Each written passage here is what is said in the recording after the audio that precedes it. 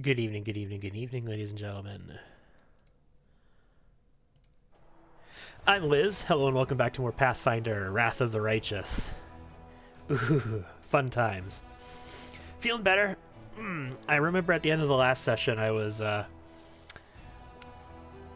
it's the weekend, and it's the start of the weekend, and it's been a long week at work, so very busy, very tired all the time. Been waiting for the weekend, just had energy levels low from the fact that it's the week is over and it's just going into the weekend, and now I've got my energy up a little bit more. I'm feeling a little bit better, certainly than like at the end of last session. I got to the point where I was just sort of dragging myself along, and I was like, I don't have the energy level to actually keep doing this and have fun keeping doing this. I probably could have played for like 4 more hours, but what's the point in that if you're not doing great? Jack, hello and welcome. How's the trip going? You're 6 days in now, 6 of 8, right? Does that sound right? We're 9 days into this stream. Like, oh my god, streaming for 9 days straight now. I haven't done this in like 8 years. Anyway, I hope it's been going well and everything has been safe and good for you. So last time we fought a whole bunch of armies in the north. We explored the area. We fought down. We did Leper's Smile, which is a major plot point. We took some morale hits because of Leper's Smile.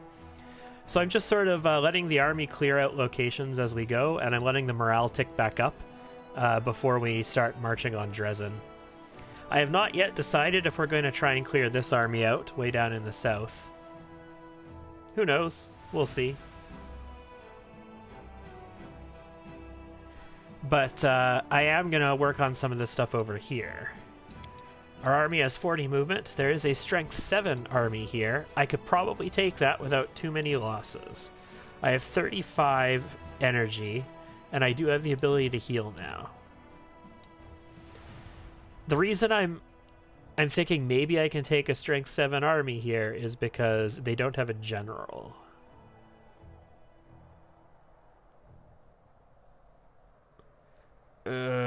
That isn't the most ridiculously easy force to take on, though, so... no, I was here yesterday. Yeah, there was a stream yesterday. Started a little bit later. I don't know what time it was. I think we started at like 10-something Central, maybe about 11 Central. So about 2 hours later than this, but there was a stream yesterday.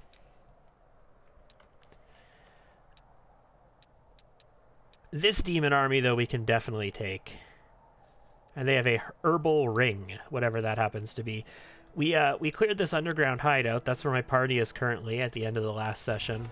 And that's where we sort of kicked it off to finish up. This is just consumables, right? Yeah, this is just reagents for consumables. So I don't really feel the need to worry about that location. Let's explore south a bit. And that pretty much takes us straight to our destination. So assuming this goes to this demon army, this probably goes up to here, and this goes to here. Notice how there's nothing, like, in here that I can go to at the moment? That just feels like a waste of space. This demon army we should be able to handle, though. Let's do a quick save. I don't want to take losses, remember? And I am... With how critical it is that you don't take losses in these Might and Magic style sequences, I don't mind save scumming a little bit. So 1 to 2 on their cavalry. 5 to 9 on that cavalry, 5 to 9 on that cavalry. So these are the tanky spankies. We'll go for the guys that we can do significant damage to. Also, I have the ability to potentially just outright kill one of these stacks with a Scorching Ray, which is just fascinating. Good. Yeah, they got some movement. People tend to like to attack clerics. And that's good for us because clerics are also one of the tankiest people we got. And they're all stacking over here, which means Hell Knights, also very tanky. My weakest guys are my footmen, so... Yeah, there you go. I think we're okay still. That's going to be another 5 to 9. And we'll start working on these guys. Oh no! We'll start working on him. Nice. Our infirmary is fine. I don't think I'm going to need to Scorching Ray in this. Maybe we will. We'll see. I'm not prepared to move you. I don't want to expose... Actually, hold on. There is no way for these guys to get through here, so you could move. The problem with moving you is you're vulnerable then, and you could get hit. But having the ability to kill potentially 11 dudes, that'll reduce the enemy damage, incoming damage, quite a bit. You were at Grand Canyon and the Meteor Impact Site. It was quite the experience. Excellent.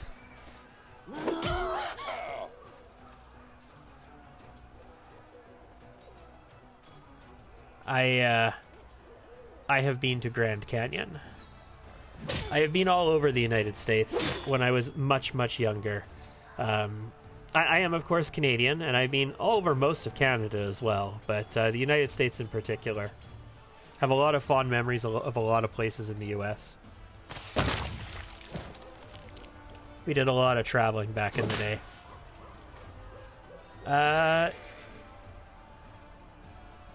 Are these guys evil? It doesn't explicitly state that they're evil, but 1 to 4 kills, and if I were to smite him, still 1 to 4 kills. Okay, so no. Smite doesn't matter.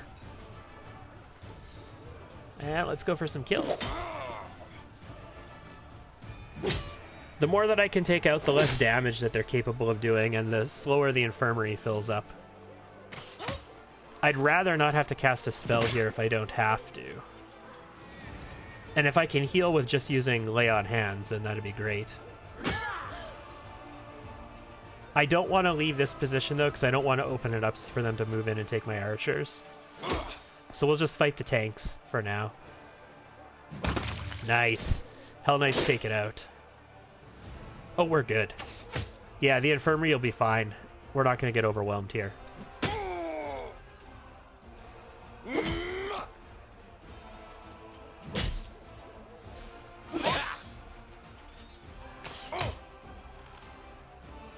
Yes, Grand Canyon is a lot of fun, though. I'm glad that it's been quite the experience. I'm reading into that and assuming that you're saying quite the experience in the good experience fashion. I mean, I guess you could have quite the bad experience there as well.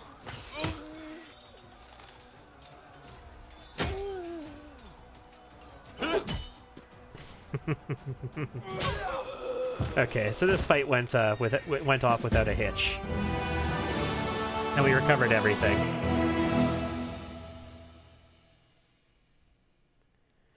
I'm thinking my next playthrough, I really do kind of want to try a Lich, but I think I want to try like maybe a 4-man party and turn only the party gains experience on so that we gain experience faster. Get a higher level a little bit quicker. So what is this Herbal Ring? This ring grants us wearer a +4 morale bonus on saving throws against disease, nausea, and sickened effects. I mean, that's pretty okay. Lan, go ahead and give yourself a bonus against disease, nausea, and sickened effects. I mean, I could give it to Darren to counter his negative penalty to disease. You know what? I usually hate shoring up weaknesses. I always advise play to your strengths, focus on building your strengths. Don't try and shore up weaknesses. Let yourself have those weaknesses and make your strengths stronger. And then use your team together in order to overcome things, right? But we'll use this to shore up a weakness, because it does more than shore up his weakness. He is, of course, a Oracle Purifier, and he has the Plagued Curse, or whatever the hell it's called, as a result of being an Oracle. Okay, so the question is, do I want to go after this demon army right now? Oh, I guess I do. I didn't even think that was going to move into it. I thought I'd have to go from the other direction. I'm going to have to shoot these guys I'm definitely going to have to shoot these guys at least once. Right?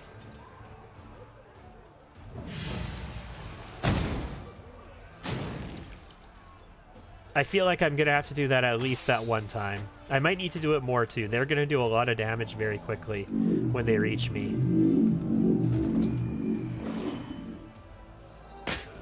He didn't even need to reach me to do a lot of damage very quickly. Oh boy. Yes, the canyon stretched out for miles. I was just sitting on the edge of the rim at awe of just how beautiful and majestic the sights were. Yup. There was also a dude lying down reading a book. Mm-hmm. Sounds about right. I might have to cast some more spells. I really didn't want to, but I might have to.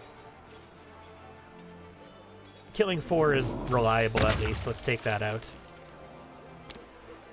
I don't mind this guy. Let's get these ones that are gonna just sit here and diddle me, essentially. Teehee. Nice. Vaporized him completely. That's what I want to see.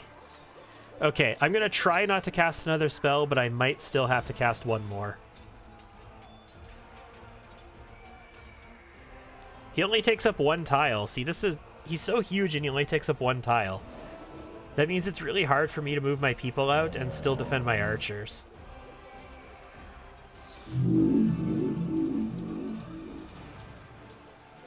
I can kill a couple of them. You know what? We're going to do it.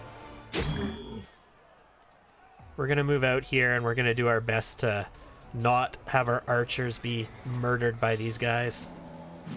Watch him just bypass me completely. Okay, okay. I'm alright with that. Our infirmary isn't full yet. 2 to 4, 3 to 7. Do I want to cast another spell this turn? It would really reduce the amount of damage I take, even if I don't kill it outright. Okay, we killed it outright. That's it. I don't want any more spells. You can lay on hands yourself. Let's just try and open up some infirmary space, because this guy's going to kill a couple more before we clean him up. Well, maybe not.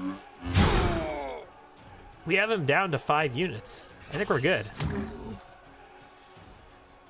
Okay, we're fine. We probably should have opened up with shooting these two instead of shooting the one in the top, but this is okay. We'll be fine. Can you lay on hands yourself again? You can. Just make sure our infirmary is in good shape, just in case. Nice.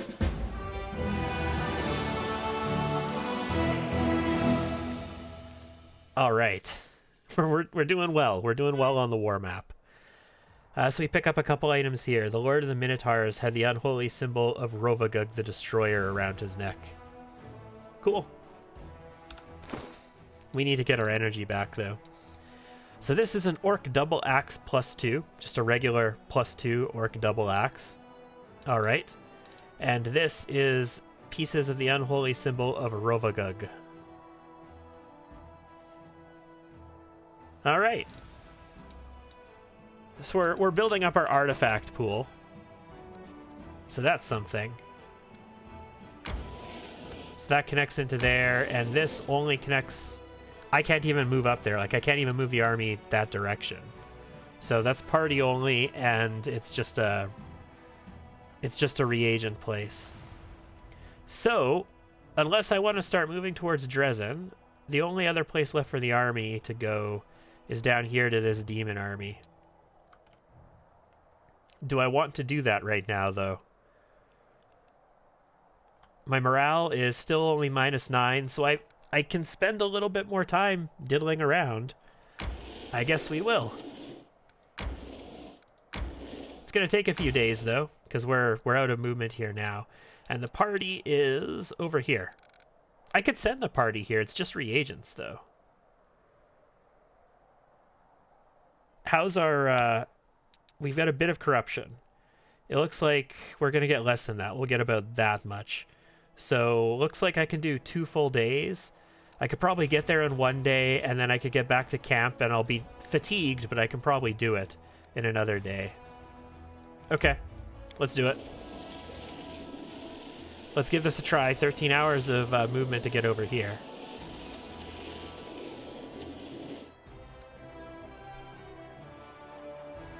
Crusade morale is up to -7 now. Okay, we're fatigued. And yeah, sure, I'll collect these reagents.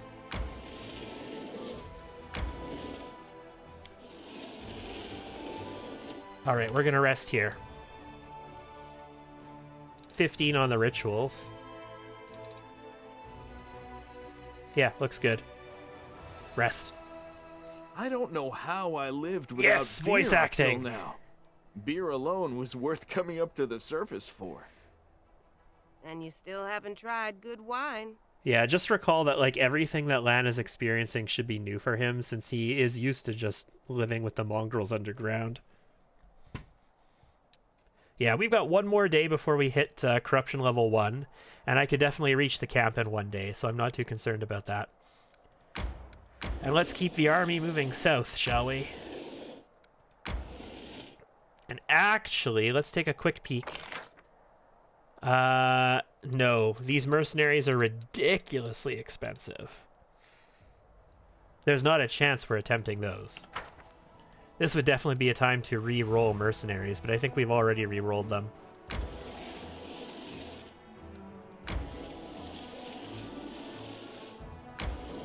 Oh, I also want to point out, I was very tired at the end of last session, and when we went to the underground hideout, I pointed out to people that one of those, like, mysterious strangers from the Nenio quest lines was there, talking about how I am the question, but what is the answer, or the absence of an answer is an answer in itself, or whatever those quotes are. That is relevant. It's just, it's a little bit old. The underground hideout used to be the location that you got the tablets for the Conundrum Unsolved from. So if you remember the Conundrum Unsolved, we went into a cave and then we had to put these tablets in the right position. And then we got like a door opened up and they told us to go to the heart of the mystery over here. And that had some stuff to do with Nenio. Like, Nenio has a discussion with she's fascinated about the mystery and the riddles and the puzzle, and with that holographic dude who told us to go to the heart of the mystery and all that kind of nonsense.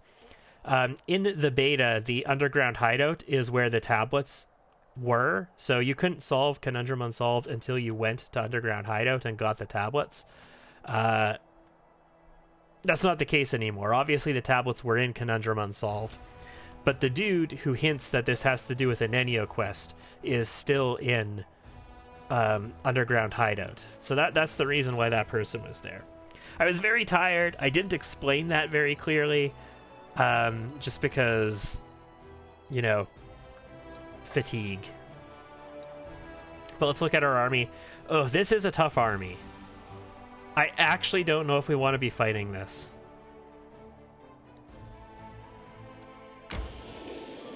I mean, I have to rest once more before I can get there anyway, but still, that's a tough army. We're going to head to camp, and we're going to do a proper rest in camp.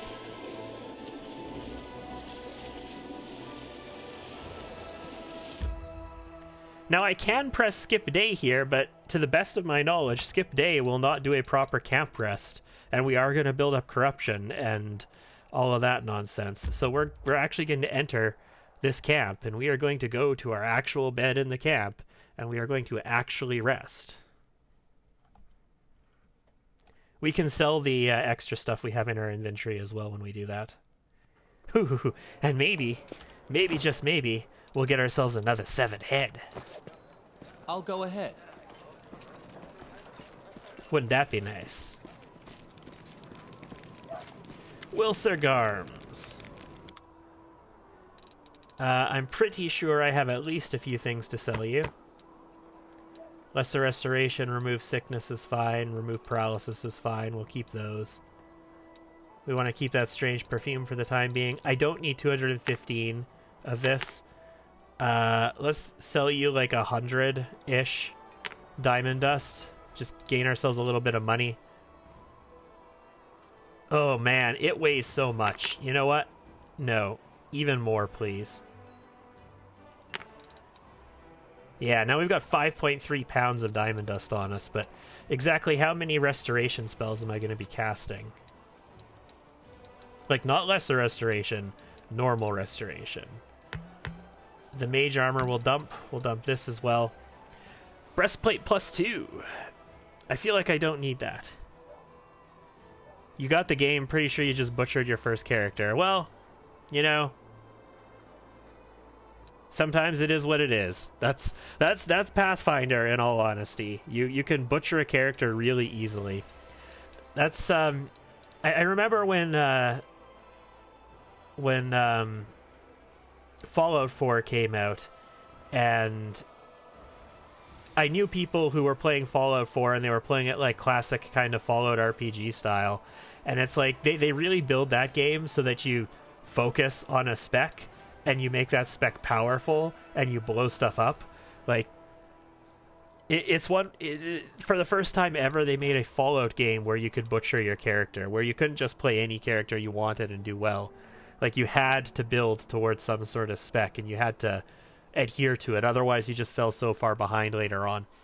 Butchering your characters is fine. Butchering your characters in Pathfinder is fine. I will advise that in Wrath of the Righteous, a spellcaster is probably a really hard first character if you're not used to the system, because first of all, spellcasters always get off slow.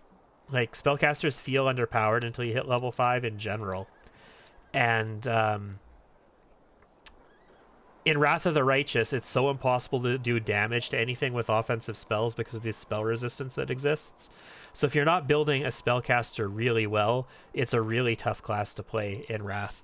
But, I mean, any martial class could be fantastic. Bone Meal, let's... yeah, I'm going to dump this Cloak of Disguise. Blood Vial, just a reagent, yeah. Hearts, cool. The Righteous Crusader's Ring.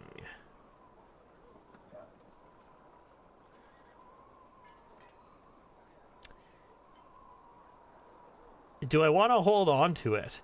See, the thing is, anything I sell to Wilser is essentially holding on to it. I'm just getting an advance on it. I can rebuy it at any point that I want. I think we dumped the breastplate. I'm wearing chainmail on my medium armor person, I think, right now. We'll sell the Righteous Crusader's Ring. No reason for me to hold it. Also this Orc Double Axe. And all of this stuff. And let's set that up again. There we go. Cool. I think that works. 10 grand back again. We're back up to 90,000 once more. Very sad I'm not at like 140,000, but we are... I know the way. We are using our money on stuff, so that's okay. Back into our tent and let's chesticle up some of our stuff. Yeah, that and that. And this. Oh, I should have sold that. Crooked Paw. And I see no reason why I'm holding on to a diamond right now. In fact, I'm almost tempted to sell this diamond. But whatever, it's only 0.1 pound. It'll be fine. Okay. Shall we sleep and see if we get ourselves another severed head? Anevia's not here. Follow my lead. Anevia's not standing here. That's slightly concerning. When something deviates from the norm, it usually means that there's some sort of narrative thing happening.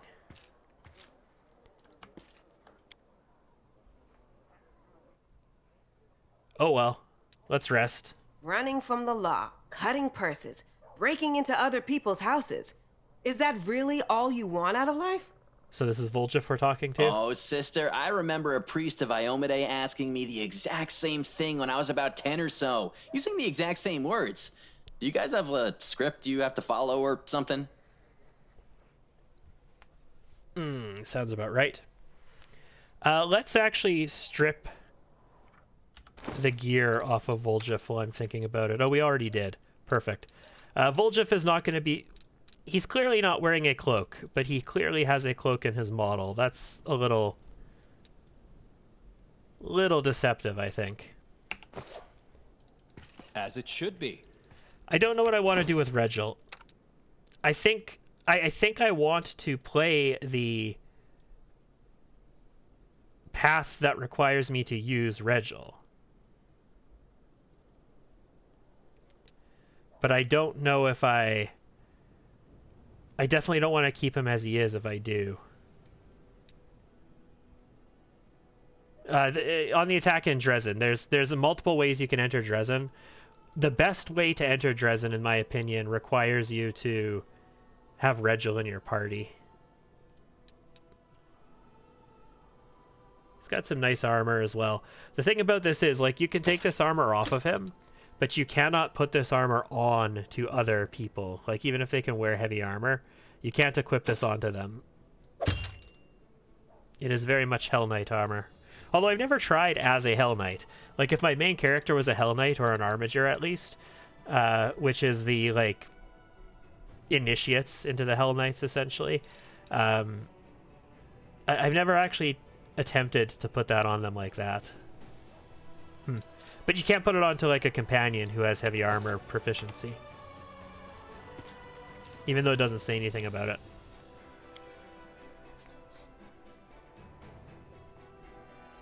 How's your first character look? How's your first character built? What kind of archetype did you go with? Any multi-classing? Just going pure class? I don't need the party to move down that way right now, but what I do need to move this way is the Crusader army. Oh, this is going to be a tough fight, guys. We're up to 47 energy, so we recovered a bit. Regil looks badass in the picture, like a kid in 3D. Reality is often disappointing. Yes, Regil does look kind of badass, doesn't he? Oh, much better prices. I'm actually tempted to buy this out.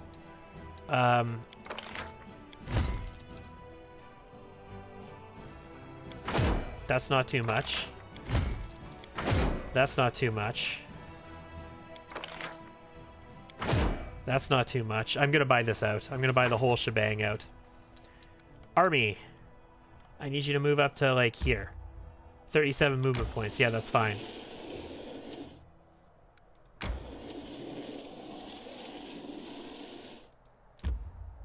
Nope, no. Crusader Army 2. I can't move you off of the main road here, but what I can move you to is over this way, I think. Yeah. There you go. Just sit there, Crusader Army 2. Army 3. I kind of want to merge all these armies together before... Well, you know what? Let's go back to Canabras first of all, and let's recruit. I think I want... Oh, it... I don't know if 4,500 is worth it. It's a middle-of-the-road price for these Hell Knights. It's not super expensive, nor is it super cheap. But 21 Hell Knights are nice. I tried copying you, but without referencing your video. It didn't let you choose Vital Strike. Yeah, no, we didn't actually pick Vital Strike. The Rowdy Rogue, so the Rowdy archetype of Rogue, gets Vital Strike by default. So you don't have to choose it. You just get it. You get your martial weapon proficiency, you get your Vital Strike. Went live during character creation, so I didn't get a chance to test it. Ah, I see. Like, if you took a different rogue archetype, then yeah, you wouldn't get Vital Strike. But the Rowdy Rogue specifically gets it for free.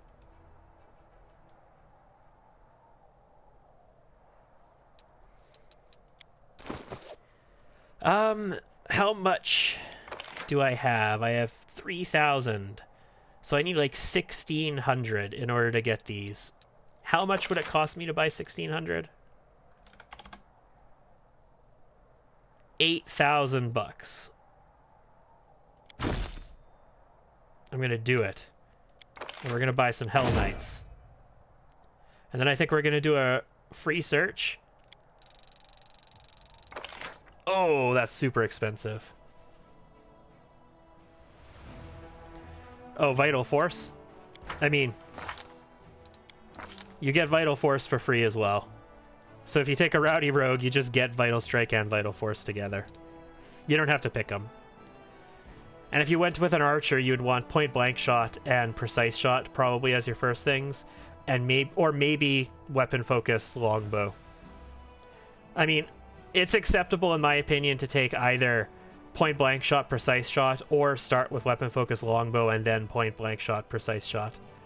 But you definitely want to get to precise shot. These are sort of the 3 core before you can start doing anything else feats. And then, I mean, since we don't have to take rapid fire, we could go right into deadly aim and then whatever the hell else you want to take. I mean, the Rowdy Rogue makes it simple. You don't have to choose anything, essentially. As long as you don't accidentally take rapid fire, because taking rapid fire would be basically like breaking your build. Like, why have rapid fire? Then you're good. The only thing I would advise is to make sure you click on yourself and you turn Vital Strike on. Like, Vital Strike will be on your hotbar. Just turn it on so your character actually does Vital Strike instead of just trying to standard attack. Alright, Hell Knights, let's move. You should be able to get all the way up to this place. I think I want to merge these armies together before I attack this demon army. This is some pretty significant shit. So I'm willing to take another rest to do this.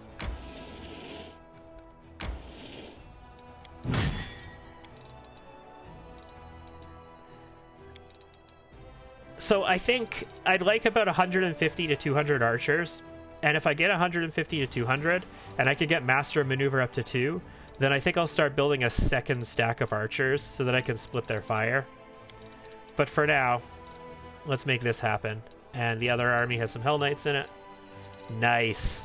Oh, we're in much better shape here.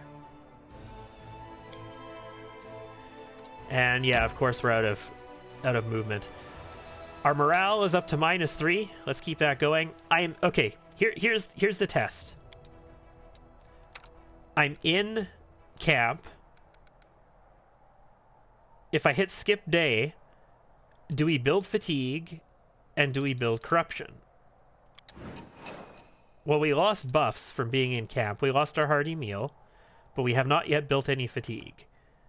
And we have not yet built any corruption. But yeah, all of our buffs are gone. Like, everything that we had on us is gone at the moment. We're now at -1 morale, so our morale is recovering. We took a big morale hit after Leper Smile. Leper Smile is just, you always take a morale hit. It's going to happen. There's just things you can do to take less. Hunter Origin and Awareness as your feat. Okay. Well, Hunter's probably the best, like, combat origin, I would say. As long as you're not looking to get stealth out of your character. And Awareness as your feat is cool. If you're focusing perception on your character, that's definitely a useful thing. It sets you a little bit behind as far as combat goes at the beginning, but there's nothing wrong with that. You don't have to, like, pure focus into your combat stuff.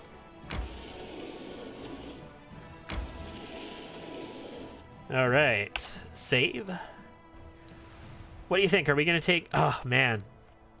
How big is our infirmary on him? Info. 800. 800 points of infirmary. We have protective wards, but these are like skeletons. Man. I don't know how well this fight is going to go for us. We're up to 55 energy though, so I can Scorching Ray a couple times if I need to. Let's take it. Whew.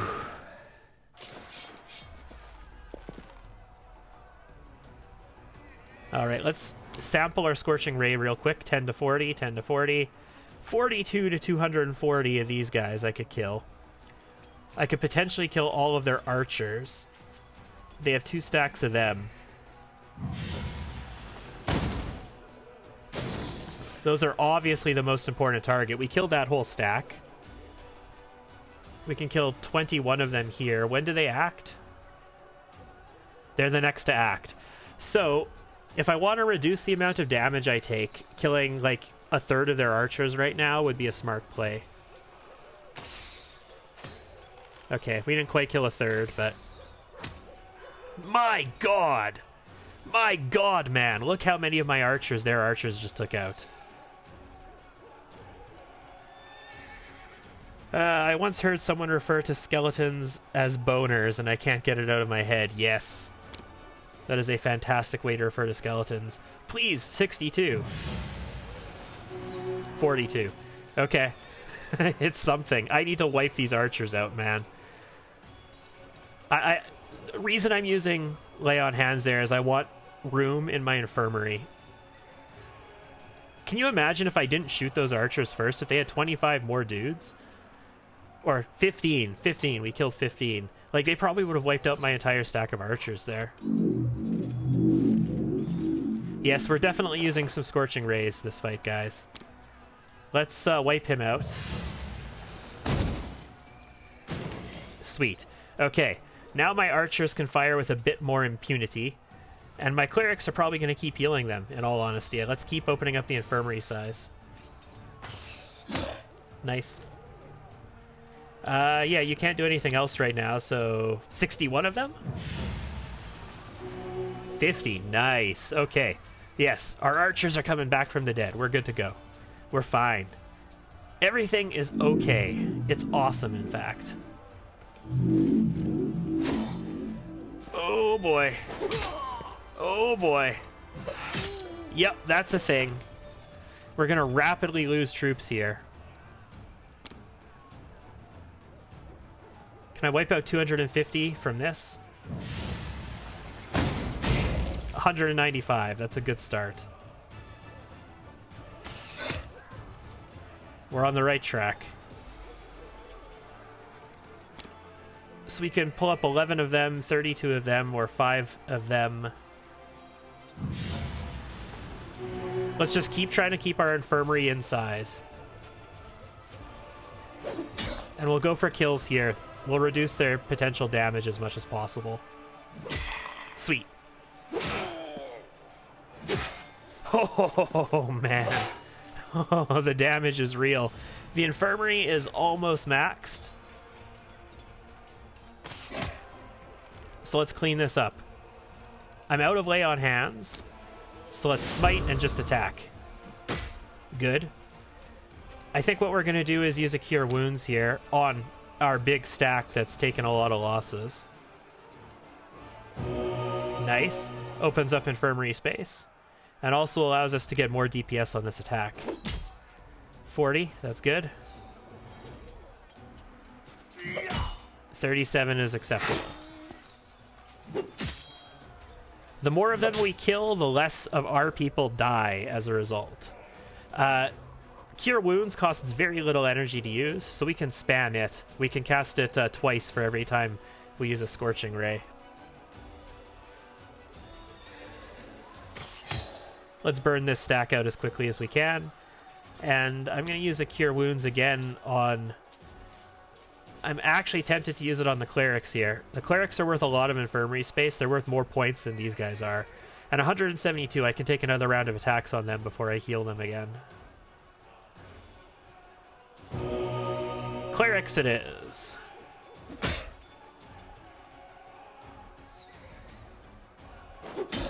Okay, we're in range to kill him now. Nice. The Hell Knights did it. Oh man. Yeah, this fight is in the bag, but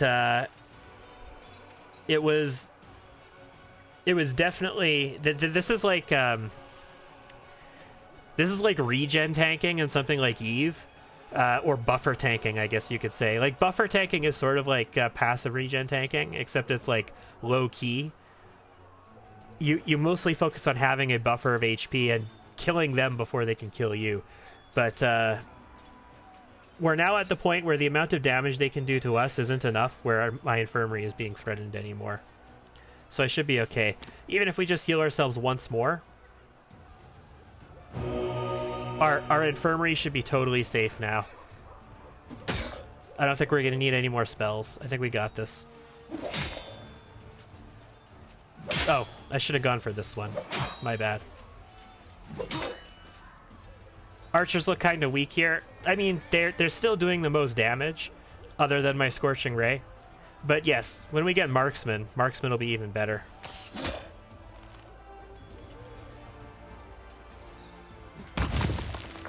The clerics had them smited, so.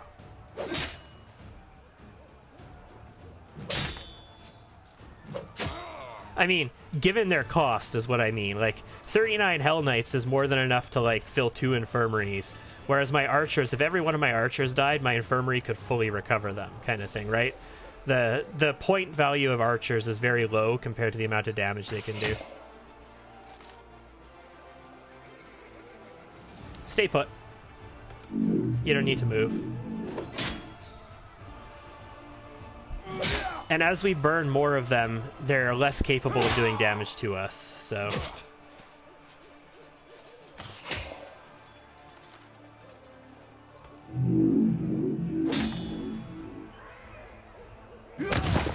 Okay. Good cleanup. We finished with 37 energy still, and everybody recovered, so sweet. Nice. I am happy with those results. And we got ourselves 2 pieces of treasure.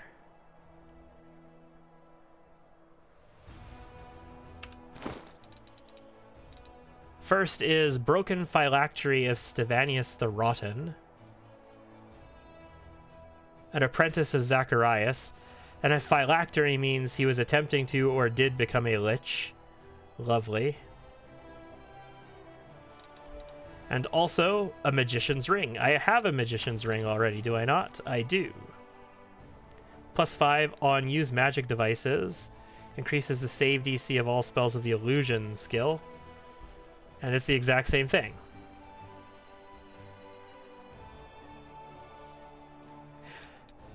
Competence bonuses should not stack. And it explicitly says, yes, non-stacking bonuses. So, do I have somebody else who has use magic device? I mean, maybe Camellia, but she has both rings used already. I don't even think I equipped this on anybody, guys. I think I just sell it. I think we just sell this ring. I don't think there's a reason for me to even have it. And that's the end of the road over here. Road does not go any further in this direction. So, I think with that, we have cleared everything that we can clear before moving this way towards Dresden. We haven't picked up these consumables, but who really cares about consumables? Yes, Nenio is a kitsune. She's always been a kitsune. She just didn't know it. And it's funny, when you start the game and you pick up Nenio, she has by default 5 strength. And to have 5 strength, that means that you have to have taken 7, which is the lowest you can take normally in character creation. And then you have to have a racial bonus that takes away 2 of strength. And that it's impossible for a human to have that. Like, it's impossible for a human to have 5 strength at the beginning. But Nenio has 5 strength. And it used to show, where it says racial -2 keen kitsune, it used to show that at the beginning of the game. Like, you used to be able to see that even when you thought she was a human, when this said human. But I noticed at some point it started hiding that from you. But yes, she is a kitsune. She is a keen kitsune, so she has dexterity and intelligence bonuses. And she's always been. She just... Nenio has the ability to intentionally, like, erase parts of her memory that she either doesn't need because it interferes with what she's trying to do, or that she has to suppress for some reason. And we don't know anything about why she suppressed the fact that she is this. She thinks she did it because it just wasn't relevant to her. But we haven't actually expressly been told why she suppressed that memory. But when we were at the Nameless Ruins, she sort of touched an extraplanar creature that dived into her mind and unlocked things in it that she had suppressed herself. So now she realizes what she is. And we can, of course, switch her back to a human form and to her kitsune form as much as we want. Like, that's one of the racial features. You can transform back and forth between human and, I guess you can say, fox form. Okay, so I don't need to move. I actually need the army to move up here to take this fortress, and then our camp will move up to there. Yes, she can switch back and forth. Okay, no movement left, so let's take a peek. Do we get fatigued? We do not get fatigued if we're sitting in camp when we do that. What about corruption? We do not gain corruption if we're sitting in camp, but we also don't gain our well-fed, like our hearty meal bonus either. So, lame.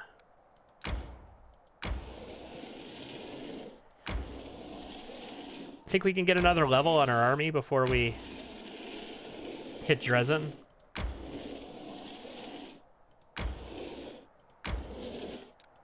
All right. Where would the fur go?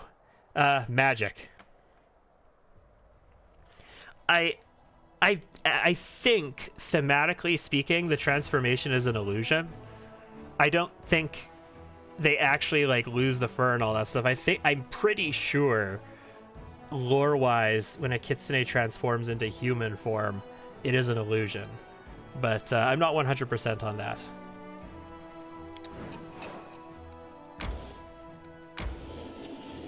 All right. It's time for... I think this is the second to last battle that the army has to fight before we hit Dresden. This will advance the camp to move forward, though. Oh, we might not hit Dresden today. I forgot all about Lost Hope Chapel. It's a very long map that we have to do before we get to Dresden. Maybe we will. Oh, crap. Ghouls. I'd really like not to die to ghouls. That would be fantastic. Can I kill all of them? Almost all of them with one shot. I'd love to save up energy if possible, though. Nice. Archers, you're paying for yourselves today. Okay, cool. So gargoyles are very tough. If we actually take a look at this, they have 3 damage reduction. They also have 23 AC, so using Penetrating Strike would be decent for doing damage against them. In fact, this lasts for 3 turns, right? How much does it cost? 6 I don't want to use 6 energy. No, I'm not going to waste 6 energy on them.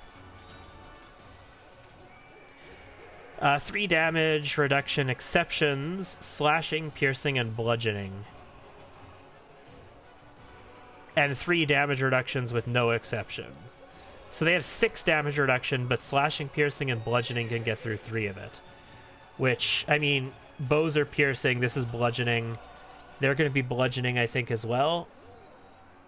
Maybe not. And they'll be, I don't know what, probably slashing. Out of curiosity, if I smite them, 1 to 2. Okay. Let's just, like, gang up on these guys, and we'll clown car them. Wait until the end of initiative. I'm going to have my Hell Knights move up to here. And then I'll have the footmen move to there. Watch the gargoyles just walk around and go to my archers now. No, good. Thank goodness. There's no reason to use magic if I don't need to. Gargoyles are very durable, but I'd rather save my energy. Just take it slow. Is it viable to focus on unarmed combat in this game, One Punch Man style? Yes. Absolutely, it is viable for a monk. You gotta be a monk. But it is absolutely viable to focus on unarmed combat. So you can either go as I would recommend just the normal monk or the traditional monk. Either one of those for a wisdom-based monk build, or the Scaled Fist monk for a charisma-based monk build. But, yeah.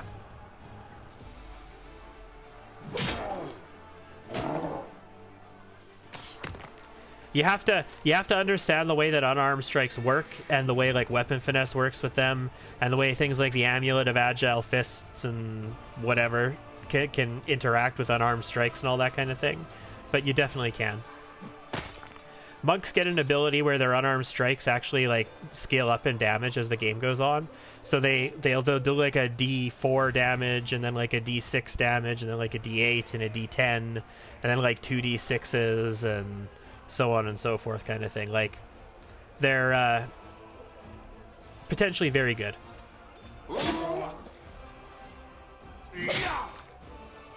And you can be very tanky with very high AC and very high saves with a monk as well.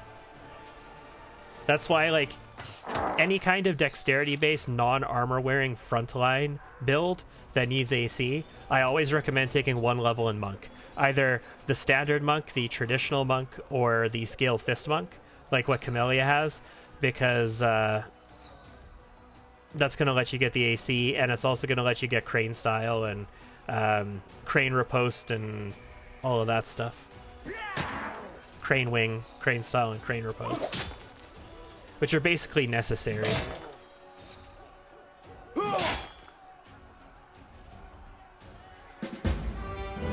No losses.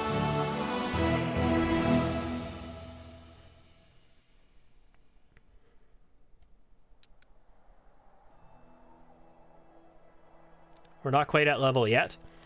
So there's a small army down this way. Some more ghouls and some more gargoyles. Energy points ×1 daily income, and also no general. So that should not be the hardest army in the world to take, and our camp advanced to here. I'm pretty sure if we reach our camp now, I think we go to Lost Chapel. Or the Chapel of whatever. I think. I'm not positive on that. But I'm pretty sure if we move up to the camp, that's going to happen.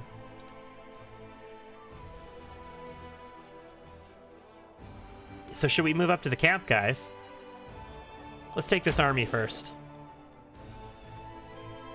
I think this is going to level up our army. Like my general, I think it'll level up from this. I am tempted to blast one of these guys. That should be easier to kill with archers. Although ghouls hitting my men, I definitely don't want to have happen. I'm going to use one spell here. Okay, take half of them out, that's fine. And let's work on killing these. Nice. There's another set of ghouls down this way, but it's also pretty far away. Hey, gargoyles. I guess I could have delayed until the end of that turn, couldn't I? Hey, nice to have you here.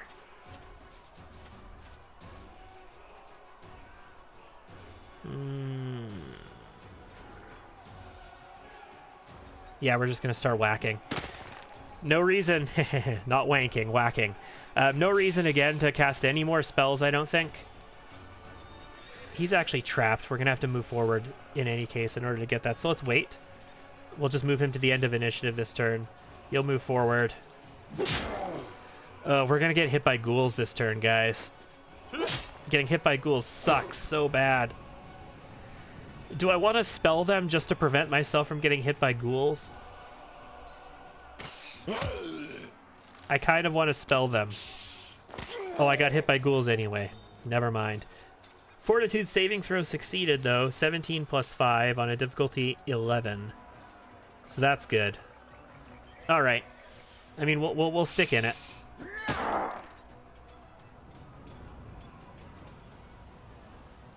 Okay, hit them. I want these ghouls dealt with sooner rather than later. The gargoyles are what they are. The gargoyles is just gonna take time to wear them down. We're not gonna take a lot of losses from them.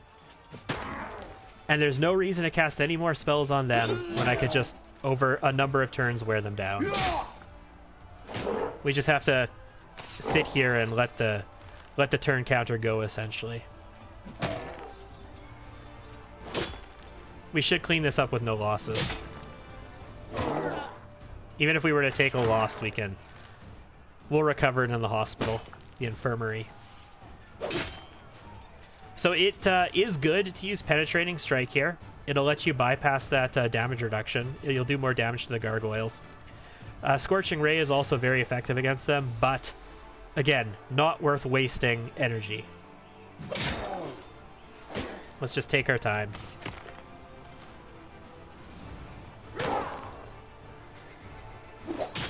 Now, the tanky units that I recommend are the Hell Knight and the Cleric. You can replace your foot soldiers with... you can replace your foot soldiers with shield bearers at some point, but I'm like, why? I'd rather not.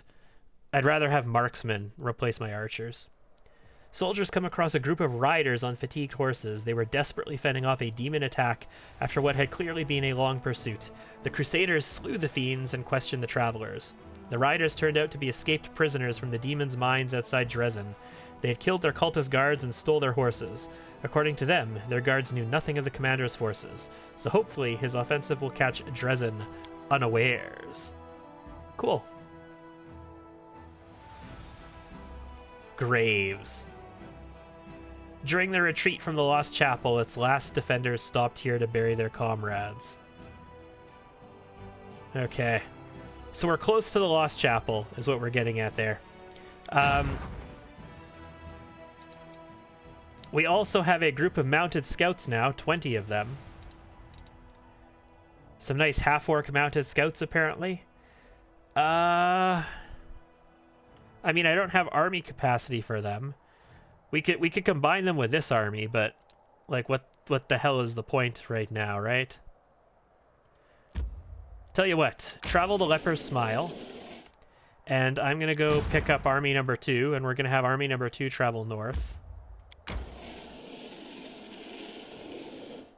Can you make it to Leper's Smile? Yes. And you guys can merge together here. And we've got a very piss-poor minimalist army here. But we do have a second army. Okay. So my party needs to move. Now notice there's nowhere else I can go from here. Yes, we're definitely going to have the Lost Chapel event fire right away. I hope I get there without fatigue. I'm actually tempted to rest right now. I don't know what happens if you're fatigued when you go here. I think you go to sleep and you get awoken in the middle of the night, so I think you get rested. I think you get a full rest, but...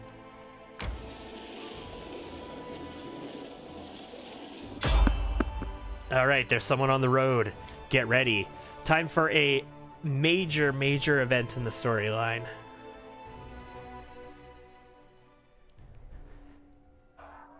And how quickly we deal with this will sort of determine if not we're going to go to Dresden tonight. Because this map could potentially take a couple hours. Commander, are you alright? Praise Desna. We're in trouble. The camp is under attack. Okay. See, Lan is here with us. That's nice. Buried their comrade whose wounds were too severe. That makes it sound like they buried them alive. It does, doesn't it? The fools. This is no war camp, it's a garden party. I warned them to watch the sky. I mean, I did advise them that we're not going to get drunk. Like, we're going to maintain discipline here. Even though I'm chaotic. I'm a trickster.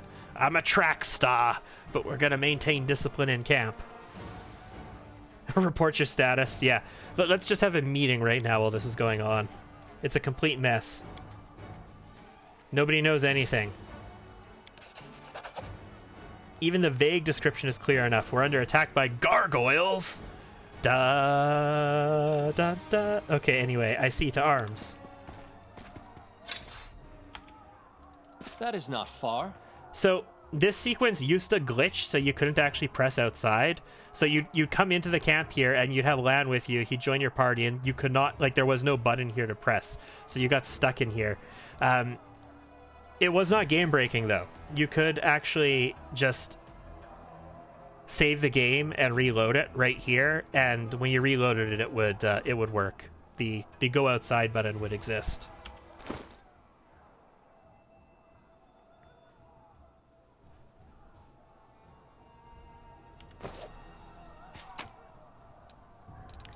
Let me just grab this.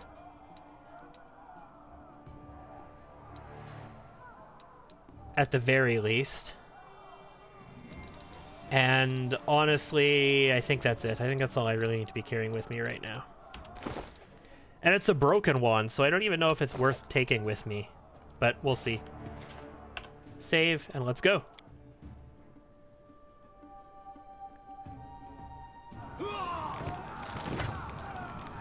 Gargoyles. You don't say. Well, that's a dead gargoyle. And these are dead recruits. I'll go ahead. Don't mind me, I'm just looting you. Camp in ruins. These guys are just standing around chilling while this guy's the only one doing work. It's kind of like a city project. Yet another obstacle. This guy is standing on somebody. And he's not targetable. It's like he hasn't arrived yet. Damn. Okay, anyway, Hunter. Gargoyle and Gargoyle Hunter. Let's kill this one. Let's try this one. I did say let's kill it. Didn't I? Come on, move in.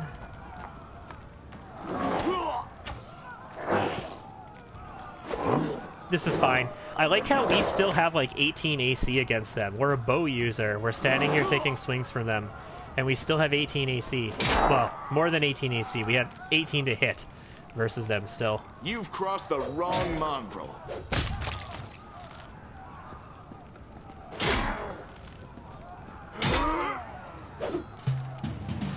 Okay, I've got an AoE attack, so if I can kill him... This won't hurt. Nice. Another one lands. Oh, come on. It's like 3 against 1. What kind of pansy-ass crusade am I leading when, like, 4 dudes can't gang up on 1 gargoyle and take him out without the commander's help?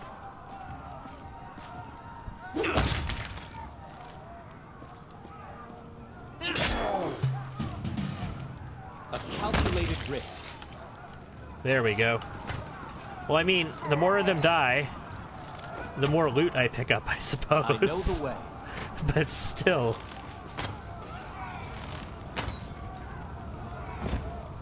Oh, poor recruit. Also horses. What's wrong? Camellia, babe. Nice to see you. Camellia is hiding behind the cart, keeping the shadows. She watches the chaos around her, squeamish apprehension. The butchered corpse of a crusader lies at her feet. I love how they don't explicitly say anything about this butchered corpse of the crusader, but I know inside that if I were to investigate this butchered corpse of a crusader, it would have rapier marks all over it. Like, it wouldn't be butchered by a gargoyle. She would have run him through and probably eaten part of him herself. Commander, it's you? Get your forces under control or they'll be massacred like sheep at a slaughterhouse. Are you all right? I am, but our army, it's an even sadder spectacle than usual. The same thing that'll happen to the rest of your troops if you don't worry. Yes. We retake the camp. Excellent.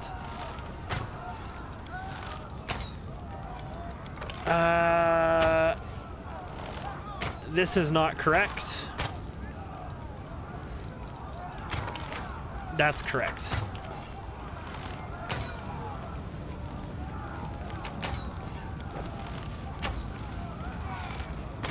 Recruits, you should probably get together, not stand randomly off on your own, hoping you can kill something. Like, if you work together, you've got a much better chance of surviving here. We're finished! Did you Dead! find trouble? No, you're not. They did. Well, we're not. Maybe you are. Guy just randomly dies. He was here, then he teleported over here, and then the gargoyle walked to here, hit nothing, and then that guy died. Take 5 and kill this guy. This should do it. Maybe shooting this guy would have been better, because both of them could have taken full round attacks on that guy. Now they can't take full round attacks anymore. That might have been a mistake. Hold person.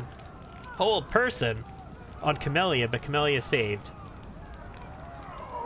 DC 13, rolled 13 total. Nice. Barely saved. That might stop Camellia from charge. No, it didn't. Good. Ooh.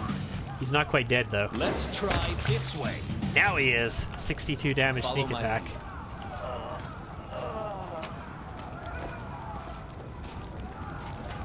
See, this is what happens when you allow little traders to have tents in our camp and to run around and to perfume things up. And God, I want to...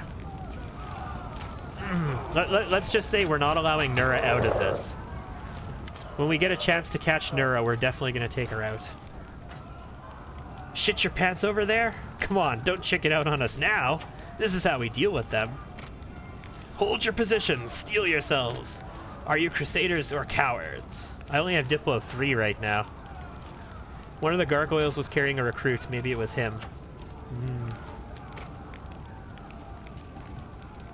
I mean, let's go for it. Failed!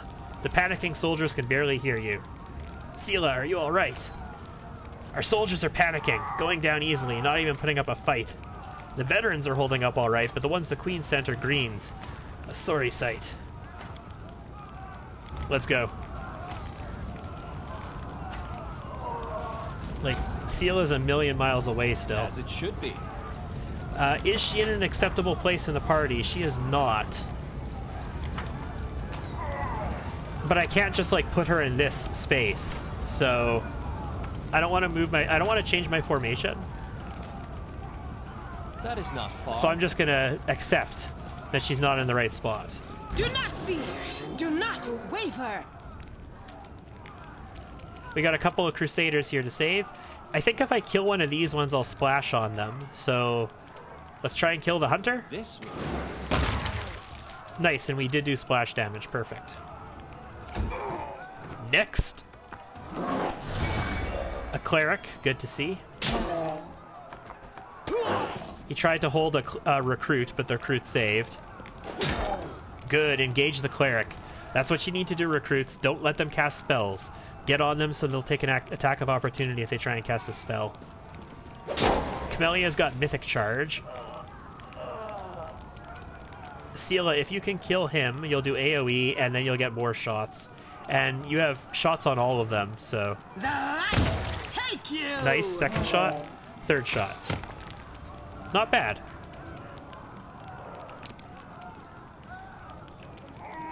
Lan can't get to any of them to attack this turn. You won't survive me. Well, help out up there.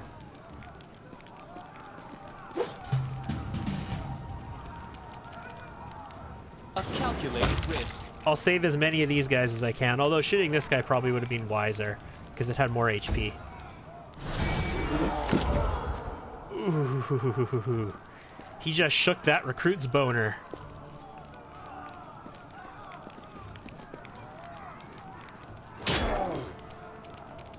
And let's finish him off. Wide open.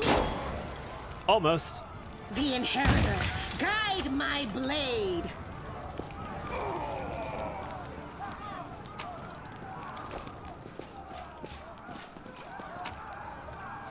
A phylactery. Unable to identify. What the hell? Oh, Nenio's not in the group. That's a lesser phylactery of positive channeling, right? Like the phylactery of positive channeling has a bunch of yellow stuff on it and it's all cool and shit, I think. I'm pretty sure that's a lesser one. Beth! I won't give up. In the name of Iomade, I won't give up. Beth, we're here. Hold on, we're coming. Oh, no, you won't. Young, healthy, strong. This one will be tasty. What a fine ghoul it will make. I don't think so. You can't turn her into a ghoul. She's a paladin. She's immune. Paladins, you can't ghoulify a paladin. Not unless you're literally some sort of divine creature who has, like, divine level abilities, which you do not. The best you can do is kill her. You can't corrupt them, though. You can kill them, but not corrupt them. Oh, there. That's the one she was talking about. Are you supposed to be my equal? You're just the same as your toys. Weak, fragile, tasty.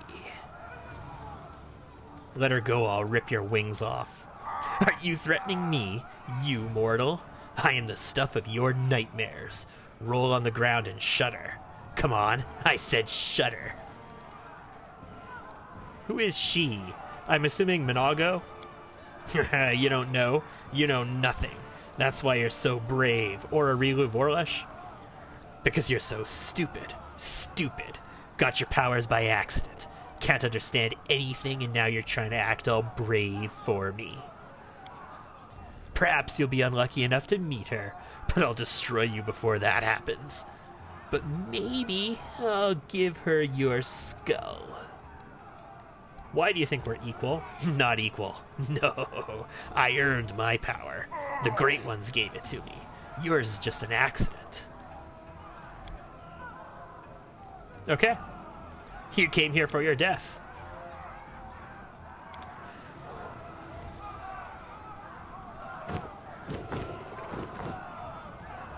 He needs buddies to carry Beth off. Commander, convene an urgent council. Yes, I will convene an urgent council. Just let me wander around the camp for a minute and steal everything from people I can steal stuff from. Like any I'll go corpses and all that. Yeah, let me just loot them first.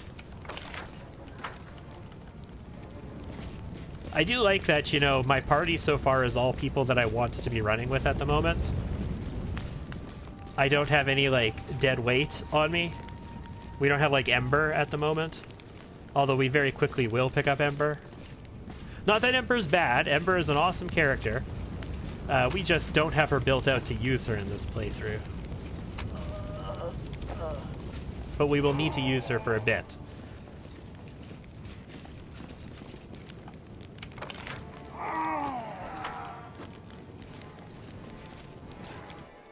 Urgent council time. Will, sir. Show me what you have. This is exactly the time to be doing these things. Yeah, so a lesser phylactery of positive channeling. I mean, we can sell that. I've got a full-blown phylactery of positive channeling. We'll sell these as well. And some other stuff that I really don't need to be carrying on me. Nice. And then weight in descending order. Oh, you can have this ring as well. I don't care about it. Deal. So, of note, Vol'jif is now gone. Like, for the rest of this act, Vol'jif is gone. He's not available. You can't use him. So if you were relying on Vol'jif, congratulations, you can't use him for Dresden. Sometime into Act 3, you can stumble across him as a captive of the demons, and you can free him from them and have him back. But he ran off in the night. Like, the camp got attacked, and he, like, pissed himself and ran off into the dark. Because that's what Vol'jif does. He looks out for himself. Horgus! Camellia is still here. Everything's fine. Ah, it talks to a Nevia. What's this fortress that scum was talking about? Where is it? Here, the Lost Chapel. Our scouts reported there was trouble brewing there. But this... Oh, Nura. Oh, Nura. I want to string you up by your braid and have Darren, like, magically sever your head. I have had enough of your treacherous fucking perfume and giving up our camp and all of this nonsense. Who did they carry off? Beth and 24 soldiers, both recruits and veterans. Also, anybody in our squad who's not here right now, they carried off.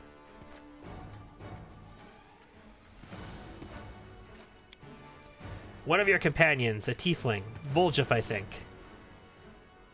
I last saw him running away from the camp, but there were no monsters chasing him. I don't want to badmouth anybody, but I think he disappeared of his own free will. I'm very sorry. Vol'jif is the tiefling rogue. The purple tiefling eldritch scoundrel. This is who we're referring to, yes. What monster took Erebeth? I'm not sure, but judging by your description, it sounds like a Navasu. They're demons, sort of like bats. They can suck the life out of people and turn them into ghouls. Yes, I'm aware of that, but they can't turn a paladin into a ghoul. One more thing, the name he gave, Cabriri. That's a demon lord, the patron of ghouls. They say he was the first mortal to eat human flesh.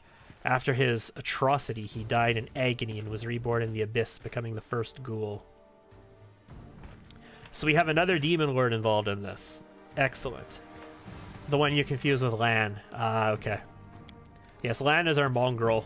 Our neutral mongrel friend. We can hope it only means that Cabriri was the patron of the demons who came to us. But it might mean that another demon lord has joined the Demon Alliance and is sending his troops here. Horgus, where were you? Obviously hiding. Don't tell me you suspect me of worshipping demons. I'm one of you. No, I just suspect you of cannibalism. But I'm not gonna cut your head off for cannibalism. I'm all for cannibalism. I'll swear on any kind of deity or symbol. Shut your trap. No one accused you of anything. No one saw me, neither friend nor foe. I drank an invisibility potion. Good job. Good fucking job, Horgus. I'm proud of you, son. I'm proud of you, Dad. Nura, where were you? I was panicking? Nura was betraying us, obviously. Jeez, we've caught her like 3 times now. We have caught her like 3 times now, but we don't have the option to crucify her. Like, it is so irritating that you can catch her, like, in the act of betraying you over and over again and do nothing about it. So frustrating. We'll depart immediately for the chapel and save whoever we can. The demons won't feast for long. This piece is too tough for them. Uphill again, through the mud, no road. Well, I do hope these demons will be entertaining enough to make up for the inconvenience. To the mountain. Yeah, I think our inventory is good. So the map we're about to go to, if you want to become a Lich, you do it on this map. Like, you unlock the Lich Mythic Path on the map we are about to go to. You also need to do something on this map in order to unlock getting a Ruchelet at level 8 in the Assault on Dresden.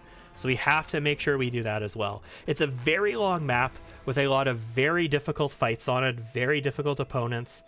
If you're playing default game with like kind of non-optimal companions, it can be very challenging at times. But we will get our companions back as we go. Not Vol'jith, though.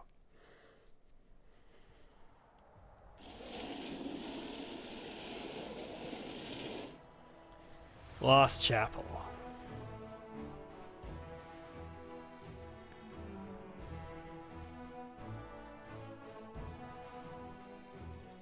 I would say if Market Square was the first like really long map in this game, this is like the second one, or maybe you call the gray garrison the second one, then this is the third one in that case. But yeah, this is the next of the really big challenging maps, long-lasting ones. Nenio.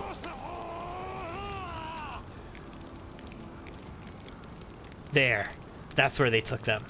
Looks like the monsters are having a feast. We've got some survivors. They escaped somehow, but they'll never make it away from those gargoyles.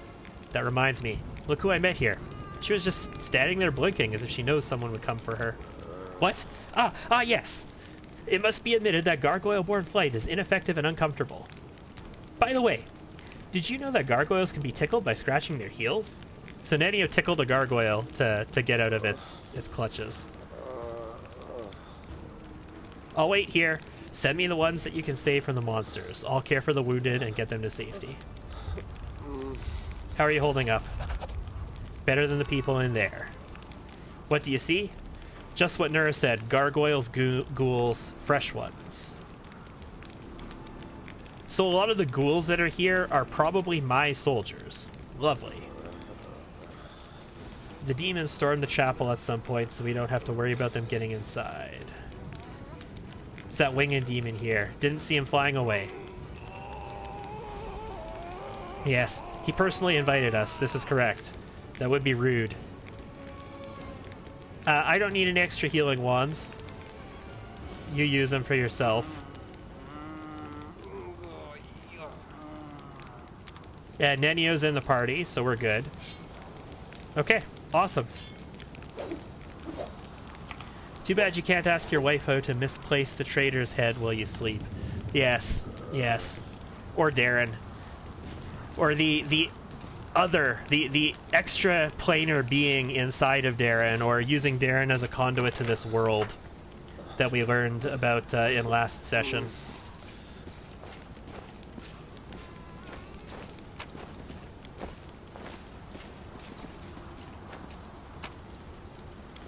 Hey, Crusader. I can't believe we got out of there alive. I know the way. Hi, stranger. I am the answer, but what is the question? AmishRakefight.org/GFY. That's the question. God. It's been ages. I remember that from, like, back in high school. AmishRakefight.org/GFY. Literally just a website about going and fucking yourself. As it should be. You just tell people to go there and it tells them to go fuck themselves.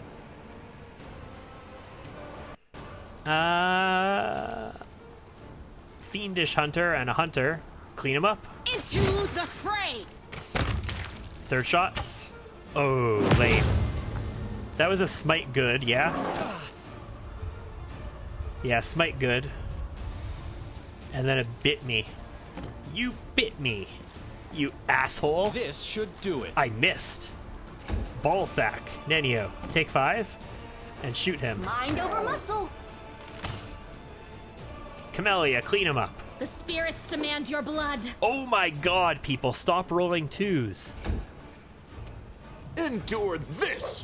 Do you understand that your life is on the line?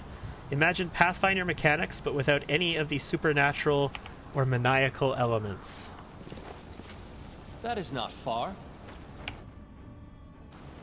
I mean, that's just wargaming.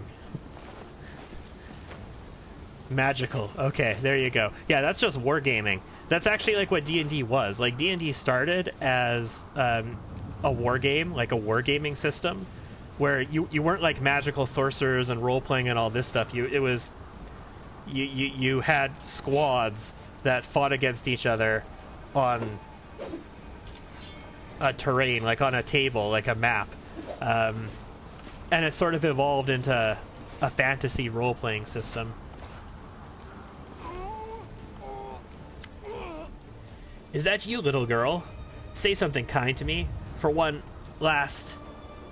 And here is our blessed little beggar. I was just beginning to think I'd never set eyes on that grubby little face ever again. But it seems that fate truly does watch over the mad. Yeah, Camelia's a bit of a bitch, but I'm okay with that. I don't know what fate is, but my grandma watches over me. And my crow. Yes, of course. Fate, grandmother, crow. No, you won't die. Look, I still have spells. You don't have to die here. No, I'm finished. They bit me. The pestilence is in the wound. I can feel it. We have the ability to restore you and remove this. Don't worry. I think the old fellow is right. You or I could heal an ordinary wound, but we stand little chance against a ghoul bite. Come along, Ember. The longer we stand around in the open like this, the more likely we are to end up back in the gargoyle's clutches. A ghoul bite just gives you ability damage, and we could just restore it off. He'll be fine. No, please, don't give up. I'll carry you. You can't die. Your granddaughter's waiting for you at home. This is the guy who Ember helped earlier, and Ember was like, I'm here fighting so that little girls like your granddaughter don't have to be here fighting. Granddaughter. Yes, you remind me of her. Boisterous little thing. But you can't lift me. No, I can't be helped. Death comes for us all, little girl. I've made my peace with it, and you should too.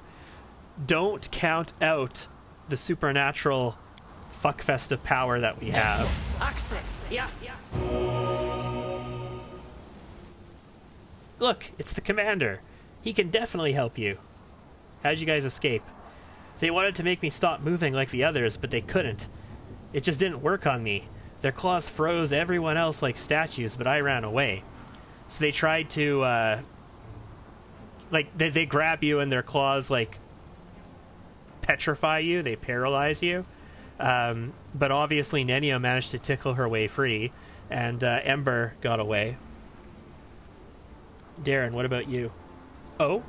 There's a well further up. It serves as the entrance to a small cave where the gargoyles stashed their treasure.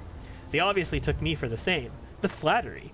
They obviously thought it wouldn't be able to get out of my own, so they left me in there. But I did get out, though I paid dearly for it. I've got scratches and dirt all over me. Cool. It's worth noting, and we sort of got a hint of this early on at the Cult of Baphomet inside of the Cultist's Lair at the start of the game, but Aasimar are kind of a treasure. They are a treasure. Like, you can use them for all kinds of things, and the demons are using Aasimar blood for things. So, yes, he sort of is a treasure. And not in, you know, his personality is wonderful type of way. What's inside the chapel? It's very scary in there. Everyone gets killed and then turned into ghouls. They're always screaming, and the winged demon is always laughing. Warrior, get to the foot of the hill. I told you, you don't have to die. What should I do? I can help you fight the monsters, but perhaps I'm more help down there. Yes, go down there. Darren, you have to come with me, though. Ember, you help Anevia. Darren, with me. Sure.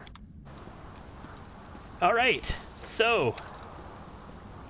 the party's back together again, ladies and gentlemen. And that was very quickly. Like, because I'm not using anybody else, I've restored my party pretty damn quick.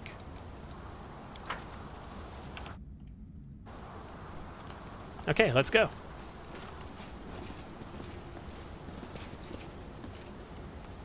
Darren, join the party, please. There we go. Now he's moving with us. I'll go ahead. I didn't have him selected.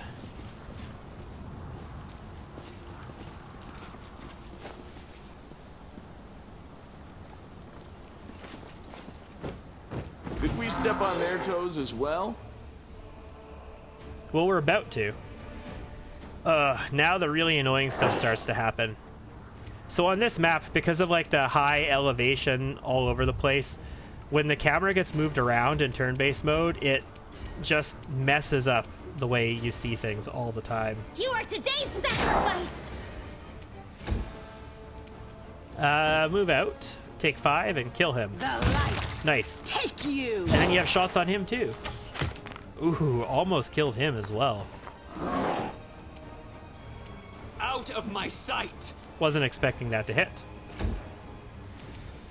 Take 5 and shoot him. Let's try this way. Sweet.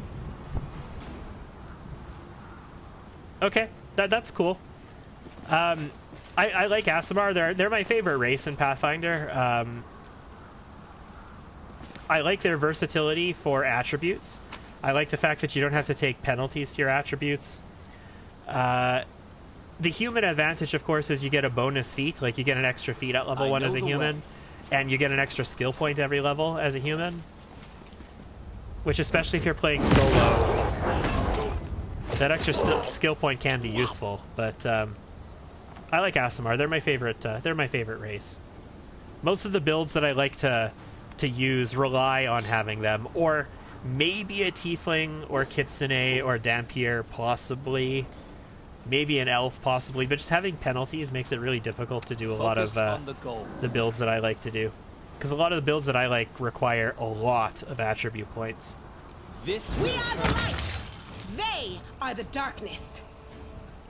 Archers are not usually the case. Archers usually only need dexterity and strength, and then, you know, do whatever else you want. But things like this Sword Saint build, for example, for Camellia, requires dexterity, intelligence, either wisdom or charisma. Charisma in her case. Oh, that was a terrible miss. You're irrelevant. Not having negative The strength, inheritor, guide my blade! a bit of constitution so you don't just die, especially if they hit you with a spell. And paladins as well. Like, a paladin is a really simple build in theory if you just want to build a pure paladin. Their logic is lacking. But it takes a ton of attribute points. So almost everything is surprised this round. There's a couple gargoyles that get to move. But my party is surprised, and so are some of them. I can AoE these guys, but I need to clean up this guy in the back before anything happens. So let's take 5 and kill him. A calculated Oh, risk. or miss him. Damn. Sela, you can take 5 over to here. Into the fray! Wow. We're rolling so many 2s today, guys. Like, holy balls. Make every strike count. I'm still debating. Well, I shouldn't say still. I have started debating whether I should take Cleave on Lan. I was not going to use Cleave on him. So Camellia is flat-footed, or she was flat-footed there. So her AC was only 22. Her AC is up to 31 now, and as soon as she attacks, it's going to go up to 35. Go for their hearts! Yeah, 35. Bad attack, though. I almost want to grease them. Grease up these gargoyles. No, that won't work. Gargoyles have wings, right? So they're probably immune to... They have 10 damage reduction exception magic, 10 damage reduction, 5 damage reduction exception magic. Resistance to, like, everything. Immune to prone, yeah. So you can't trip gargoyles. That makes sense, too. That's not, like, broken or anything. I'll remove this obstacle. They have wings. You should not be able to trip them. When you get wings as an Aasimar or a Tiefling or as, like, an Imperial Sorcerer or something, you can't be tripped either. I will see to your demise. I wonder if the rolls are truly random or if the game rolls biased numbers depending on difficulty or some other factor. Well, if we want to get into computer science, the rolls can never be truly random because it's a computer. But the game also does not preserve random seeds, so if you save and reload, you can save scum because it doesn't preserve your random seed in your save. So it definitely gets closer to that. The rolls should not be affected by difficulty, though. Like, I do not believe there's any bias on rolls. I could do experimentation to find out, but it feels like it's not biased to me. It obviously would require studies, like with extensive numbers of rolls to prove that, but... This should do it. When you're only talking about a D20, we're not talking about like D100s and stuff like that, it's usually pretty easy to just... When you see 1,000 rolls yourself just come by, like, notice trends in them, other than the fact that, oh, I'm just rolling a lot of 2s right now. Oh, crap. Take you! Okay. Wrong character. We're lucky we were far enough away from him not to take an attack of opportunity. I thought we were too close to him when I... You've crossed the wrong mongrel. I thought I had land selected as well, so it was a melee attack I was doing. Didn't realize I had Sela selected.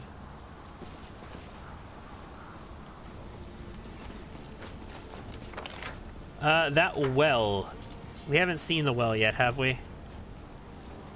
No, we haven't come up across it yet. I don't think we can go in the well right now anyway. I think we have to go into the cave the other direction to get to it. Follow my lead. Save the last one for me. Okay, we got a couple Crusaders up ahead. Can I save them? Lan can't get there. Can I shoot and kill this guy? Maybe. Let's try this Nope. way. 1 versus 2. Camellia can make it. Good kill. Whole bunch more ghouls, though. Nanio. You're not in range to shoot, so just move up. And that'll be the case for Sela as well. Just move up. And Darren, you too. Hey, smite evil. It's Yaker. So Yaker actually is wearing his armor this time. He didn't drop all of his armor and run off like a little sissy to get help this time. So, you know, maybe he's a Hell Knight after all. Maybe he's a bit of a badass in the end. Okay, can we kill another one this turn? Yes, I can shoot any one of them. Let's shoot this one. We might AoE that one to death too. I mean, if we even hit. Yeah, 2 kills. That's in range, but not unobstructed.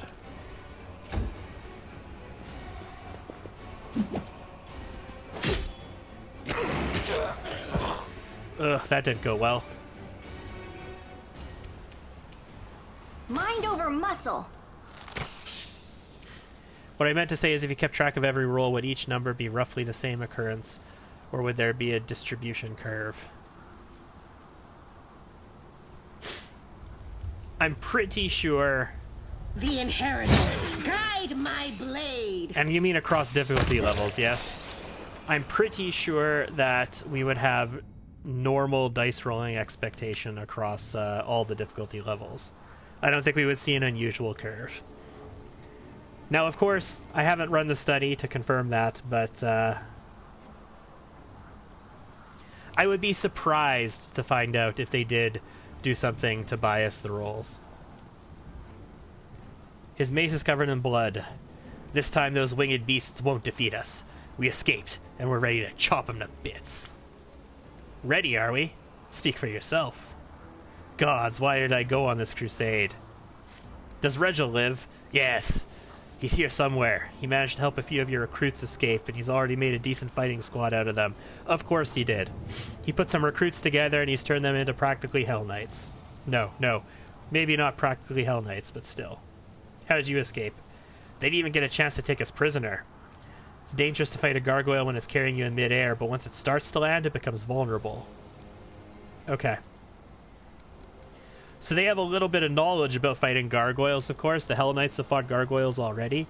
So they use that knowledge to their advantage, and they managed to disable them before they could actually be brought into the chapel. Yes, many prisoners.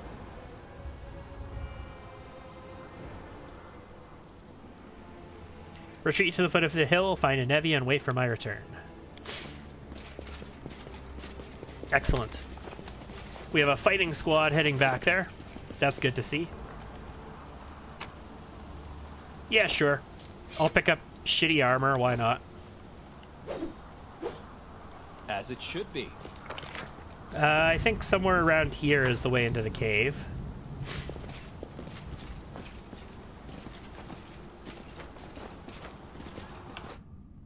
Let's do a save. Yeah, these gargoyles aren't too much trouble so far. And we haven't been petrified by them. Hey, it's the well. Get here quickly, and he's channeling energy. And the crusader he's with goes down.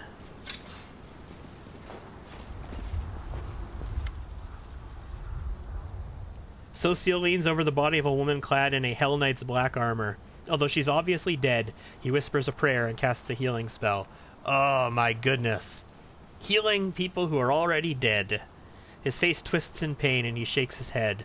Wake up. Please, wake up. Did you know her? No, not her. We were brought here together. I admit, even I was caught off guard when the gargoyles grabbed me and dragged me off. The recruits must have been terrified. She did well, though. As soon as the monsters were about to land, she twisted out of their claws and helped us all escape. This shield. I prayed my eyes didn't deceive me in the darkness, but now there's no doubt. The Immaculate Petal. Lord, this is my brother's shield. It was kept as a relic in our own church for centuries. We used to gaze upon it as children, imagining the adventures of its previous owners. When Trevor went on the crusade, he took the shield with him. Who are you? Where did you get it from? In the name of Shelyn, why didn't we get to talk to you while you were still alive? I mean, this is where 5e has the advantage, because we can cast a spell on her to talk to the dead, and then we can ask the dead questions. But oh well. Maybe her squad mates or commander will be able to tell us something. Yes, they must know something.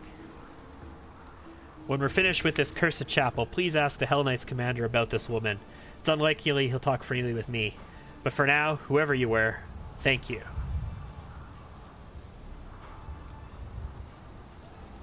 Retreat to the foot of the hill, Social. Very well. Yeah. Ember and Social can take care of all the wounded down at the foot of the hill.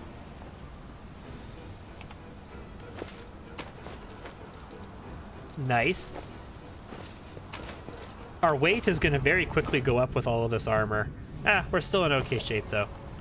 And yeah, we can't enter this well. Even though Darren told us we can go into the well. Excuse me, can't enter it. I think we have to... In the cave below, I think we have to, like, open up a ladder in order to access this. That is not far. So we're going to have to access that cave from the other entrance. Who are Hell Knights? Hell Knights are an order of knights that are here fighting as part of the crusade. But it's actually several orders of knights here fighting again in the crusade. But they're not fighting like, you know... It's weird. It's complicated. They tend to worship like evil gods like Asmodeus, and they tend to side with devils and things like that who are lawful evil. So not demons, but devils.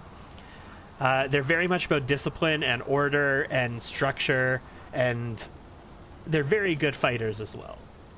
Help! Someone help! A wounded warrior lying among the mutilated, lifeless bodies cries for help. I don't like the idea of mutilated ghoul bodies here. Like I said on the other map, when there's ghouls that look like they just laid down, it means there's probably living ghouls. After noticing you, she doesn't stop screaming, but nods her head subtly at the bodies next to her. It's an ambush.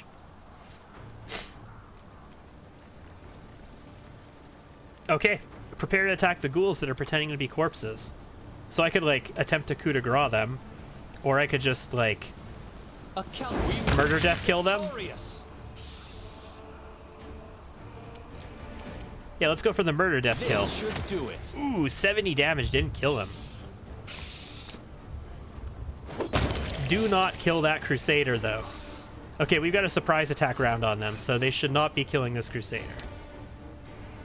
Not unless something scripted allows them to kill this Crusader. You should have listened to reason.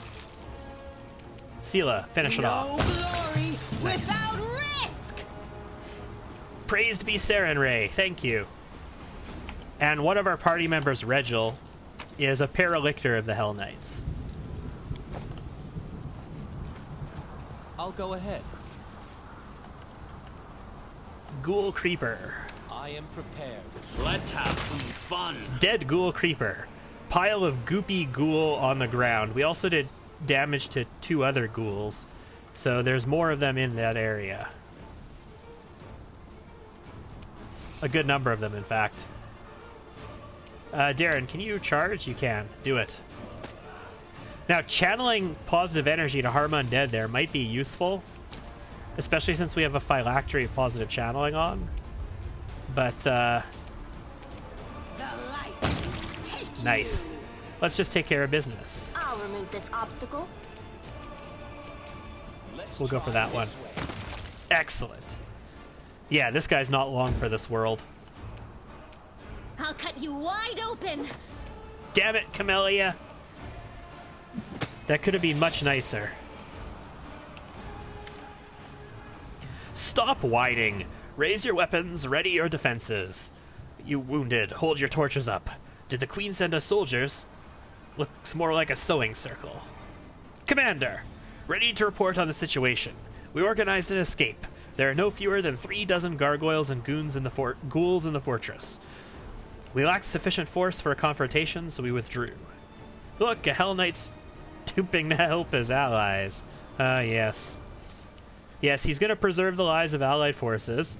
I mean, when it's possible. Obviously, he's gonna kill his own guys. He's a paralictor, Hell Knight. A paralictor, yes. Obviously, he's going to preserve his own forces, but if they're in a situation like they were in the first encounter, where he has to sacrifice forces in order to get away really quickly, then obviously that's the better choice, right? Jeez, guys, follow along. How did you escape? They are used to dealing with weak and poorly trained fighters, civilians near enough. Yeah, so once again, just like we learned from Yaker, they learned about the gargoyles, they learned about their habits, and they took advantage of that. They're vulnerable when they're landing. They just won't leave your unit alone. Exactly! They know exactly where to find people. We have a traitor, and we've caught the traitor like 3 times already, but we can't do anything about her. Like, the story doesn't let us press the button to, like, execute her. Yeah. Send your fighters to the foot of the hill. The survivors are gathering there. Consider it done. Retreat with your people. Keep them alive, Paralictor.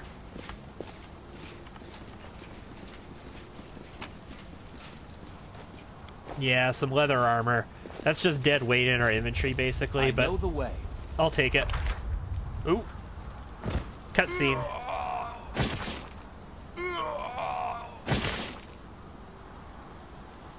Nice. That looks just yummy. Are we close to the cave? I think I would probably see it on my map, right?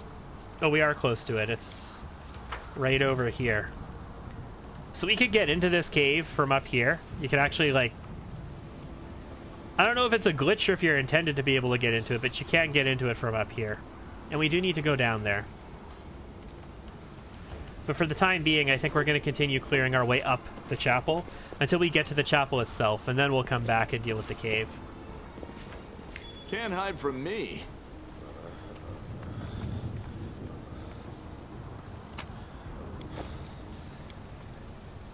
Rusty blade and jagged shards protruding from a pile of broken weapons and armor. Let's try and free the Crusader. It is finished. Follow my lead. Thank you, Commander. We freed somebody! I feel so much better about myself. And then I'm gonna go loot some people and feel terrible about As it myself should again. be. Hey, hey, No time for debates. I'm chaotic neutral. I'm allowed to do nasty things to people. Damn, that was versus 4. That's flat-footed, and she's not wearing, like, any armor, essentially. Take 5, and You're kill. irrelevant. Some may say shooting this one would have been smarter, since this one's already acted this turn, but, I mean, there's only 2 targets, so... This will hurt. 46 is not enough.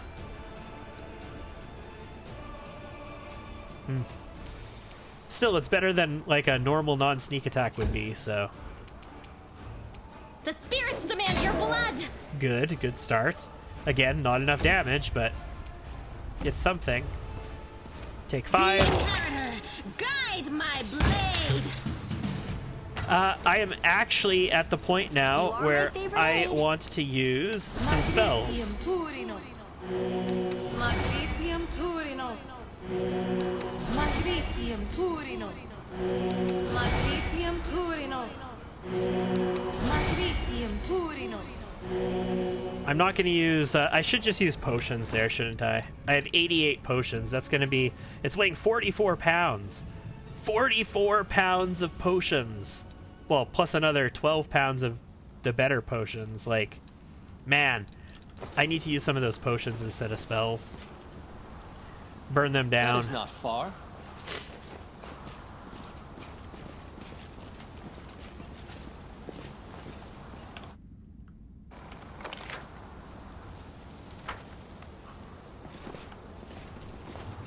All right.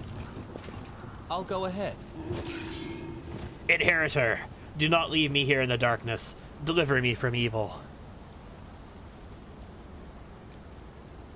I used to pray to that fool too, but what's the point? Things got so much better after I renounced her. I'm pretty sure ghouls generally can't speak. All they can do is, like, have their little black tongues hanging out of their mouth and, like... Imagine, like, an undead version of Gene Simmons. An undead version of like Gene Simmons meets Ozzy Osbourne. Can you overdose on potions? If only, bro. If only.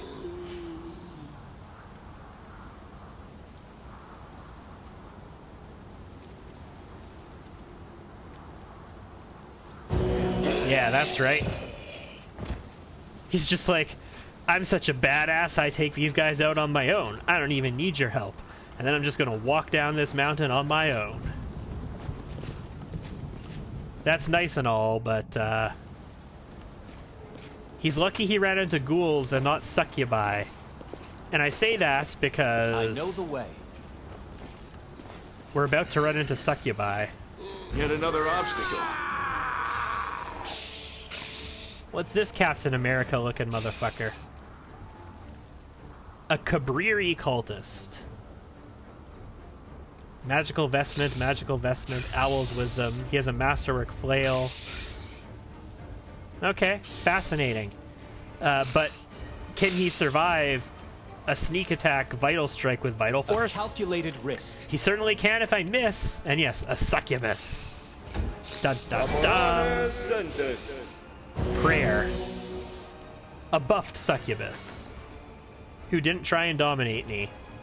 You are today's sacrifice. Okay. Alright. Fine. Mind over muscle. Guys. Just hit, please. Please. Wow. Natural 20, but failed to confirm, right? Yeah, failed to confirm. Critical confirmation result was 9.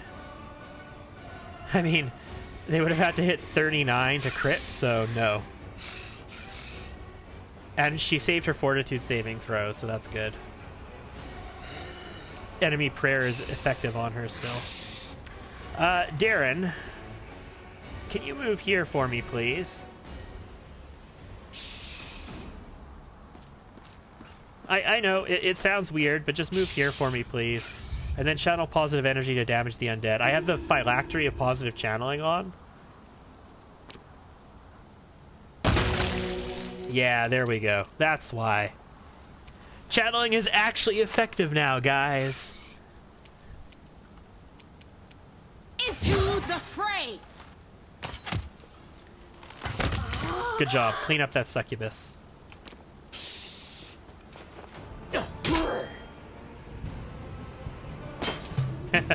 Yes, Darren actually managed to do some damage for the first time this campaign, This should practically. do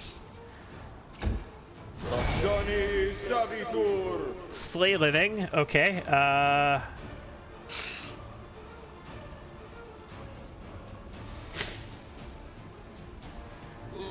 Your hand seized with dark fire. You must succeed on a melee touch attack to touch the target.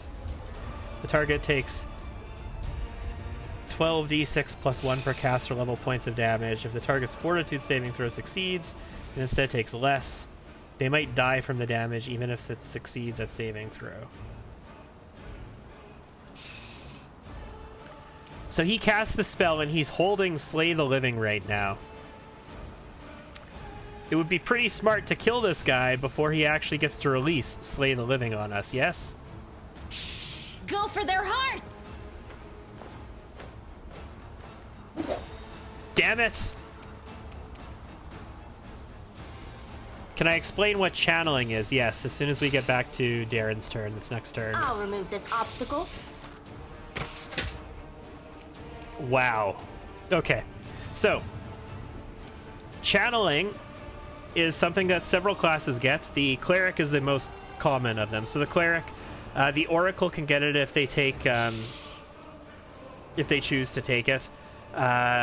Also, like the Imperial Sorcerer gets one use of channel. Paladins can channel a couple times. Shaman have access to channel if they specifically take it. Like, different classes get access to it, but it's a core cleric feature. It's actually the core cleric feature, is channeling. You can channel positive energy and negative energy. You can channel positive energy to heal living things or to damage undead things. or you can channel negative energy to heal undead things, like a Dampier would heal off of negative energy, or damage living things.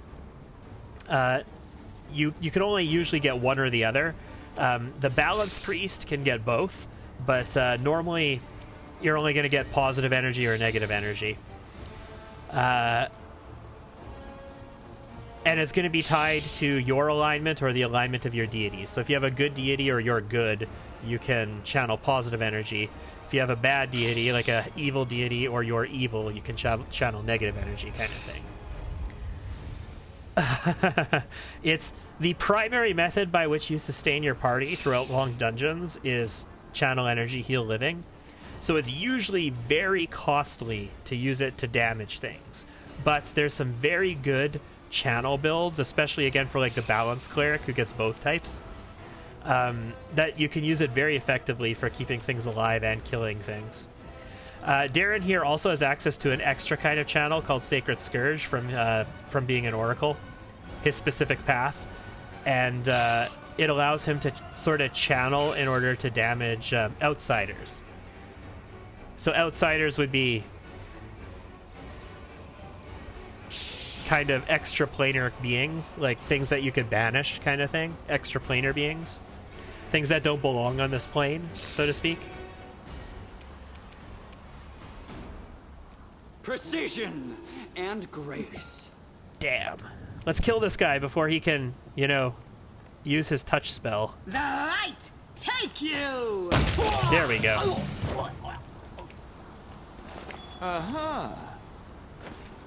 But yeah, channeling is the core feature of a cleric. It's the main reason that they exist. Clerics, they can cast all kinds of other spells too, sure. They're divine spellcasters, blah, blah, blah, blah, blah, but their divine spells are, in my opinion at least, second to channeling. That's the reason they should be around. Follow my lead.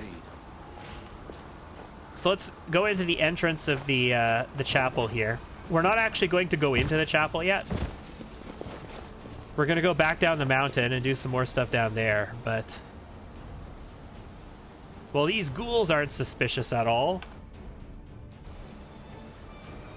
You know, when they were clearly alive a moment ago when they had red circles around them.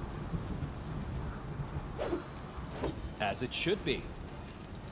No mistakes. Well, let me take a shot. You thought it was something that needed multiple turns to complete, like in WoW. Nope. Channel happens in one turn. Also, Oh, skip the pleasantries. channeling does not provoke attacks of opportunity.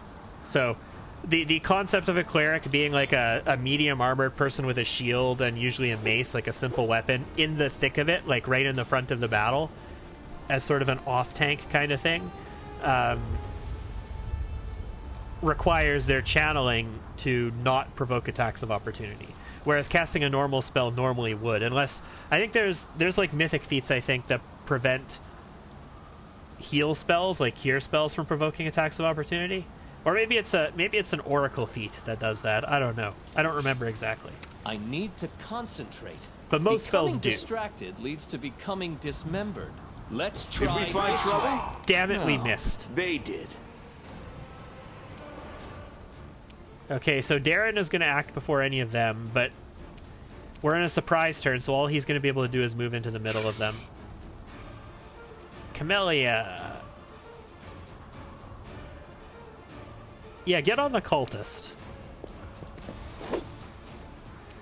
Damn it. You should have listened to reason. Lan, you can go here. Yeah. Sela could probably kill this. No. One attack per turn. The Cultist. inheritor, Good. guide my blade. Okay, Darren, go here. And we can try channeling with you next turn. Let's kill all these living things. This will hurt. Damn it! I'll cut you wide open. Yep, that's the way it goes. Mind over muscle. That ghoul that's laying down is going to get to act before anything else You happens. won't survive me. the fray!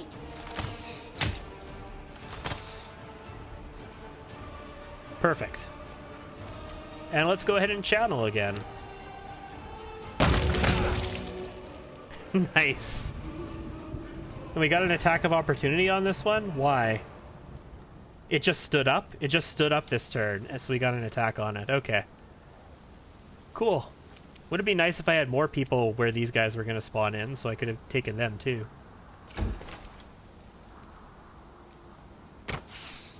Miss. I mean, they're rolling against 20, so... He wastes a turn using... Oh no, he used... Oh, wow. Well, that just killed her. I mean, she's not dead. She's just on death's door. But that effectively just killed Camellia. Hold on. So they used Harm. Harm charges a subject with negative energy that deals 10 points of damage per caster level to a maximum of 150 points at 15th level. If they make a will save, it deals half that damage. She failed her will save. 15 was the result against a 19. So she took 88 points of damage. The result was 110. Oh, because we're on normal difficulty, it reduced it to 88. But she took 88 points of damage. She dies, but she's not dead. She's on death's door. Okay, that was quite a bit. Kill him, please. A calculated risk. Very good.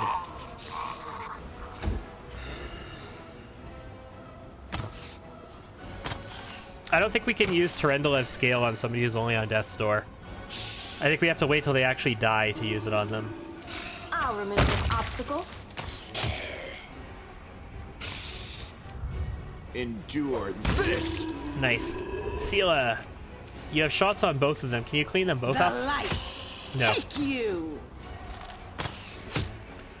Well, I wouldn't say Harm is OP, but it is powerful, yes. But we're also getting to the point in the game where powerful spells don't necessarily mean end a game. Like, we're starting to get to the point where we're going to have access to revive people. And not just through Terendilev's scales, like through actual spells that we're going to be able to cast. This should do it. Nice. Not to mention, I do like ridiculous damage with my shots. I've taken plenty of shots that have done like 70 or 80, or even we took one that did 100 and something damage the other day. You should have listened to reason. Make every strike count! And people do have the ability to save against it, so... The Inheritor, guide my blade!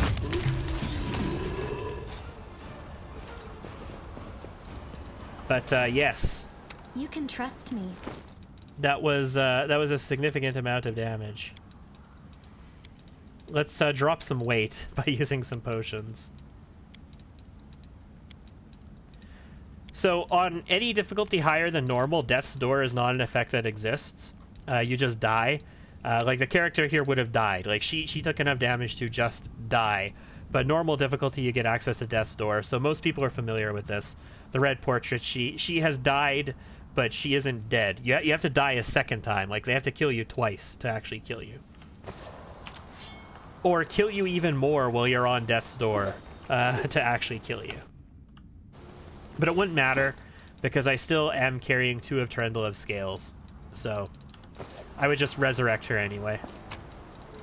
Dying is a thing in D&D, guys. It just happens. Some nice loot. Also, a magical gnome hooked hammer. That is not far.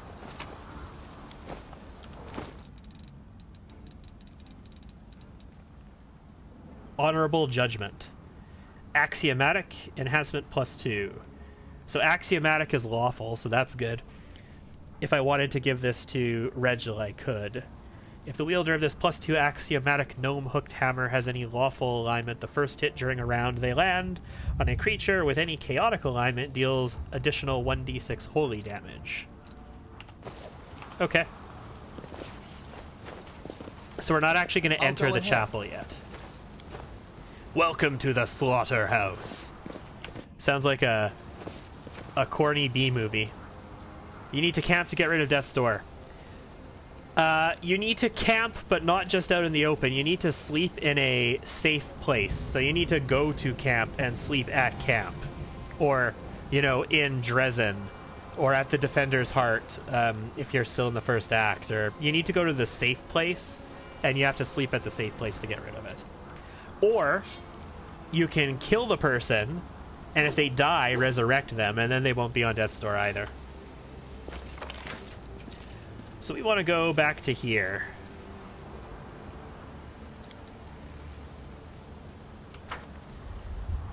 So now what we're going to do, we've actually explored a very small amount of this map. Like, there's stuff in all of this outside space here, too. And we have to do some stuff in order to gain access to a Ruchelet at level 8. We have to do some Desna questline stuff.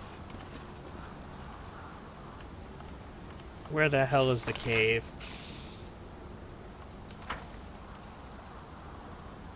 Right there.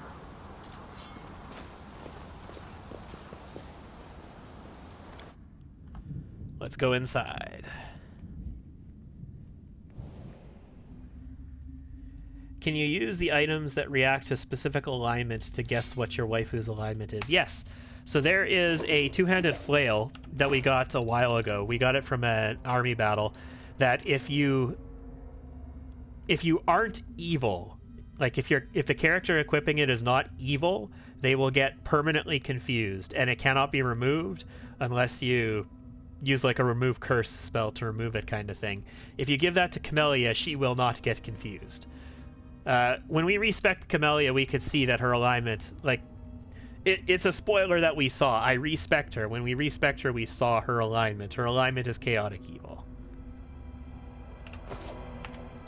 I know the way. That's my cannibal babe.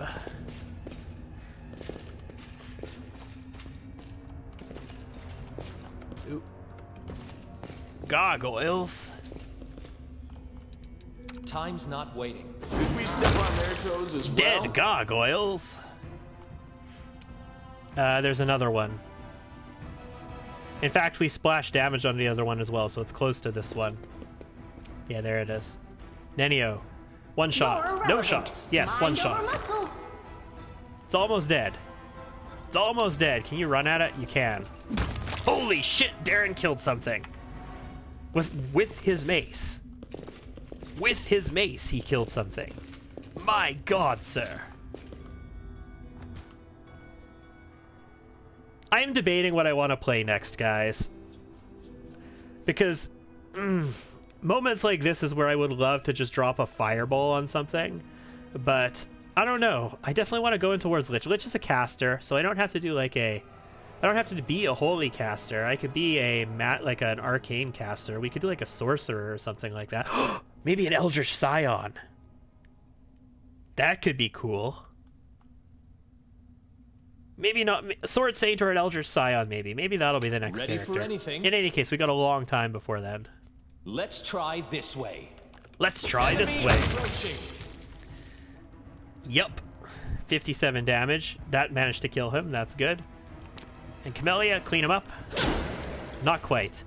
We have Mythic Charge on her, but we were not able to clean that up.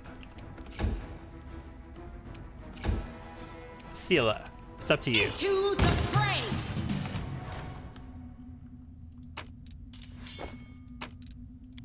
Follow my lead.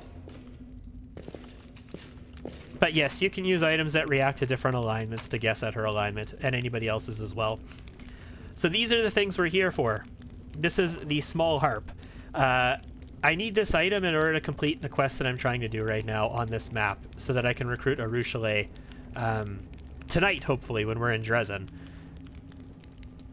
There's 3 items. One of them is actually in the shrine that we're going to go to at the end of this, and 2 of them are in different locations. So this is one of them here, and then there's another one. A chain shirt. Bruiser's chain shirt. What's this look like? Enhancement +2. +2 chain shirt grants DR3 not piercing. So it can be a little hard to read that for some people who aren't familiar with it. That means damage reduction 3, but piercing counters it. So it doesn't mean damage reduction 3 against piercing. It means damage reduction 3 piercing counters. I don't think I want to use this on anybody, though. Like, Darren's got nice chain mail, medium armor. That works with his dex bonus just fine. And you guys have like 5 or 6 dex bonus, so would it be worth picking up a 6 armor with 4 dex bonus? Yeah, probably. Probably worth wearing on you guys. Not you. No, because you get an armor bonus from those. And you're wearing a chain shirt +1, so I mean, yeah, it's an upgrade for you, I suppose. Better than nothing. I like my Lady Calandra's chain shirt, my 6 AC Mithril Enhancement +2 chain shirt, because it gives me 6 max dex, so I get to actually take advantage of my dex bonus to AC as well. That's how we actually have a relatively respectable AC, even though we're not like armored or using a shield or any of that kind of stuff. I'm surprised this is actually so good. Like, that's not great AC, but that's really good considering he's in medium armor right now.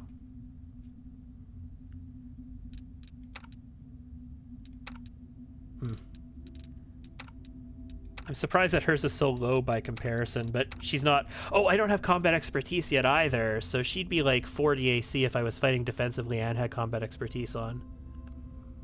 And I don't have combat expertise yet, so... we'll get there. One thing at a time. The Book of Dreams, 2nd page. The book you found reveals only part of its secrets, at least at this moment.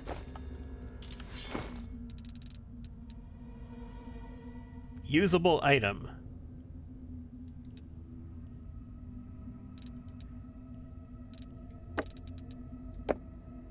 Let's just go ahead and put that on our hotbar there. Why not? As it should be. With it's a book of dreams. Desna is the goddess of dreams, and it's got a butterfly on the cover. You know, like dreams. Play a quadriplegic warrior. That might not go over very well. Might be Focus on difficult. the goal. Quickens. Might be a very tough playthrough. Especially, like, I think I want to do a four-person squad playthrough. Like, I want to drop 2 people from the squad so that I can switch on the only party members gain experience and get more experience for 4 people and level up quicker. Or maybe even a 3-person squad if I can do it. I'm going to want a Divine Caster for buffs. I'm going to want a Arcane Caster for buffs and possibly for damage as well. You should have listened to reason. That's why I say an Eldritch Scion might be good for that. But Eldritch Scions by nature are not as tanky as Sword Saints. So, I don't know. The light take you!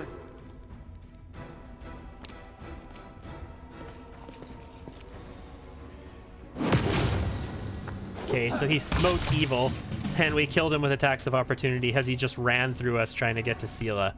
Nice. Sorry, he didn't smote evil, he smote good. Diamond Dust. A Tawa Shield. Sister of Mercy, Memoirs of the Second Crusade by Nilan Malchester. Excellent! It's a book!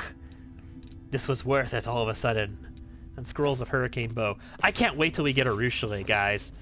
I am excited to get a Ruchelet. Like, Sela has been carrying her weight as a Slayer for us. I've been happy with her sneak attack damage as a Slayer and all that nonsense, but man, I cannot wait until we pick up a Ruchelet.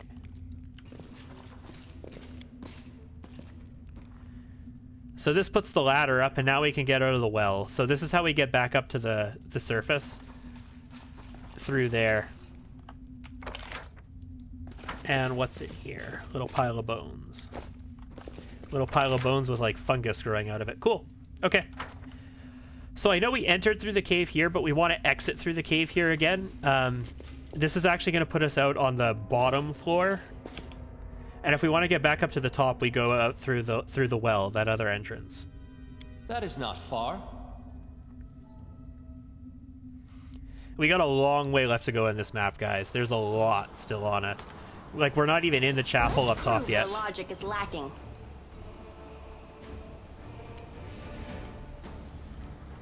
So we got a couple ghouls, a creeper and a stalker. And they are not surprised, so we have full rounds here, so 2 shots. Nice. Nice. Well done. We're still in combat, though.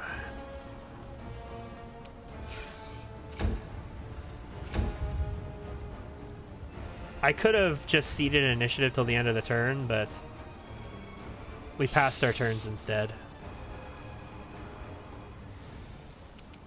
You've crossed the wrong mongrel. The spirits demand your blood. Man, I can't wait until Camellia gets her next attack. So she's at Bab +5, so the next time she gets a base attack bonus, she will be at 6. What's my class layout look like on her? So we got 1 for level 1 Sword Saint, 1 for level 1 Rogue, 2 at level 2 Rogue, 3 at level 3 Rogue, none at level 4 Rogue. So that was 4 Bab. 5 Bab from Monk-Scaled Fist. And then we should have gotten 1 at level 1 Mega Sword Saint, right? So we should be at 6. My math is just effed up there then. I hate calculating what base attack bonus we should be at. Bab is base attack bonus. I hate calculating what we should be at because it's not based off of your character level. It's based off of levels in the class you're in. So rogues get it at 1, 2, 3. They don't get 1 at 4. They get it at 5, 6, 7. They don't get 1 at 8. They get it at 9, 10, 11. They don't get 1 at 12.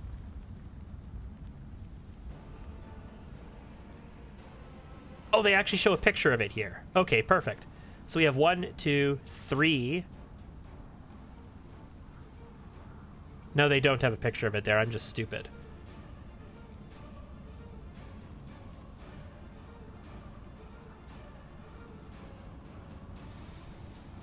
Anyway, we're at 5. I think next level we get our 6 base attack bonus. So Camellia should get her second attack next level, I think. Level 8. Yeah, level 8. Level 8 you would normally get it, but we have a level in Monk. And Monk is a martial class with 1 base attack bonus progression the entire time, so... I hate calculating what level we should get that at. It's so annoying.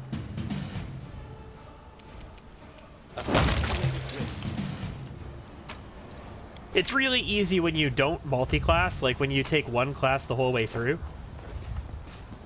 Because you know what levels 3/4 Bab classes get it at, you know what levels half Bab classes get it at, and you know what levels full like martial classes get it at. Like obviously every level.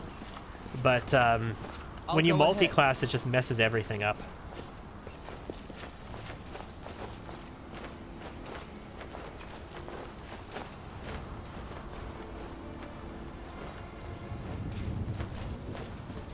I know the way. And I am toying with the thought of giving... A goat, a lizard, and a human enter a giving cabin. land cleave. What'll it be, I haven't Lan? decided on The it yet. bartender asks.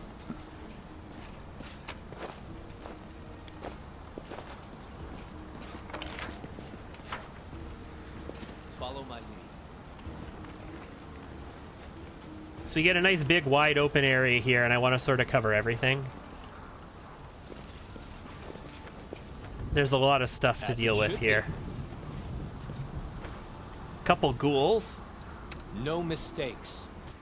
So what is an attack bonus, and are there bonuses other than basic? Yeah, so basic attack bonus is... We'll look at a martial class here, somebody who gets a basic attack bonus every level. Every time you level up, a martial class gets 1 basic attack bonus, which means every level you get, your attack is going to go up by 1, and your damage is going to go up by 1. So you'll get +1 attack and +1 damage. Rogues are a 3/4 base attack bonus class, so they get it for every 4 levels, they get 3 basic attack bonus. Wizards and stuff like that are a 1/2 Bab class, so every 4 levels they get 2 basic attack bonus. You always get it on the early levels, so level 1 and 2 and then level 3 and 4 you don't get it, kind of thing, right? So the first 2 levels you get it, and then the second 2 levels you don't. But a martial class gets it at every single level. And once you hit 6 base attack bonus, you get a second attack. And your second attack is at -5. So your first attack here is at +16, and his second attack is 5 less, so it's only at +11. And then once you hit 11 basic attack bonus, you get your third attack. So again, the first one will be at whatever, the second one will be 5 lower, and then the first one at that point will be at +1 because you just got that.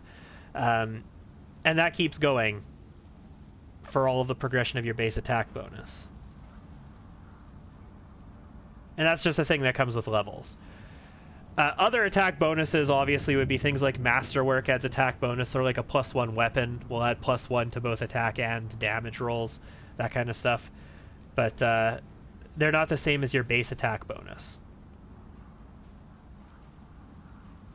We can see right there he's at +7 because he is a martial class and he is level 7, so he gets +7. And there's a number of feats that are tied to it as well. Like, you need a certain amount of base attack bonus in order to have access to certain feats. So, like, Greater Vital Strike, like what we have, we get at level 11 for free. If you want a Greater Vital Strike, like, if you just want to take it from the feat list, you have to have 16 base attack bonus. And a martial class will get 16 base attack bonus at level 16, but a rogue, even a level 20 rogue, is only going to get 15 base attack bonus because they're only ever going to get 3/4 of the way, right? They're going to lose out on a quarter of their levels for base attack. So a rogue would normally never have access to Greater Vital Strike unless they took a couple of levels in a martial class to get their full progression. Time's not waiting. Let me draw the first blood. 56 damage. Good shot.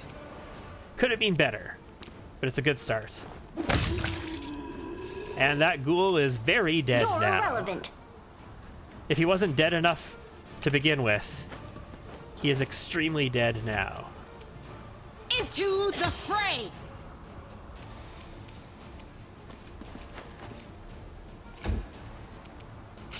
This should do it. So generally, if you want like frontline fighters or archers for volume of fire or anything like that, You are today's sacrifice. martial classes with high base attack bonus are the way to go. But if you want very versatile characters that have the ability to buff themselves and do all kinds of other stuff, like Sword Saint is a 3/4 base attack bonus class, as are like rogues and clerics and all of that kind of stuff. Yeah, it's one of the complicated things in Pathfinder, but on the bright side, once you have the math down on your character sheet, you just add the number that you have on your character sheet every level. It's not like it changes. It doesn't change until you change your level. A couple incubi here.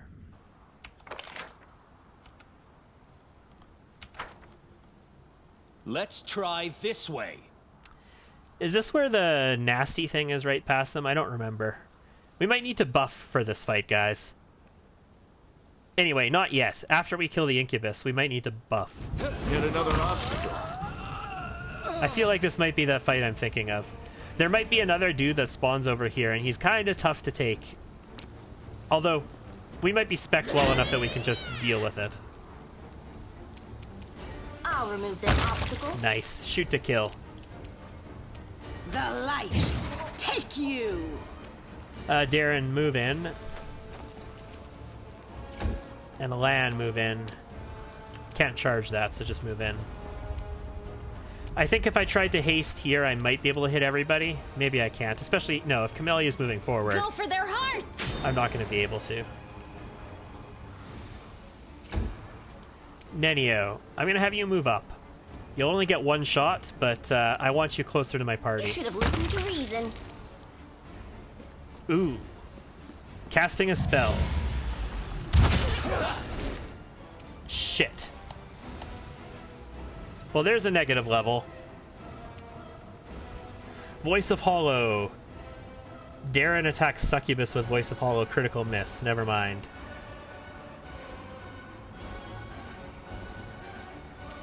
Lan got an attack of opportunity on her because she cast a spell while he was threatening her. Succubus attacks with Succubus Energy Drain. Hit.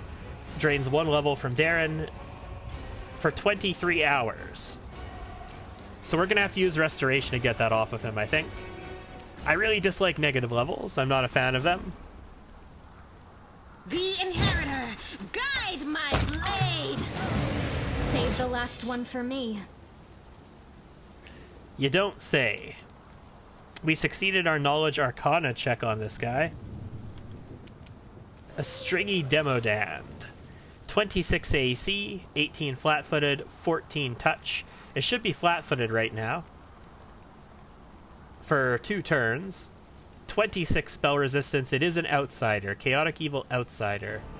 10 damage reduction, exceptions good and magic. 10 damage reduction, exceptions magic. So a shit ton of damage reduction. Energy resistance on cold and fire. Immune to difficult terrain and poison. Yes, negative levels.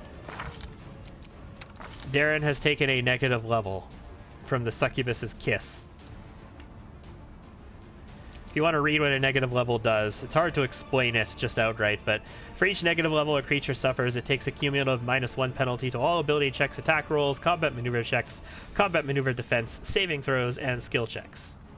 It reduces the hit points by 5 for each negative level, and they are reduced level for the purpose of level-dependent actions such as spellcasting. So your spells cast like at a lower level. You don't lose any slots for it though. If you get a number of negative level equal to your hit dice, you die. So if the negative levels pile on, they can kill you. Just like ability damage can kill you as well. And Restoration can remove a negative level.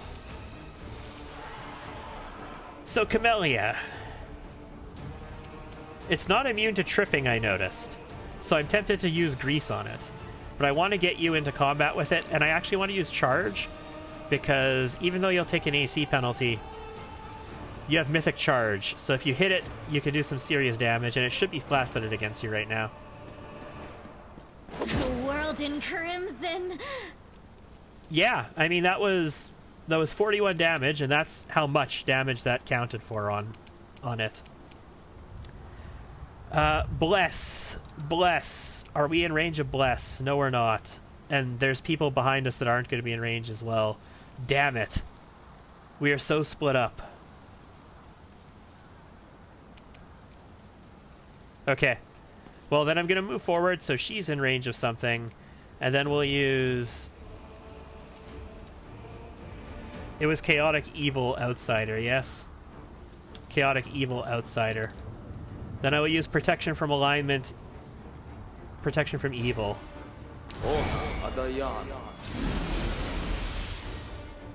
Lort, I want you to move as far up as you can and still have a shot, so that you're in range of a buff.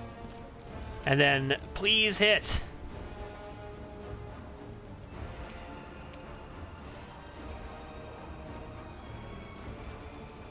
That's basically mirror image. No. This will hurt. Damn it. That was against a 6. Wow. Wow. She has a -2 AC because of the charge, but she still has 33 AC. And she was rolling against what? She has 26 modifiers. She has a +26 on rolls.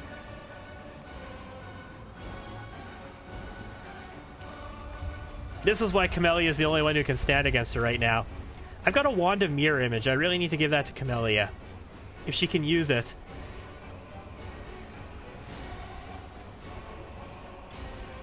She'll get Mirror Image on her own soon, but Mirror Image is super important for a frontline tank.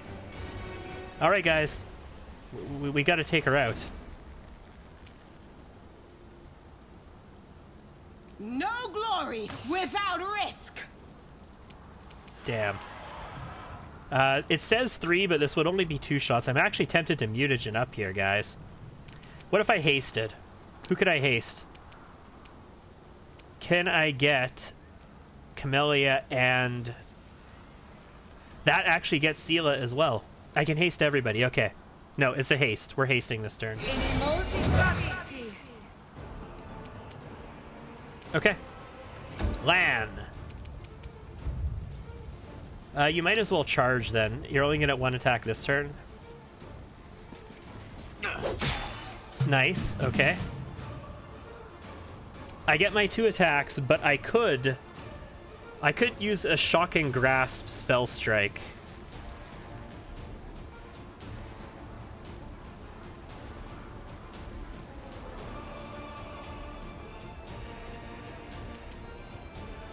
No, what we're gonna do is Arcane Weapon Enhancement. Let's make our weapon very, very magical and bonused as much as we can for the purpose of this. I'll cut you wide open. Wow, we're rolling against 17 there. That's nuts. We can Sacred Scourge this guy. It's an outsider. We will do how much damage? 5th level Purifier may channel Holy as a cleric to harm evil outsiders. It doesn't actually say. DC 18. Or I can just bless us. Let's give it a try. How much is Sacred Scourge gonna do?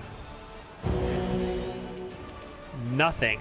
It is an evil outsider, is it not? Yes, it is a chaotic evil outsider. That was disappointing. That was seriously disappointing. Okay, never mind. Bless would have been better. Hit! A calculated Damn risk. it. 12 versus 13.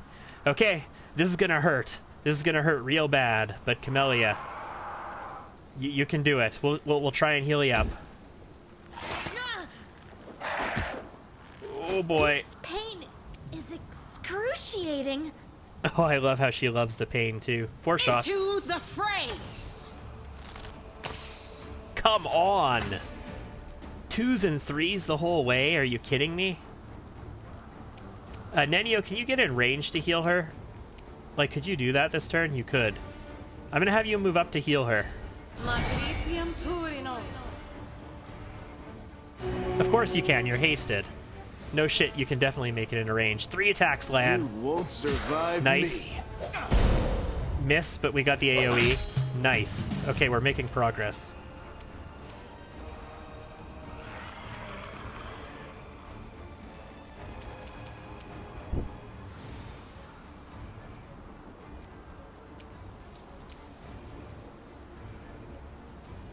The reason... no, because spell striking, it's going to go against his regular AC, not his touch AC.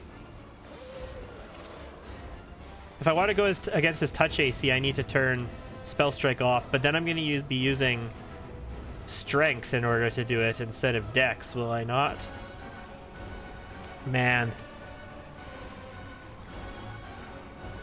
I really need, what is it, prescient attack? Prescient attack, which lets me go against her touch AC with a normal attack. So I need more Magus Arcanas. The spirits demand your 2 blood. attacks. 1 hit, okay. Darren, this time you're gonna heal. We're gonna use a cure spell. You're gonna heal Camellia. You can't reach her. Damn it, I clicked. Yeah, you can reach her, never mind. I don't know why it was previewing that. Maybe it was previewing that because by default, Darren can't do that. Because with the normal Oracle spec he would not be able to do that, but... I don't know. Lort, please hit! This should do it. Oh, for fuck's sake. My artillery cannon that's supposed to be able to, like, eradicate things with 1 hit doesn't hit all the time, and it's so frustrating. What is a difficulty class? A difficulty class is a number that you have to hit when you roll. So DC is like, if it's a DC 20, that means I have to roll a 20. Well, maybe I only have to roll like a 10 if I have a plus 20 bonus kind of thing. This'll hurt. Ooh, nice, nice, nice. 3 misses. The Inheritor, guide my blade. We've almost got it. Nenio, I'm gonna have you back up a little bit. Mind over muscle. Done. Okay. That actually went reasonably well, that fight, guys. That's an S-stock. I love me some S-stocks, but it's not a magical one at all.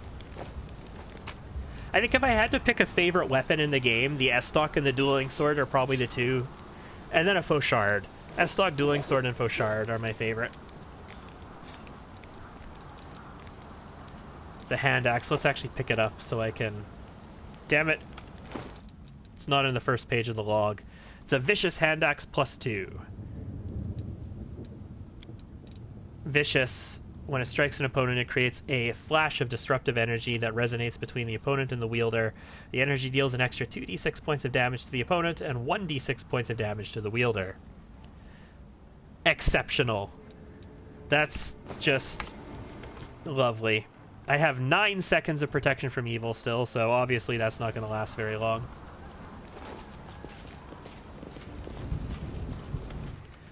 Where am I going right now?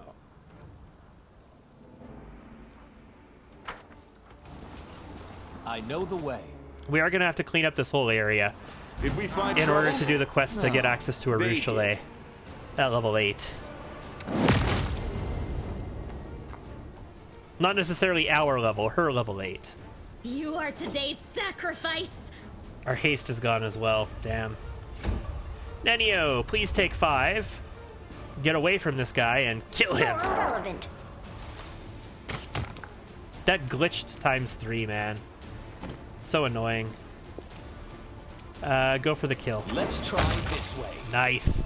55 damage reduced from 62. Endure this. Good job cleaning up. Follow my lead.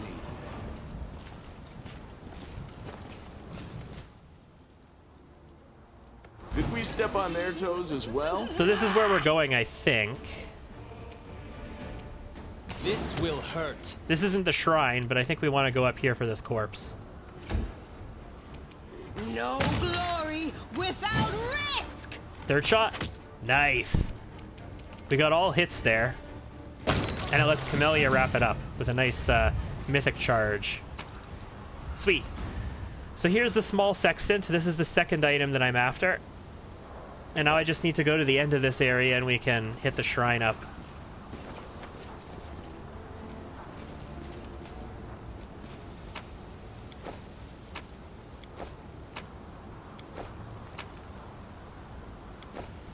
Athletics check to ascend to the top.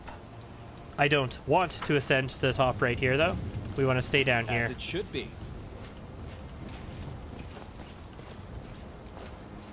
The heartbeat quickens.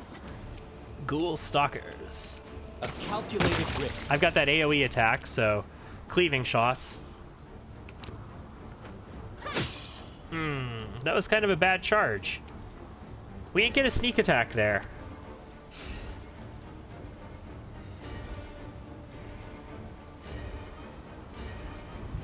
Is that because he should be flat-footed? It's because he's immune to mind affecting, fear, compulsion, emotion, poison, disease, charm, daze, stun, death, sleep, ability score, damage, and drain. Nausea, fatigue, and sickened. He is not immune to sneak attack. And he was flat-footed there. So why did you get denied your sneak attack bonus? In any case, let's kill him. Take you. You should have listened to reason.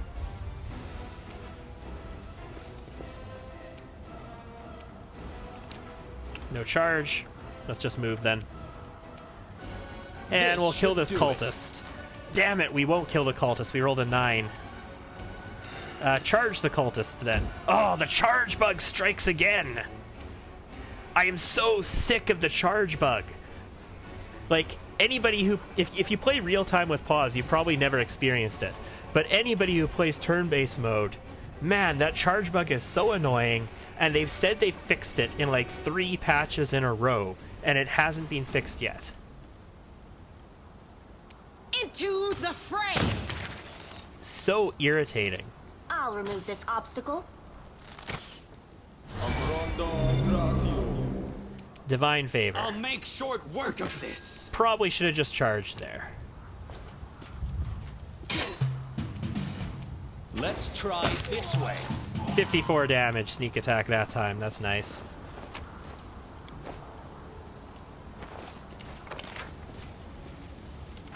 We're getting That there, is not guys. far. We're getting close to the shrine. But like I said, this is a very big map, and even after we hit the shrine, we're just working on a side quest right now. The main quest, we have to go back up to the top where the chapel is to finish. Nice. I'll go ahead. Hey, ghoul. Let me draw the first blood. Damn, we got into combat. I wanted the surprise attack. Charge bug, just hit again. Go for their hearts!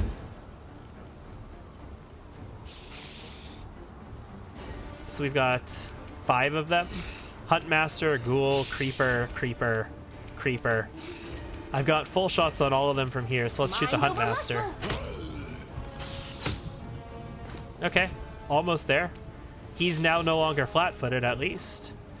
I'm not going to attempt to charge here because we're probably just going to experience the bug again. Make So every let's just strike count. have Lad move into the middle of everything. Ooh, lots of ghouls. Yes, Darren. This is an opportunity to channel some positive energy on these clowns.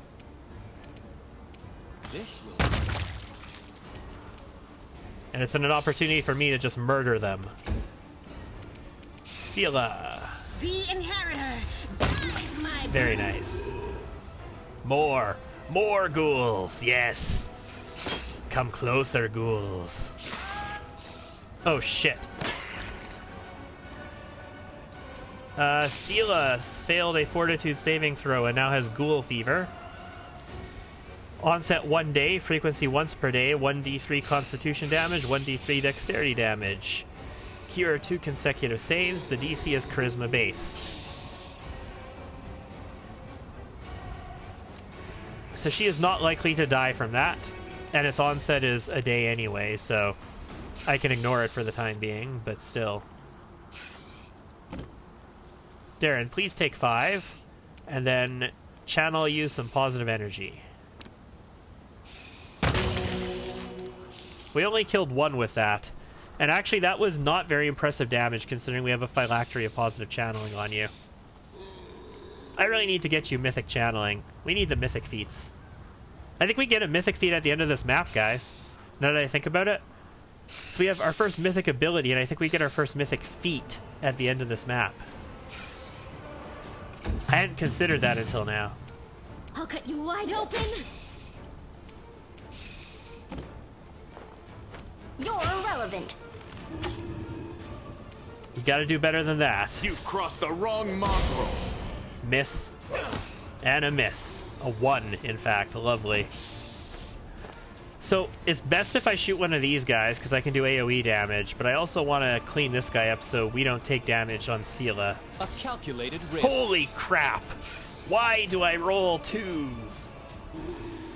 What is mythic? In this game, there is a mythic path that you can take. We're going to be going down the Trickster mythic path, and we are at the first level of it already. We get the first level of it at the end of Act 1. And you gain access to mythic abilities, which we have cleaving shot. That's why we do AoE damage when we kill things with our bow, or we do a crit. My other people have different things here, like Camellia has mythic charge, thundering blows. This is when we miss with a melee attack, we do AoE damage. Abundant casting gives him more spells than he should normally have. Cleaving shot again, and abundant casting gives Nenio more spells. That's why she can cast haste 6 times at level, like, what are we, level 7? With only like 16 intelligence or something like that. And we get access to a mythic feat at level 2. And they're fun. They're all fun. Some of them are pretty game breaking.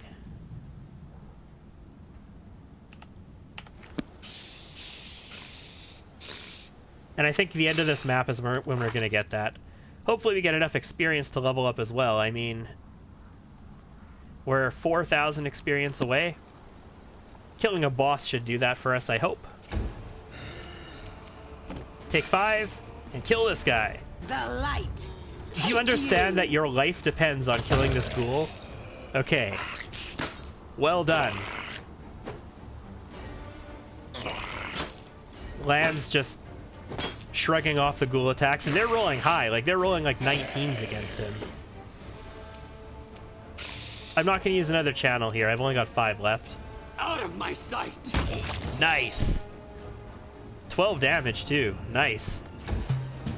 It's always a plus when Darren hits something, but I do want him to swing because his swings result in him getting his fight him defensively bonus, so he gets more AC when he actually The attacks spirits demand your blood. than when he does something else, even if he's gonna miss. I'll remove this obstacle. Your cadaver. Clean. And by that I mean it wasn't very clean at all. Seal let herself get attacked and let herself take ghoul fever, but are made to be broken. it's as close to clean as we could get. Okay, so I don't have restoration. I've got lesser restoration.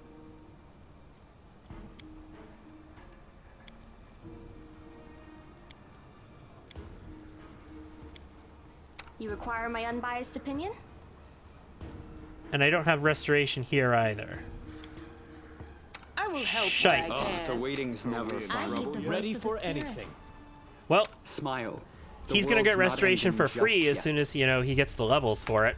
I can't remove this negative level, unfortunately. So we're gonna have to deal with it for the time being. I think we'll be okay. I know the way. In fact, I'm almost certain we will be okay.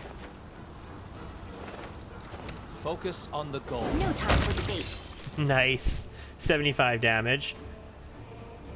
When it works, I love Into the fray. love the Rowdy Rogue.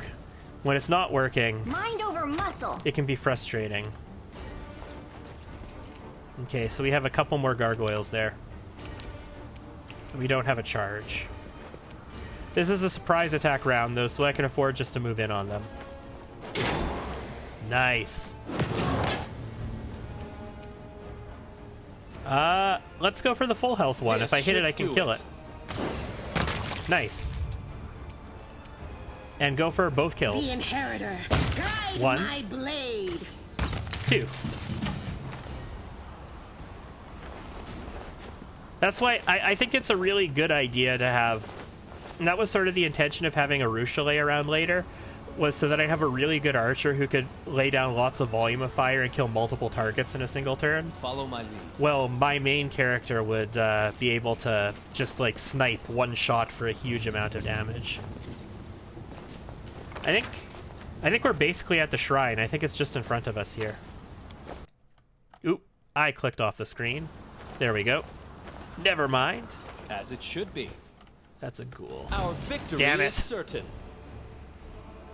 Whenever they're patrolling, we always walk into them like that. Let's try this way. And then miss. Like I'm satisfied with a 4 being necessary to hit. Okay, let's experiment. This should not work. I should not be able to charge here, because this charge is going straight through Camellia. So this should not tell me I can charge. This should say you are not allowed to charge. And if I try to, I bet you Lana's gonna get stuck on Camellia. And that's a bug. That is not supposed to happen. We just walked right through her. The light. Take you. Wow, low rolls. My god. You are today's sacrifice. You should have listened to reason. There we go. We couldn't capitalize on this one, though. Darren's hitting today occasionally. He's rolling against a 20 against him as well. That's nice, considering he's not that good of a tank. This will hurt. My disappointment is immeasurable. Survive me. My day isn't quite ruined, but Into the fray. my disappointment at all these 1s and 2s and 3s is immeasurable. Go for their hearts. This is just leather armor, yeah. Yeah. That is not far. I am prepared. We will be victorious. 61. How close is he to dead? He is not very close to dead at all. Wow. Oh, this is the Chieftain. Half-Fiend Gargoyle Chieftain. We're in this fight. Okay. So AC 22, flat-footed 15. He is flat-footed for a little while. We're in a surprise attack round on him, so we're going to get good AC against him. We want to kill him before he's no longer flat-footed. Because check that out. 25 spell resistance. So you're never going to do any damage to him with offensive spells. Like, ever. Not in a million years. 10 damage reduction, exception magic. Another 10 exception magic. Touch AC is only 14, which is good if you have touch AC stuff. But, I mean, generally, you get touch AC from using spells, like using ray spells, or not range touch attacks, like actual normal touch attacks. But since his spell resistance is so high, even if you hit with a touch spell, his spell resistance is just going to be like, nope, fuck you. The other way of getting it is like a Magus has access to Prescient Attack, which allows you to hit their touch AC instead of their regular AC. But we don't have that yet. I don't think we need haste. Let's just kill him. You're irrelevant. Camellia, charge. Nice. We're stacking up the damage. The Inheritor, guide Nice. my blade. You can't get in there, but let's just let's create a flank so that we'll still have sneak attacks next turn. And Darren, I think, can charge. He can. Not Darren, Lan. Lan, I think, can charge. Excellent. Okay, so Nenio is going to be the last attack before he's not flat-footed anymore. So if I can kill him right now, I don't have to roll against his normal AC at all. I'll remove this obstacle. Nice. Chieftain didn't get a chance to do anything. A calculated risk. And then his minion just goes and dies. What do you got? What you got? A monk amulet. Sweet. So that is a... The cloak is a resistance +1. The amulet is Mighty Fists +2. +2 enhancement bonus on attacks and damage rolls with unarmed attacks and natural weapons. I guess it's not just monk, like it's natural weapons as well. So if you're going with like an unarmed attack barbarian, like you could build an unarmed attack barbarian, I guess technically as well. Or at the very least, if not an unarmed attack barbarian, you can build a barbarian that gets like bite and claw attacks and stuff like that in addition to their weapon attack, so they get more attacks. Could potentially be useful for them. But generally speaking, monk amulet. Not necessarily the best one either. Does anybody need a cloak? I don't think so, right? Everybody's got a cloak? Everybody's got a cloak. The one thing about going west is that I get tired earlier in the day due to time zone changes. Ah, yes. I'll go ahead. That is entirely understandable.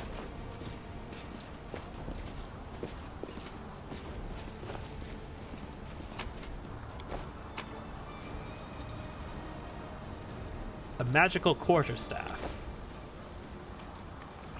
Blaze of Disaster.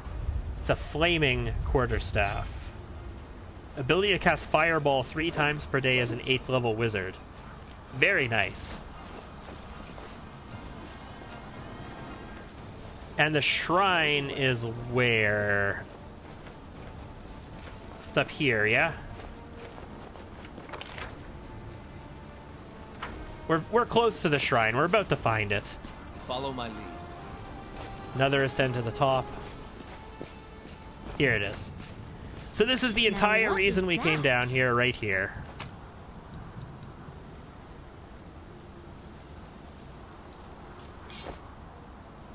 Warhammer of Obstinacy. Each time this +2 Warhammer lands a hit, the enemy must pass a reflex saving throw 15 or suffer additional 1d8 piercing damage. Okay, cool.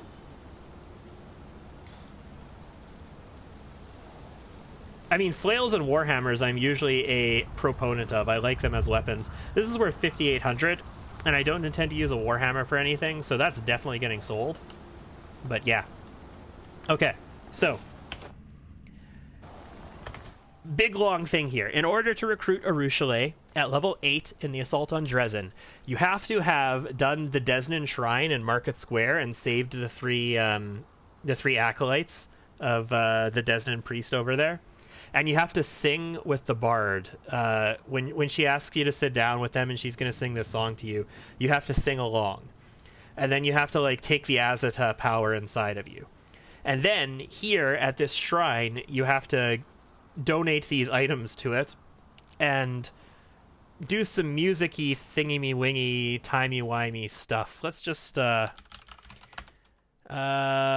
Lost Chapel Desna Altar order. Okay, so it's middle, right, left, middle is what I need to do. Middle, right, left, middle. So there's a pattern here.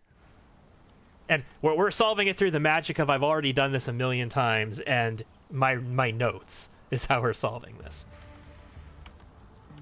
So we want to loot the shrine, and the shrine has this map of unknown lands in it already. And we want to put the small harp that we got in the cave and the sextant that we got on a corpse in there. And then we want to middle, left, right, middle. That's what I said, right? Middle, left, right, middle. Middle, right, left, middle. I just looked up at my notes.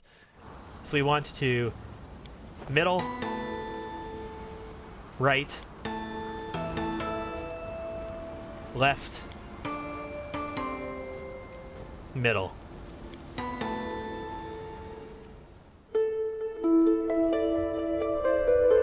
Hey, it's the song that the bard taught us. What do you know? I hear you.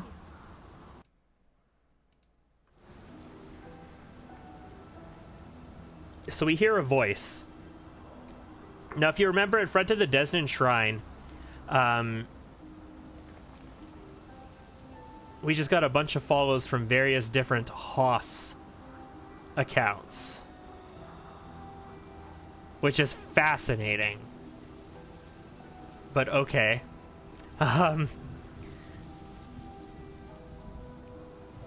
If you remember in front of the Desnan Shrine in Market Square, there was this like green portal thing that opened up, and somebody tried to warn us about something coming soon.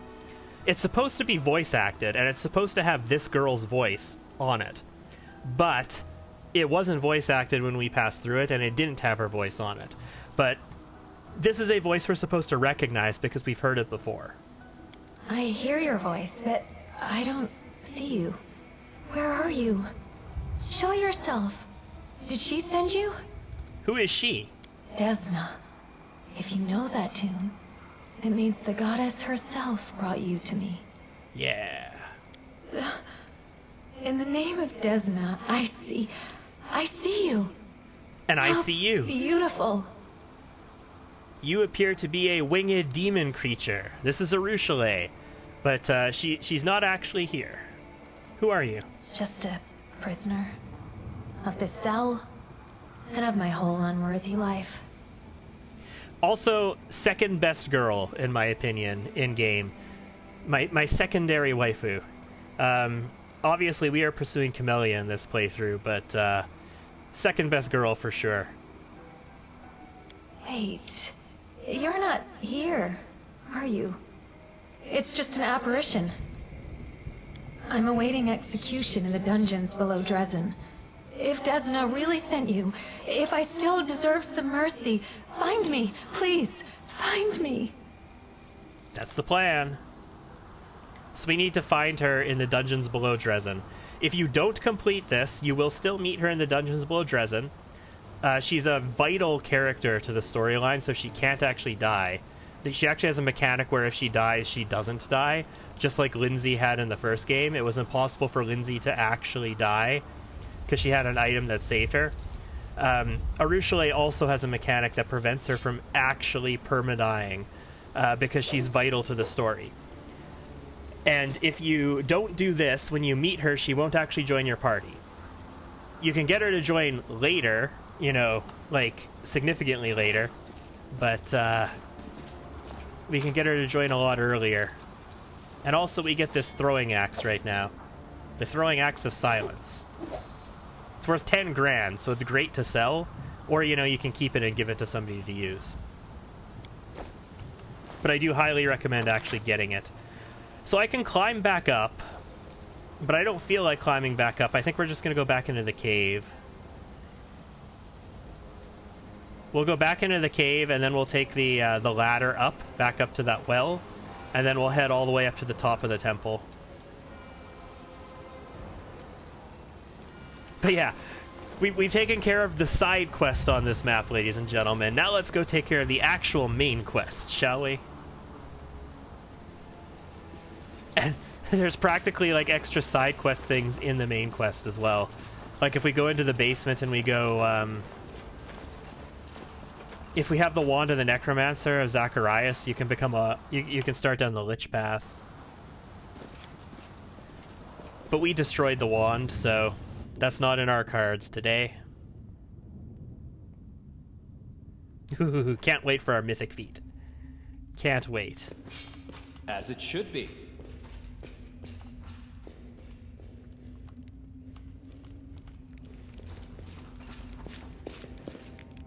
The enemies out there also have the ability to cast exhaustion on you.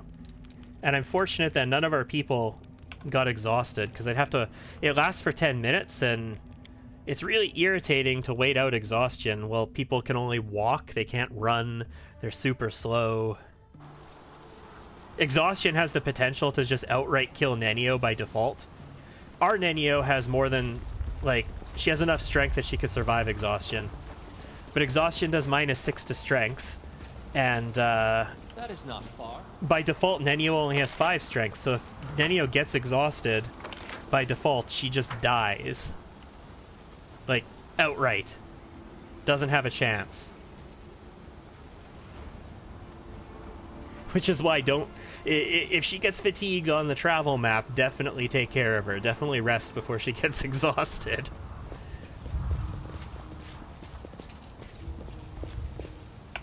All right, let's go inside.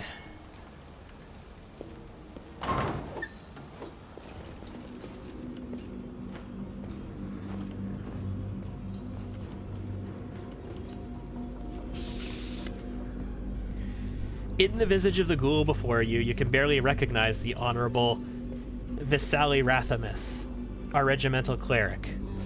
So you remember, he's the guy that we had to buy the ring from? And I told you that, you know, you want to make sure you buy it before you get too far into the story. Because now he's a ghoul. His fuzzy gray beard is gone, along with his other hair, and his once lively face has grown gaunt and livid. Heretics! Dirty slaves of false gods! Renounce your idols, bow down before him who gnaws, or you shall be sacrificed upon his altar. No, never!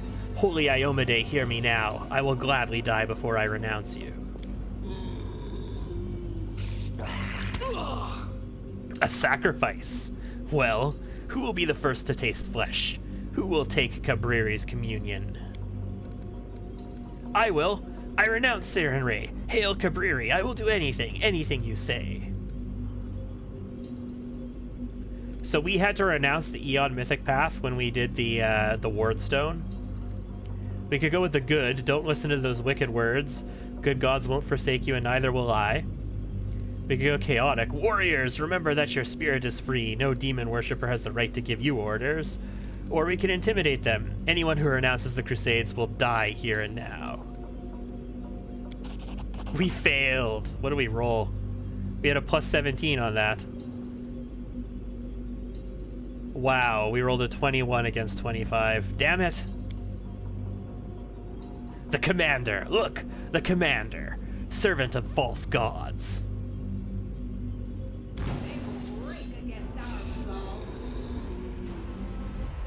So we have to fight a couple extra crusaders who are against us now, with just the one crusader who wants to support us.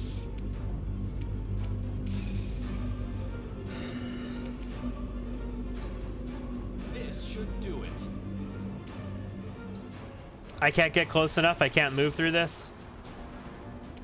Damn it. Okay, well, I can shoot this one right now, so shoot him. Try this way. Nice. Camellia, are you at the front? You are. Good. Camellia, if you would please use one weapon enhancement. I want to keep one for the final boss, but use one right now. And then I guess charge this Crusader just to get into the fight. What do we have here? Ah ha ha, it's a trap. Yeah, that other Crusader did not last very long.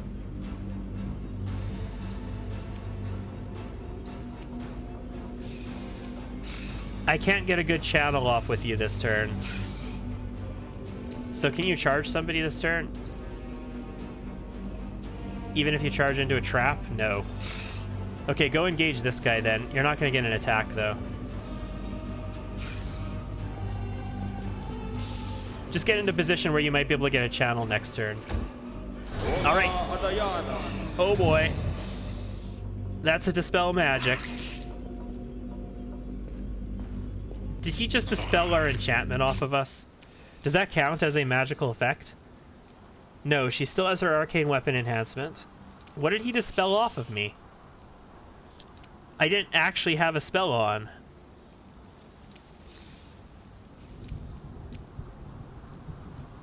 So that did effectively nothing, yes? Like, it's not like I had mirror image on or something.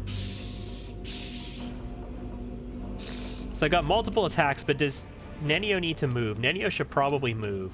Let's take 5 and just get in around this corner here so people can get in. And then let's go for a kill here. You should have listened to reason. Second shot. Sweet.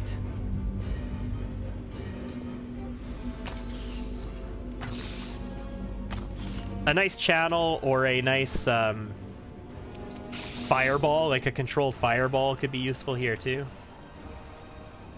Sela can't actually get through there because Lan is standing in the way.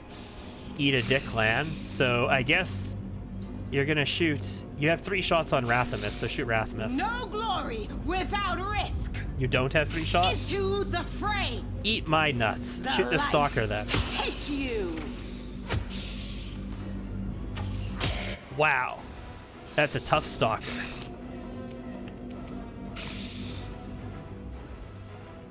Oh, this again. I remember this. This happened to me another time that I played in this as well, where I couldn't actually get people to enter the temple. Like, they just got stuck at the door and they couldn't enter until the battle was over. And that's what's going on here again. Like, I just physically can't enter the door. So since Lan can't shoot, let's get him out of the way. And I'm affected by it as well? Yes, I am. Shit.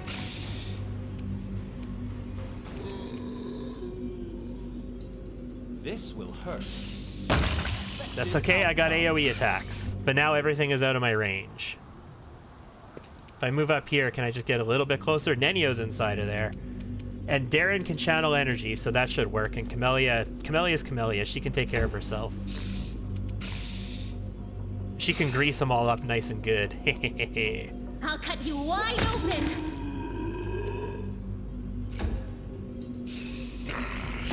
Yeah, go ahead. I don't think you're gonna have very much luck. I'm gonna take 1 channel. That wasn't great. That was not great. Rathamus is gonna be an issue. I think Camellia is mostly gonna have to deal with Rathamus and Nenio to help.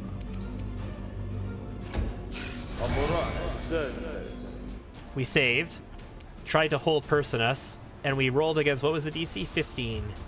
I have +8. So, it's a relatively reliable save. Nenio.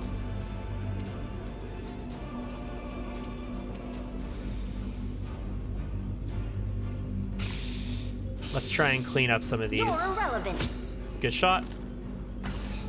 Good shot again. Not quite enough damage, though. I like that they're rolling against 20s. Door stuck. Yes. This has happened in another playthrough as well, where people just can't get through the door. Once the battle's over, they can. I don't know if there's a mechanic here. Like, I don't know if... I don't believe, like, you know, there's a mechanic in here that's preventing people from entering the room that I have to solve. Because I have played other playthroughs where I've gotten everybody into this door just fine.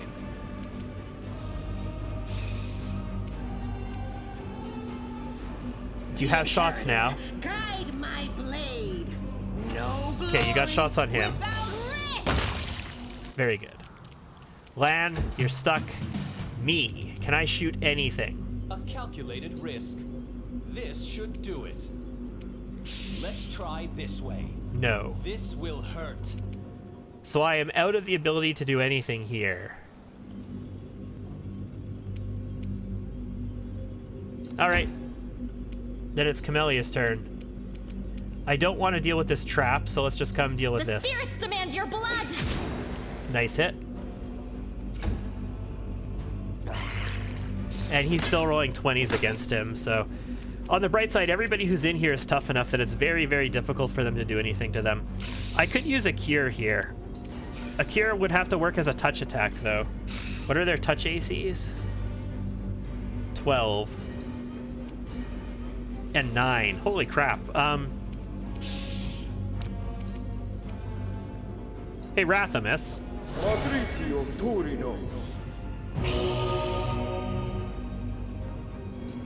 Well, it did some damage. 11 damage to transform Rathamus. Could have been better. How do we roll? 5d8 plus 5. Or 3d8 plus 5, sorry. So a d8's default, like, its average damage is 4.5.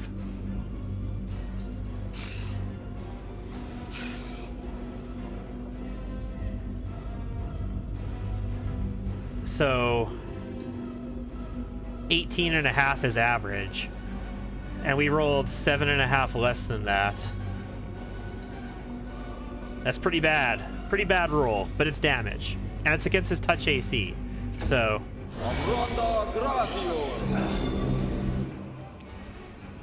we got an attack of opportunity, doesn't do anything.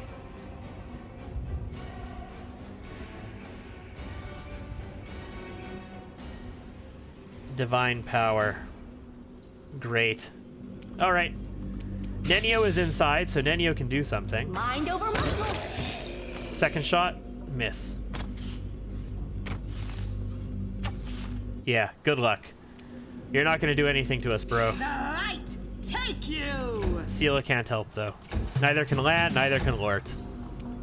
Camellia, you can attack this without triggering this. Do you have any trickery? Not really, no. Not reasonably.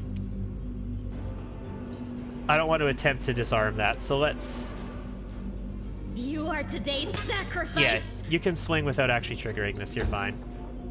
Darren, go ahead and cure him again. We will take an attack of opportunity from him when we do that, though, because cures trigger that unless you... 19 damage this time. A little bit better. He still has a bit of HP, though. Oh. He just boner shakered us. He shook our boner. But, it's not that much damage. We're okay. Should have listened to reason.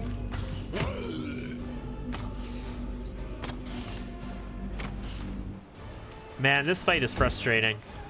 It's not frustrating because it's really hard. It's frustrating because I can't use half my resources. Go for their heart. Excellent. If only you had a second attack. I'm willing to use another Cure Serious Wounds on this. Finish him off. There we go. Nice. Okay. And let's move around the trap. Nenio, clean this up, please. You're irrelevant. Damn it. Okay, second one hit. That's good. Nope. Nope. Nope. And Camellia, I've gotta maneuver you. Hold on.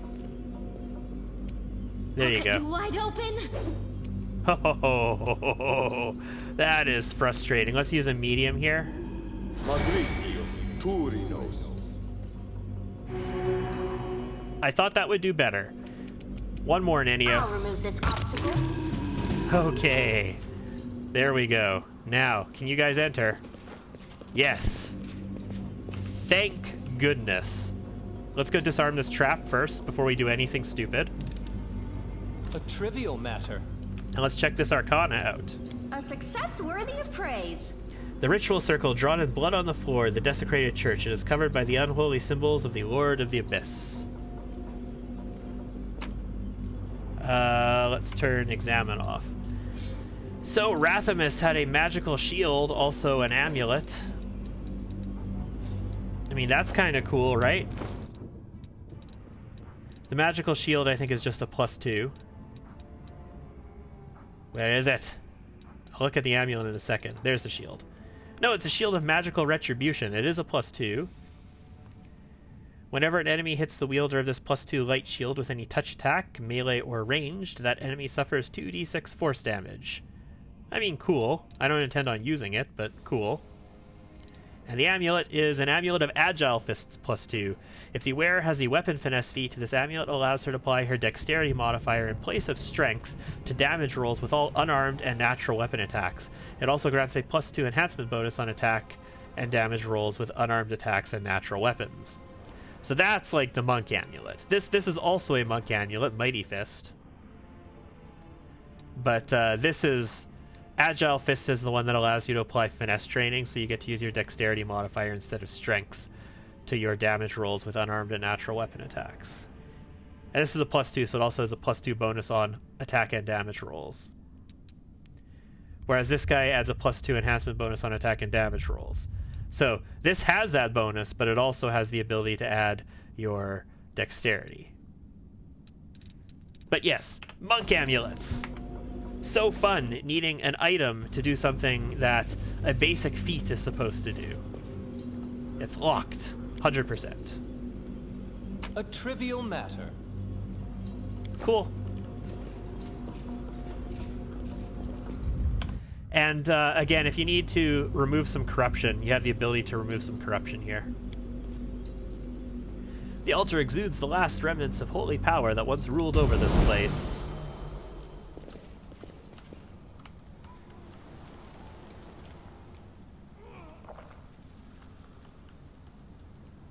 Let's go.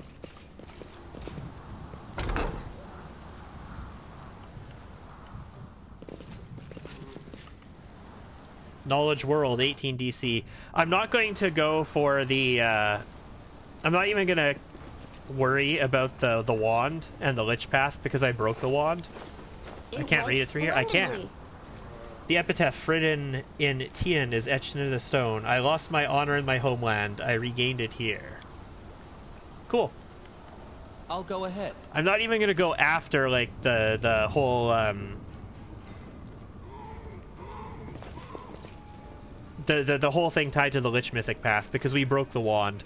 We're just going to focus on the rest of this map. These ghouls have been maimed even more brutally than the others. Bulky lenses are sewn over their eyes. Various tools from scissors to drills are attached to their fingers. Ugh. You won't need this hair. Ghouls don't have any. It'll all fall out anyway. Yours is good, though. Nice and long. Too bad paladins can't become like us. The light they have inside burns away our gift too quickly. Ugh. Creepy. So they're not able to convert any of the paladins. So they're torturing and doing all kinds of nasty stuff to them. How terrible. Disgusting. Indecent. This talk about meat and blood makes me sick. Camellia inhales deeply and licks her lips. I think the lady doth protest too much. I must disagree. This ghoul is a professional surgeon. The quality of his work is superior to that of many young specialists in Absalom. I'm sure he'll agree to move to Absalom if offered a decent salary. In meat. Nice. Ah, so Finian remembers something. Let's sneak up and attack stealthily. Let's piss him off. Time's not waiting. A calculated risk. Save the last one for me. Did I miss? Oh, fuck my life. These ghouls, they don't actually attack you. They attack these crusaders first. Like, they try and kill the prisoners first, so... Into the fray! Missing them on the sneak attack is nasty because they're just gonna murder these people. Charge bug. God damn it. Nenio, can you clean this guy up at least? You should have listened to reason. Excellent. Darren, get in here. Okay, can I kill this one? This should do it. Nice. This one is probably going to kill this guy, though, if I had to guess. Unless he's unsuccessful in killing him in one turn, this Crusader's probably dead. All because I missed on the first turn. No, he went for her. Okay, she might live. It's possible. The Maybe. Inheritor, guide my blade! They lived. Nice, we saved a couple more Crusaders. I thought when we missed that sneak attack, we were going to lose at least one of them. I did not think we were going to save both of them. That was... Now, what is that? That was remarkably surprising. That's a trap, and we're going to disarm it. It is finished.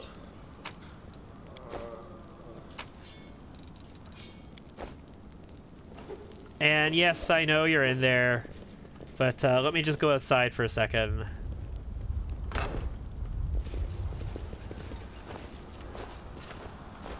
There's loot out here. There's things we want to do. There's another Crusader to save.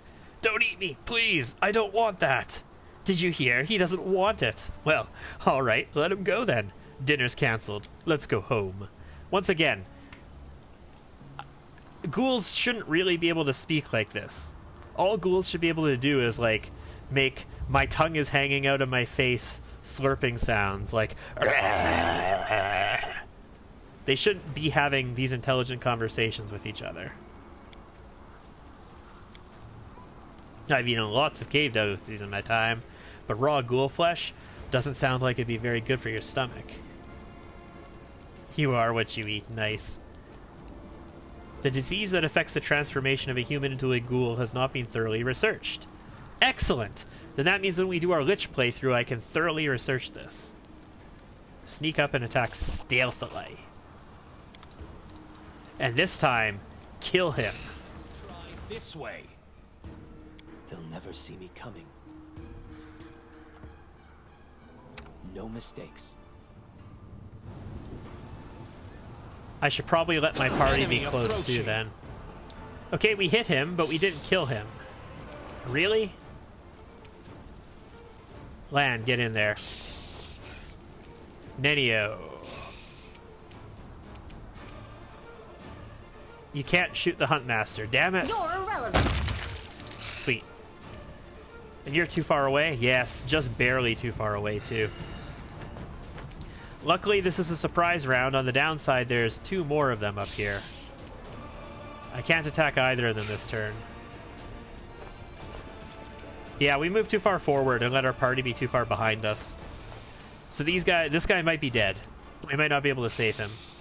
This will hurt. Oh, we didn't kill the cleric either. He's probably going to be able to kill him. Oh, he dispelled magic instead. Why? Why? That doesn't make any sense. Why would you dispel magic when I don't really have a magical effect to dispel? Well, he's going to act before the cleric will, so let's try and kill him. Excellent.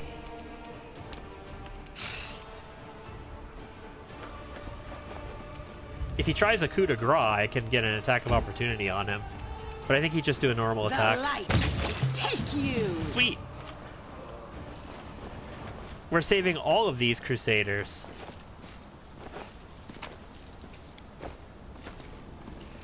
Was not expecting that. Let's pick this lock. A trivial matter. So, I know there the is way. a way down here. you can go down here, and with some stuff, you can get up to the sort of back of this church, so you don't have to go through the front door. You could have come in through the back here. But I don't really care anything about the secrets of this place. At this point, now that we've taken care of the Desnan Shrine, we're encumbered. Gross. That is gross. What's cheap? This hide armor is cheap. Let's drop it. And this is cheap. And 42 leather armors is really cheap. And really heavy. There we go. Now that we've taken care of the Desnan Shrine, all I really care about here is saving Beth and cleaning up the boss, getting our mythic feat, and leveling up by the looks of it. As it should be. And speak of the devil, the first of those objectives is right here. Holy Iomade, deliver us.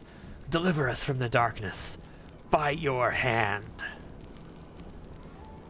After looking in a meat locker, Camellia wets her lips and pointedly pinches her nose. Commander Tirabade, I don't want to die. You won't die, soldier.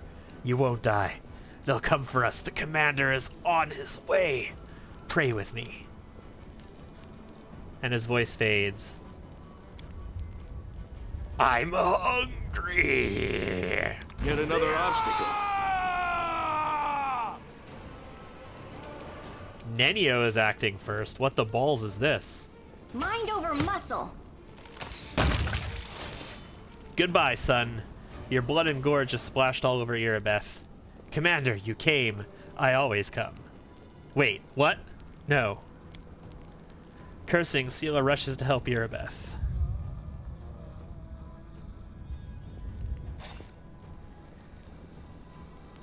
You suffered a great deal. What lies in your future? Do you see anything? What lies ahead? Staunton Vane, the fallen paladin of Dresden. He's here with the demoness, Minago. It's a trap. Please be careful. Excellent. Anevi is waiting at the bottom of the hill. I love how she's still in her armor. Like, they didn't bother with her armor.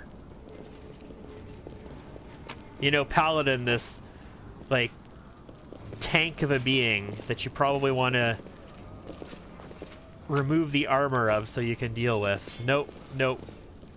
We're going to keep their armor on them. That's a faux shard, but it's just a normal faux shard. There's a trap. Get an axe. A trivial matter. Okay, so boss fight, ladies and gentlemen. I don't know if I want to buff us right now. I guess I can. I can buff us with at least certain things. Let's take Bless for sure. And protection from alignment I could probably do. It lasts 1 minute. I don't know if I need resist energy against this guy. I don't remember. I don't remember what he does. If he like casts fire spells or something, I obviously want resist energy against him.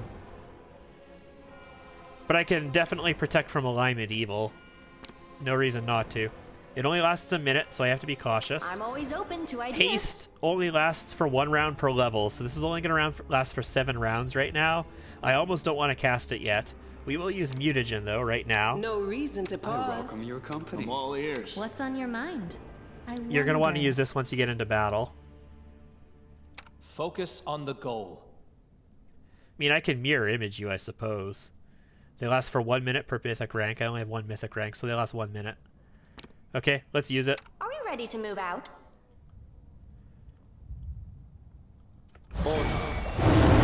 I'm going to cast the haste now, because I have 5 castings of it.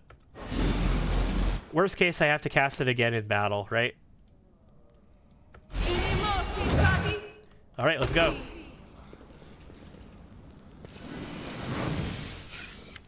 up to, keep it up! Well, how do you like my soldiers? Oh, so much prettier than yours, aren't they? And my games, so much more fun! Yeah, you're a little weird, dude. Man, this, we're 3.5 hours into this already, and we've been on this map for like 2 hours.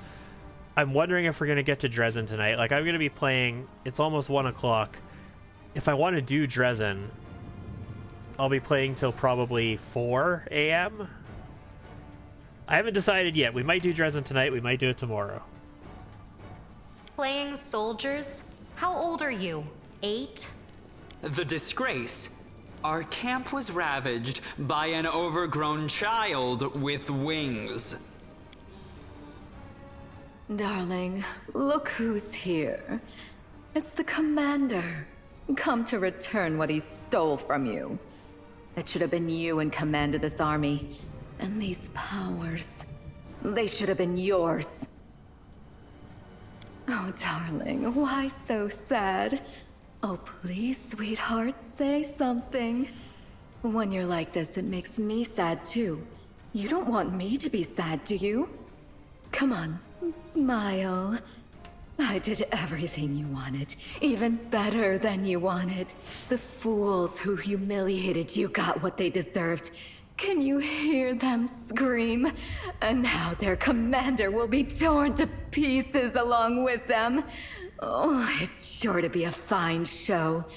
Just for the two of us. And we have the best seats in the house. Good luck. This is too much. They deserve death, and what happened in Canabris was fair punishment. But this depraved torture... order your creature to finish them off, and we'll be done here. So why do you say they deserve death, Staunton? Like, really?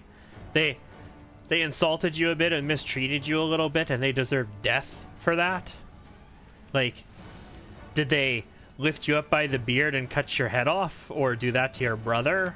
Or, like, you jump from, you know, they called you names and didn't respect you, to they deserve death. That's a little batshit fucking insane in my book, bro. Sweetie, don't tell me what to do. We were too soft on them, I think. Just remember the way they humiliated you. And for what? For your part in a heroic feat? And now they would take Dresden from you? Each of them deserves 100 deaths. The only thing unfair about this is that we can kill them only once. There now. Don't pout. Kiss me, my love, and let's enjoy the spectacle. Yep. Battle going on below you. Ghouls everywhere. Holy energy. Smiting things into a ruin. And you guys can just make out on top of this tower. That's fine. I'm okay with that. A tongue resembling a fat crimson slug crawls out of Minago's mouth and reaches out to Staunton's face. Hey! Hey! What are you looking at? Look at me! I'm right here! Do I need to bite your soldiers' heads off for you to notice me? I can do it, you know.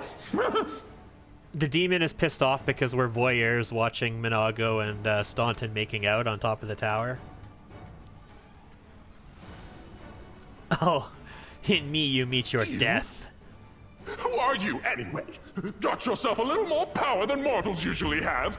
And now you think you're equal to the gods? If you're equal to anything, it's my breakfast! Okay. So you have chosen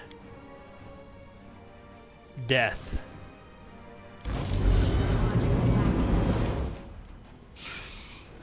Nice bard effect you got there. Mind if I just, like, effing destroy you with a Vital Strike? So I could go after the ghouls. I have Crusaders here to help me as well, technically. I don't know what his AC is. Can we examine him real quick? Okay, so his AC is 27. His flat-footed AC is 23, so not much better. His touch AC is 12. So going after him with touch attacks would be good, but Like, Cure Wounds will not damage him because he's not undead.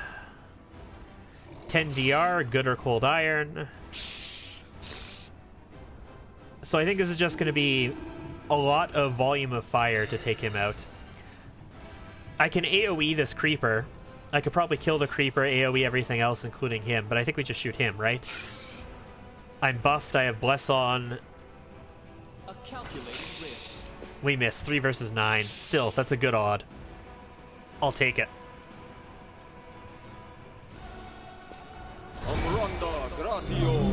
Yeah, sure. Divine Favor it up and come meet me. Nice. Oh, come on. Fight the Crusaders. Why are you all coming to me? I'm willing to take an attack of opportunity, but I don't think I will. No grease, because he has wings, so he's immune to that. Actually, hold on. Immune to poison, death, petrified. Ability score damage, drain, electricity, and petrified. He has wings, but he's not immune to grease. Like, he can be knocked prone. That's very unusual. So yeah, we'll Arcane Weapon up and we'll take our full attack with haste. The spirits demand your blood. Nice. Okay, good start. Nenio. Take 5. And I guess start cleaning up these ghouls if you can. It says ×4, but you're only getting 3 attacks. You should have listened to reason. Damn. There we go. Yeah, you guys fight the Crusaders. That's fine. Lan. Yeah, we have to clean these ghouls up so that I can actually fight this dude without worrying about him. Endure this. Good hit. That's a nice follow-up, and you didn't have range on that for your 3rd attack. Okay. Yeah, stop running away, Crusaders. Get in there and fight. I've got the big tough guy in front of me. You guys can deal with what's left. No glory without risk. One more. Damn.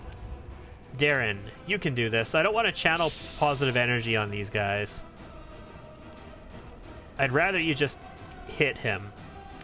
Damn it. You can't really do that, though. Where can I get you to? You wouldn't be able to hit this guy and these guys together, and I don't want to move you up here. Like, you got haste, you can move so far. But I don't want to start channeling up there to save them. I want to deal with this guy. You know what? I'm going to do it. This is stupid, but I'm going to do it. Let's just kill this undead, get him done with, and start creeping around with your movement to get over here, so you might be able to help them out potentially. But I want you close enough to save our own people if we take a bunch of damage. Also, check out my mirror image. All right, Crusaders, make something happen. That was pretty bad. That was really bad too. Yes, well done. Vital Strike this clown. This should do it. 51 damage.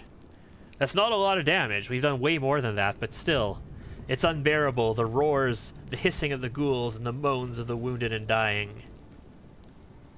This shouldn't be happening. It won't happen. Anger, pain, fear, all emotions subside. Boundless triumphant power rises from somewhere deep within you. Now, you only feel hope, resolution, rage, hunger, calm.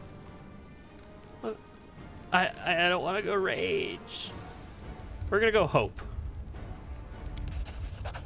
You performed a good action.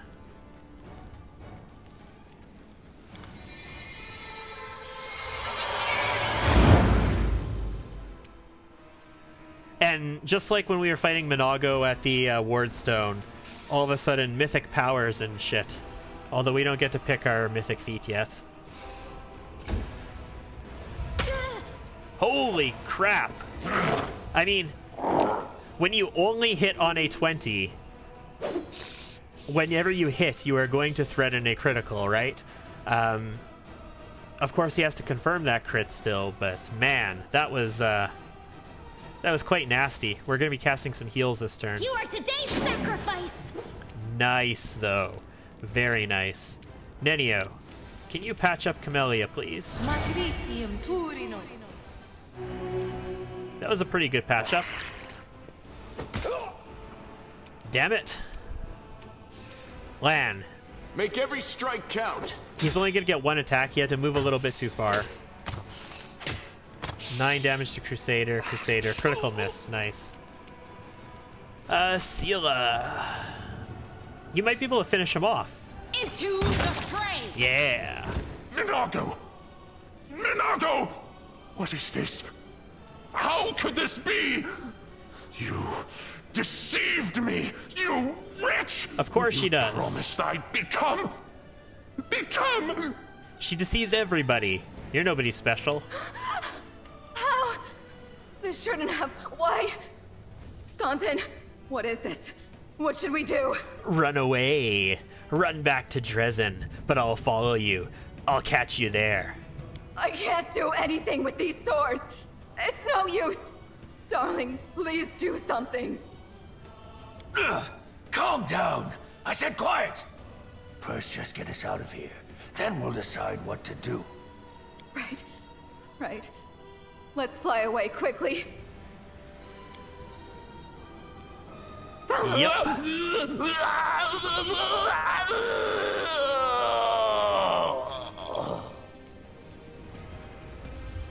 What do you feel? Power? New abilities? All of this is so exciting. Mythic level 2, guys. Mythic level 2. I need a mattress, preferably a magical one, so it will fly along wherever I go, and be ready if you start shaking again. It's no fun getting thrown to the rocks. What an unexpected sensation. Like a sip of the finest wine, a soul-sapping caress. The night was difficult, but for that ending, oh, it was worth it. I'll be damned. That power again. It's so strange. It doesn't seem like Iomede's intervention. The gods rarely interfere in mortal affairs, and never twice in a row. Mm-hmm. That preposterous unscientific power again. Sooner or later, I will research it, categorize, and describe its effects. Or else I'm not Nenio, the greatest scientist on Galarion. I have a lot more opportunities to drink my water when there's voice acting. Like, when I'm constantly talking, because there is no voice acting in this game, I'm just like, oh, I've got this bottle of water next to me and I never get the chance to drink anything. Did you see his face? How unfortunate when your opponent gets new powers in the middle of a fight. Yeah, that's the anime reaction right there. How unfortunate when your opponent gets new powers in the middle of a fight. There's still a couple ghouls up here. Can I go into real time with pause mode for a second?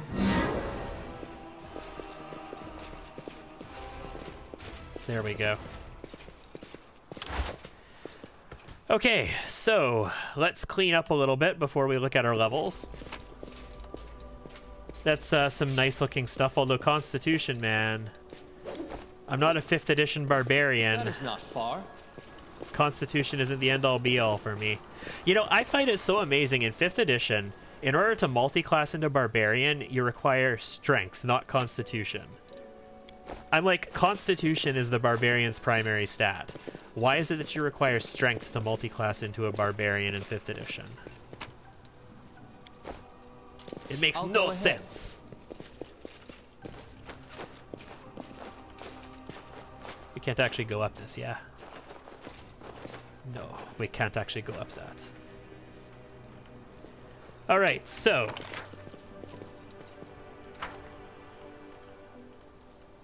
let's take a look at our levels real quick. First of all, our standard level. This is level 8. This is going to be Rowdy Rogue still. We are at least going to go to a level 11 Rowdy Rogue. And then I will decide if I'm going to continue with this or if I'm going to go to a multi-class build. But I definitely want to hit Greater Vital Strike at least. And if we do multi-class, we will definitely be taking something that we can max out our sneak attack with, like Vivisectionist, for example. And if we do Vivisectionist level 12, we can take something else, like, in my example build, Slayer, for example. But right now, yes, this is going to be Rowdy Rogue again. And we are going to take a Dexterity point at this level because we're level 8. So we're going to go to Odd Dex. Athletics, mobility, trickery, stealth, and perception. And at this level we get a rogue talent. We also get improved uncanny dodge. Unfortunately, Camellia doesn't have access to that because she's the one who needs uncanny dodge. We don't really care about uncanny dodge on this character. We could be a canny observer to really build up that perception. Do I have perception? I have stealth. This focus was a skill focus as well, wasn't it? Weapon focus, skill focus, skill focus. So yes, it's a skill focus in something. If this was stealth, this must have been trickery, I guess. And then we have deft hands for trickery. Okay, cool. If I did a combat trick, clustered shots and rapid shot is no use. Rapid shot is needed for full round attacks, as we've said. We're not taking it. Clustered shots only matters if you shoot more than once in a round, so we don't need it. It doesn't matter to us. We don't care about it. Blind fight, combat expertise, combat reflexes, no coordinated defense. Like, we have so many free feats in this build. It's ridiculous. Defensive combat training, dodge. We could take some dodge. Endurance, hammer the gap. Also not really that useful because we're not taking multiple shots in a turn.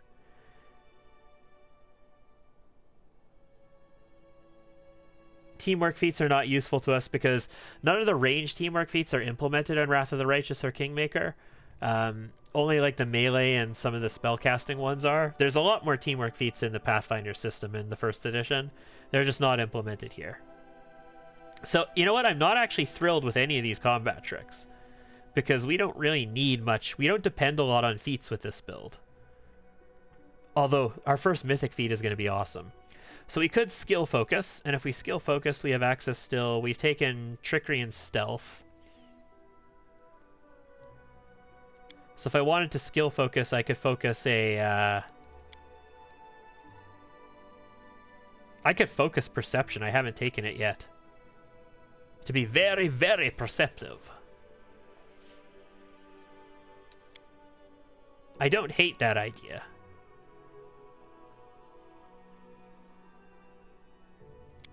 I could also... What would be useful to me here? I don't care about the focusing attacks or fast stealth. Iron Guts, no. Slippery Mind, slow reaction, survivalist, not so much. I mean, Terrain Master is not the worst thing in the world. Having a favored terrain could be useful. Immunity to difficult terrain, the tricks are not worth it. Weakening Wound, no. Reduces the damage reduction for 2 rounds. Yeah, I had considered that, but I don't feel like taking that at the moment. Not when we still have skill feats that could be useful. So I could take Canny Observer for a +4 perception, but I don't have the perception skill focus yet. So the perception skill focus would give me +3, and when I have 10 or more ranks, it'll go to +6. That's just undeniably better.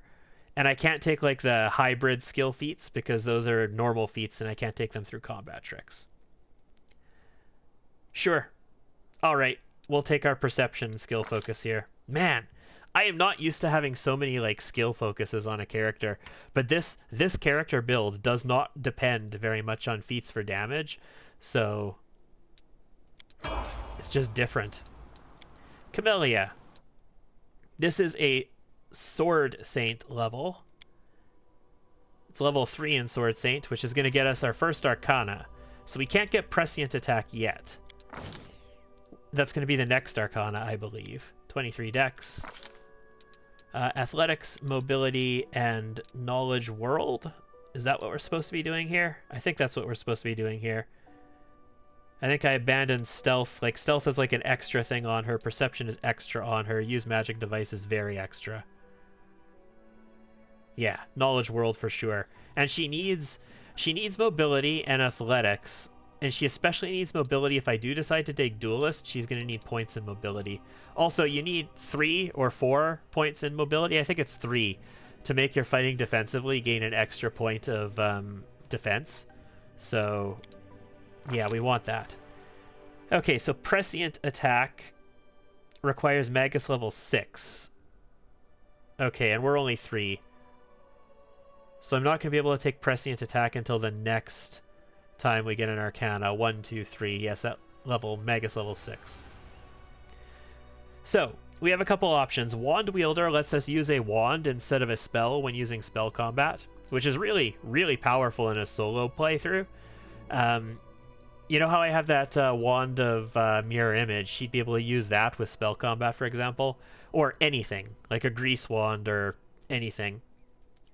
Wand Mastery. When we use a wand, we calculate the DC against our intelligence modifier.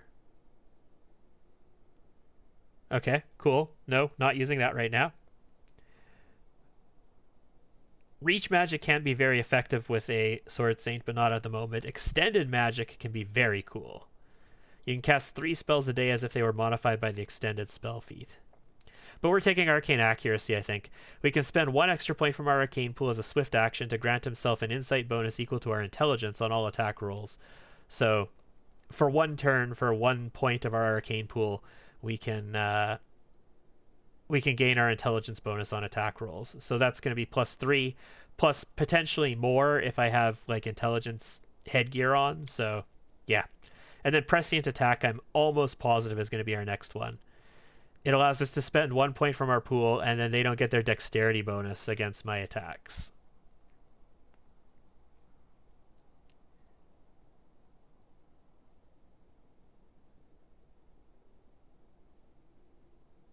Yeah, Dimension Strike is what we want to treat it again as a touch attack.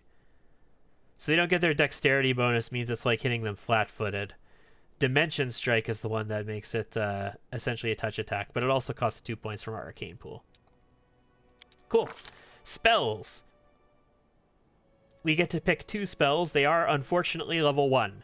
I really, really, really need access to level 2 spells, because that's where we get Mirror Image. But...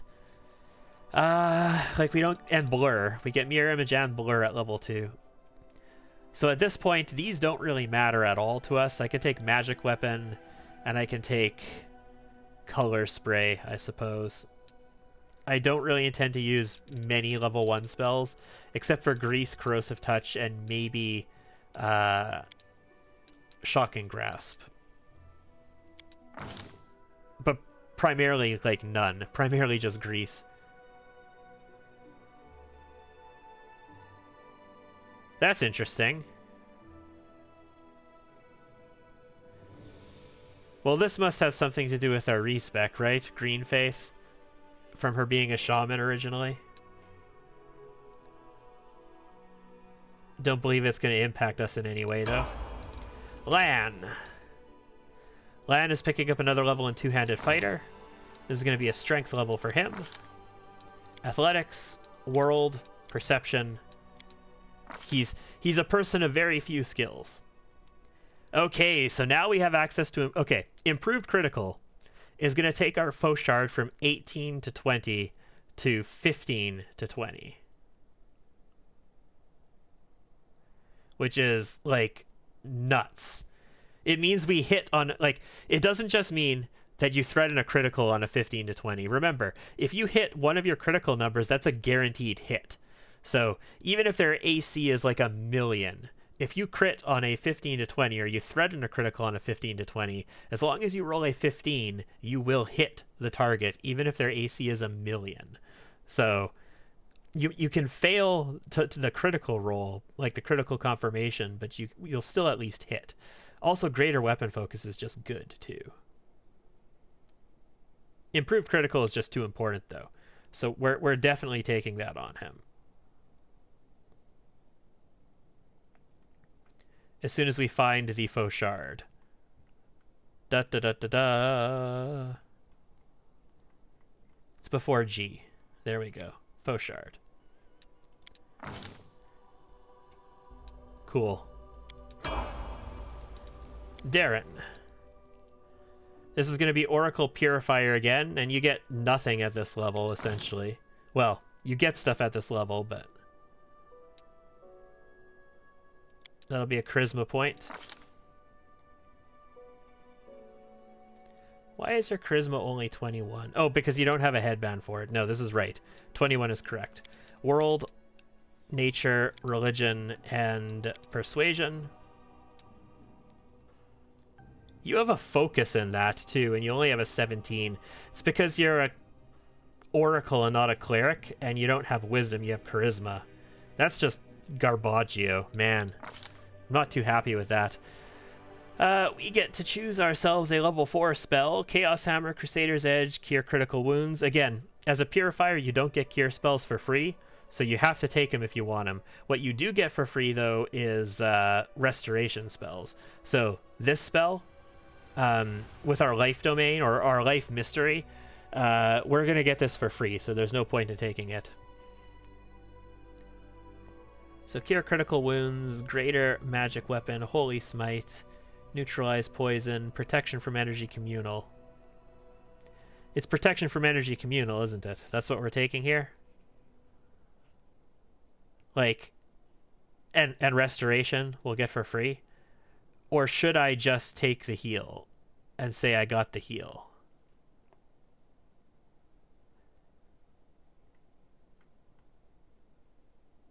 Freedom of movement will be useful in the future as well. Dismissal is nice for extraplanar beings.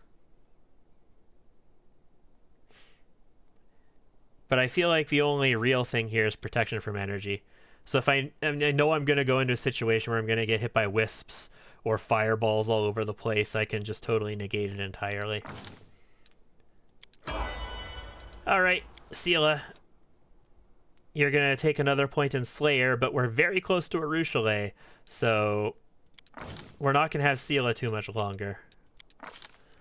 That's Athletics, Mobility, Nature, and Perception for you. And this is not a archery combat style level. That would be level 6, and then level 10 is the next one. So this is a combat trick this level. Uncanny Dodge isn't worth it to us. Combat trick. So you have your mini shot. I'd prefer, honestly, clustered shots to hammer the gap, but you have access to improved critical as well. And improved critical is always really nice. But you know what? This game has so much damage reduction in it. Like, damage reduction is nuts in this game. So we're going to take clustered shots. Clustered shots is a way of... if you have, like, 4 attacks in a turn, normally, every one of those 4 attacks, damage reduction gets applied to. So if you lose 6 damage off of every attack, then you're going to lose 6, 12, 18. Like, you get it, right? Like, I don't need to go on. You're going to lose damage for every one of those attacks. Whereas with clustered shots, it calculates all of your damage up front, and then it applies the reduction once against the total. So you end up not being affected as much by damage reduction. And since it's such a big thing in this game, it's pretty important to have clustered shots. So let's just take it. Nenio. Nenio, this is level 8. It's a medical discovery and a poison resistance level. Medical discovery just means a combat trick again, I think. I don't believe I'm taking anything other than a combat trick this level. Cognatogen, Enhanced Potion, Extend Potion, no. Stealth, Feral Mutagen, I don't want a Feral Mutagen. Preserve... Okay, Preserve Organs is a prerequisite for mummification, and Spontaneous Healing is not that bad. But I think this is a combat trick, and I think it's probably many shot.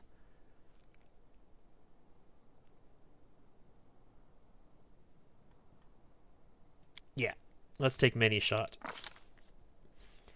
And we get ourselves another level 3 spell. We could take Delay Poison Communal. We have Haste already. I want Delay Poison Communal. I want See Invisibility Communal. Displacement is really good, and it's a friendly target. Oh, I really do want Displacement.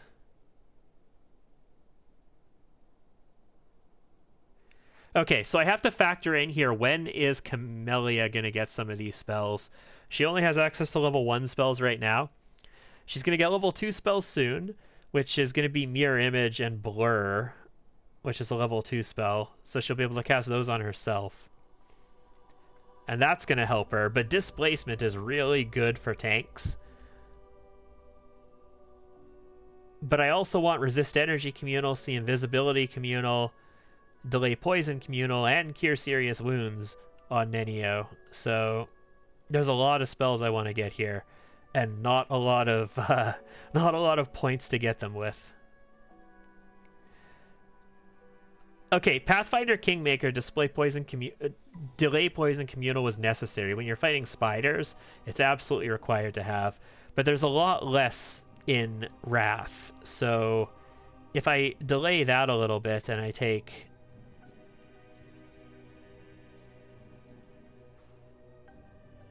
do I take Cure Serious Wounds? That's kind of gross.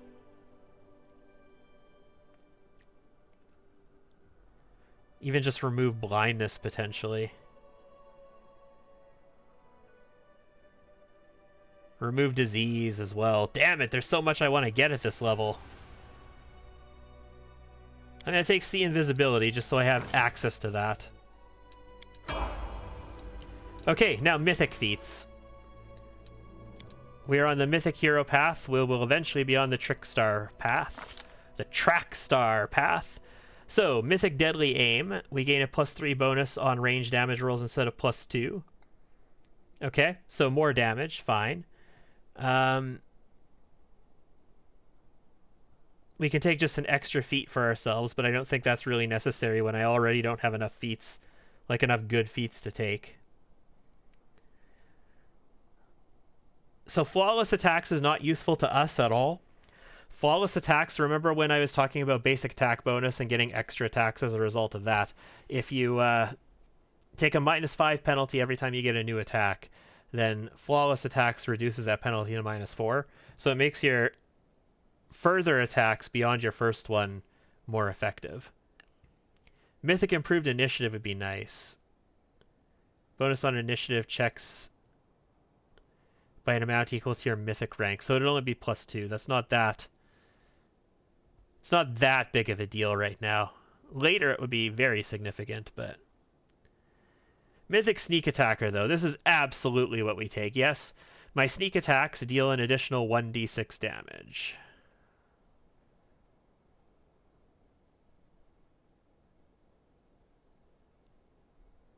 Like, this is 100% what I take right now, yeah? Or Vital Strike Mythic. Hold on. Maybe. Normally for a sneak attack build, yes, I would say you're Mythic Sneak Attacker, but Vital Strike. Whenever you use Vital Strike Improved or Greater Vital Strike to multiply the number of dice you roll for damage, you also multiply your Strength bonus, the Weapon's Enhancement bonus, and any other bonuses that would normally be multiplied on a critical hit. Okay, yeah, we're taking Vital Strike Mythic at this level. We get Creative Approach, Hard to Kill, and Summon Will-O-Wisp. Lovely. We can summon a fucking disgusting worst creature in the game that I hate. Camelia's Mythic Feat. Dodge Mythic can be useful on her.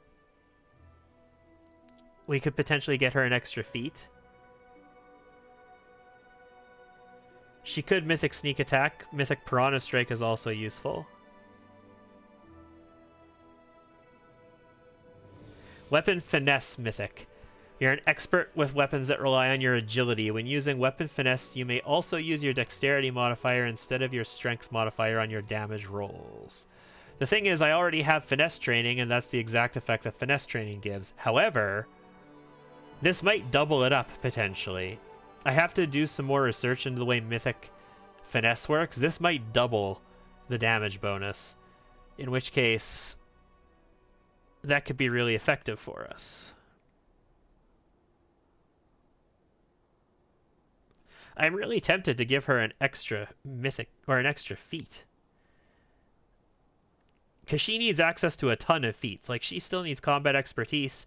If I want to give her duelist levels, she's going to need combat mobility. I haven't decided on that yet. Arcane Strike is always useful for damage increases. And then if I want to do teamwork feats, she's going to need a ton of them. So I am legitimately tempted to just give her an extra feat here, even though the mythic things are so good.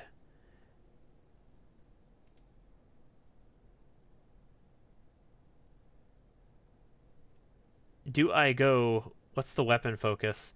It doubles the bonus of attack rolls with weapon and greater weapon focus. So when we get greater weapon focus, that's going to be a big deal. Dodge Mythic seems so poor because it's just 1 AC. Like, you have the potential to get some really, really powerful stuff with other things here.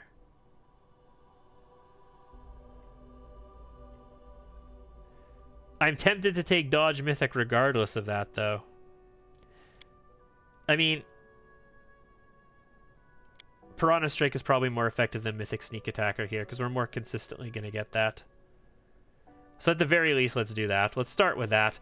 We can always move on to something else at a future feat. Lan. Destiny Beyond Birth. Okay. So this is what I consider a truly useless mythic feat. It removes the negative penalty from your race to your ability scores. Whenever you miss with a melee attack, the target still takes damage equal to your strength bonus. Damage cannot be increased by any other means. Cool. Emergency Potion. We can drink a potion as a swift action.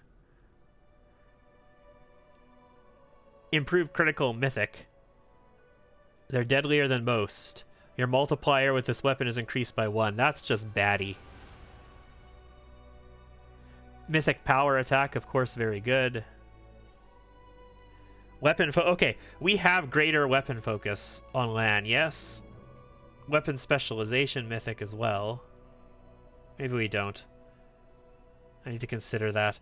Weapon Specialization Mythic as well. Bonus equal to half your mythic. Okay, so that's not that big a deal yet. It doesn't. It's one of the ones that scales off of your mythic rank. Improved Critical Mythic, though, is pretty sweet, especially since we just picked up Improved Critical. So our threat range is very high, and adding an extra multiplier to it as well is probably the best thing we can do right now for Lan. Darren, this is channeling, right? That's where this comes from, mythic channeling? Like 100%, right? Like there's no argument here. This is definitely mythic channeling. Whenever you channel to heal or kill, it's especially potent. When you channel energy, the damage you heal is increased by a number of points equal to twice your charisma bonus. Like, I don't think there's any argument against anything other than mythic channeling here. I guess the only other possible thing we could do is take an extra mythic ability and take improved, like, abundant magic or whatever it is. Do I even have access to that yet? Or do I not have access to that until the next mythic level?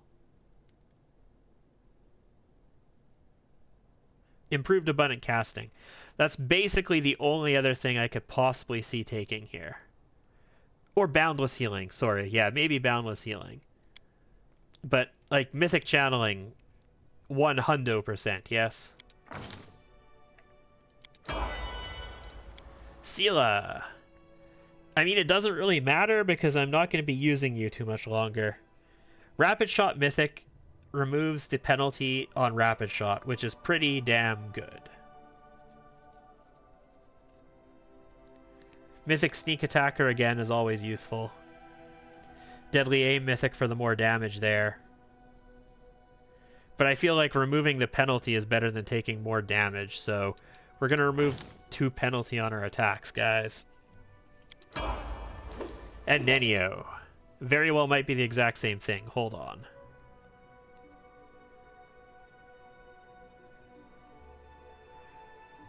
Extra feats, no. Extra mythic ability, probably not. She can't really use improved abundant casting yet because she's an alchemist. She doesn't have real access to those spells yet. Not to a useful amount.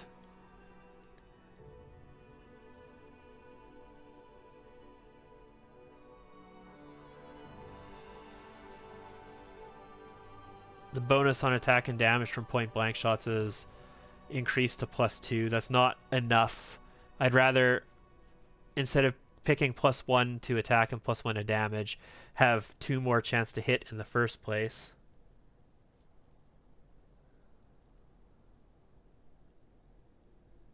And I don't care about Destiny Beyond Birth on her.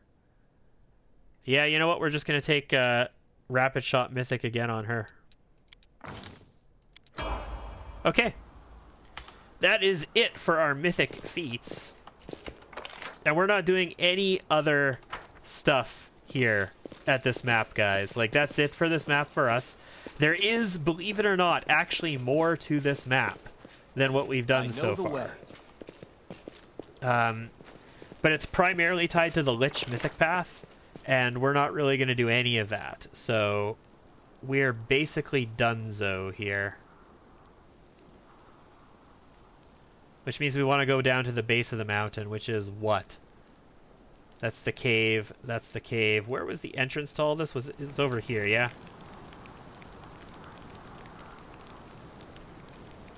We're not going to go through anything else on this map. That's it for us on this one.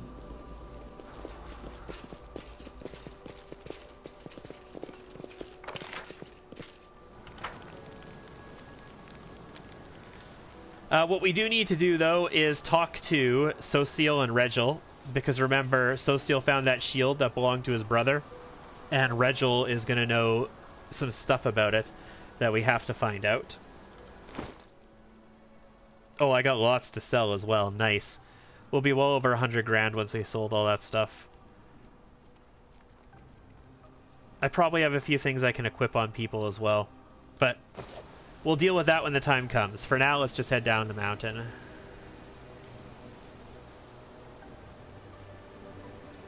What is it? It's 1:30. We're 4 hours into the stream. Once I realized that, you know, this map takes... It's probably going to take us a couple hours at least. I was like, oh man, I don't actually know if we're going to make it to Dresden today. I still haven't decided. If we do Dresden, like I say, we'll probably be going till 4 a.m. today, but I haven't decided yet. Sometime in the next half hour, I will make that decision, and we'll go from there.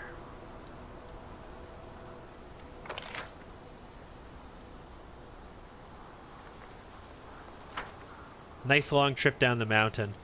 Would it be nice just to have like a thing to click on to go down? We could have gone out the back where the cemetery is, and we could have gone down the back way down the mountain, but that's just lame and stupid, so why bother with that? Oh, we got ghoul fever on Nenio as well. Actually, I got ghoul fever on 3 of my people. Damn. And yeah, Death's Door. Lovely. Oh, but another Sword Saint level also gave her another level to her AC. Because she definitely has the int bonus for it.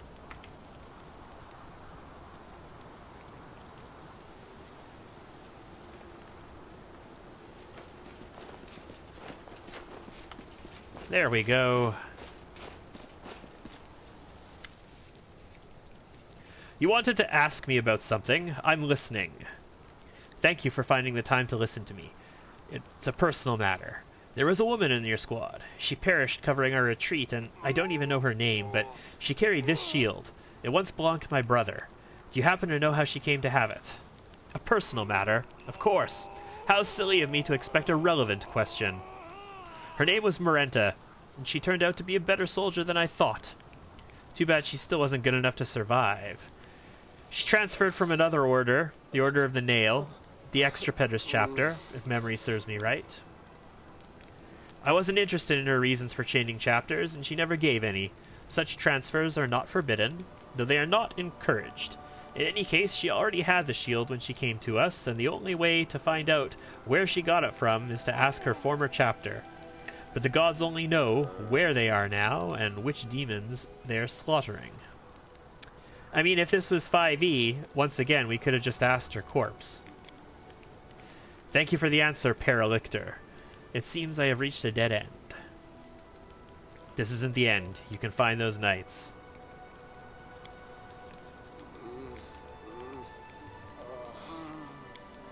Man, I just dislike Sociel.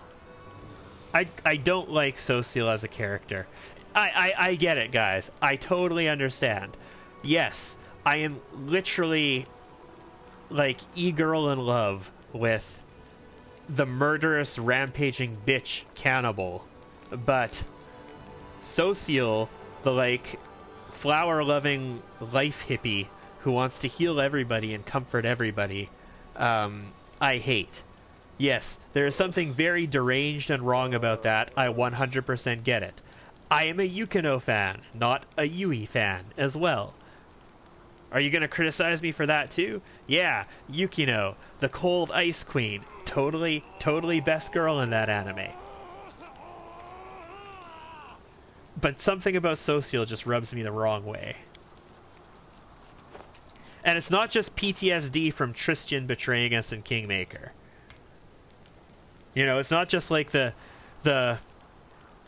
prissy little cleric boy who betrays us and is actually like a colossal dick fuck. No, it's not that.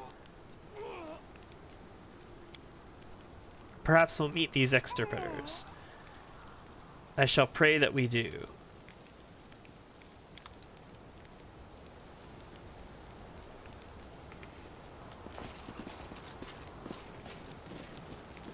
Hi, guys.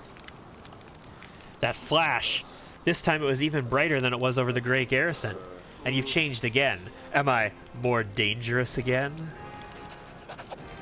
You still came for me. For us. I thought it was the end. Commander, I admit, I've never believed in miracles, but now I know why the Queen put you in command of this army. Today you did the impossible again, right before our eyes.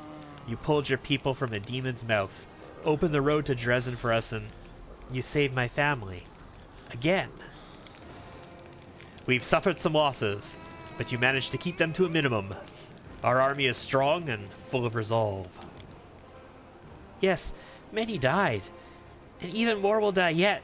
Today, tomorrow, every day until the end of this war, but every day there's another chance to save someone. I hope these would-be crusaders will not easily forget the lesson this night has taught them. Yeah, fuck you, Social.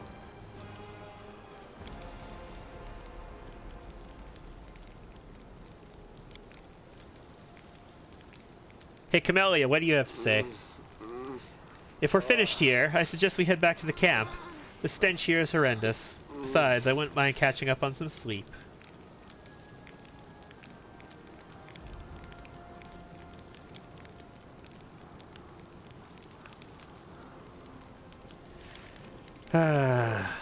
Your tiefling pal ran off into the night of the attack. Nobody saw him since. Yeah. So, you lose Voljeff at this point. If you were using him, my apologies. You lose him on the attack, and you don't get him back until into Act 3. So you have to do the Dresden Assault without him.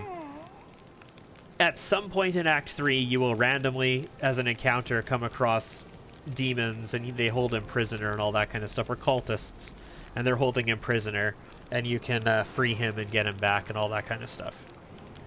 But Voljeff runs off like a little sissy girl because he likes to take care of himself. My apologies. No, sorry. There's no such thing as a little sissy girl. A little sissy. Sorry, that's just habit.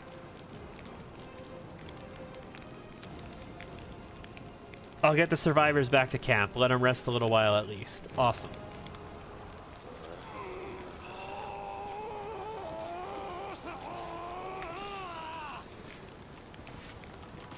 I can't move. Hey, now that all the leaders of this crusade are here, like, I've caught Nura betraying us like 3 times now. Can I just execute her? No? No, the game won't let me execute Nura, even though I clearly have caught her with evidence red-handed betraying me like 3 times now. Alright, fine. Whatever, we'll just get betrayed again. I'm gonna leave this Desnan stuff on the altar. No reason for me to take it. It's not like it's worth thousands of gold or anything.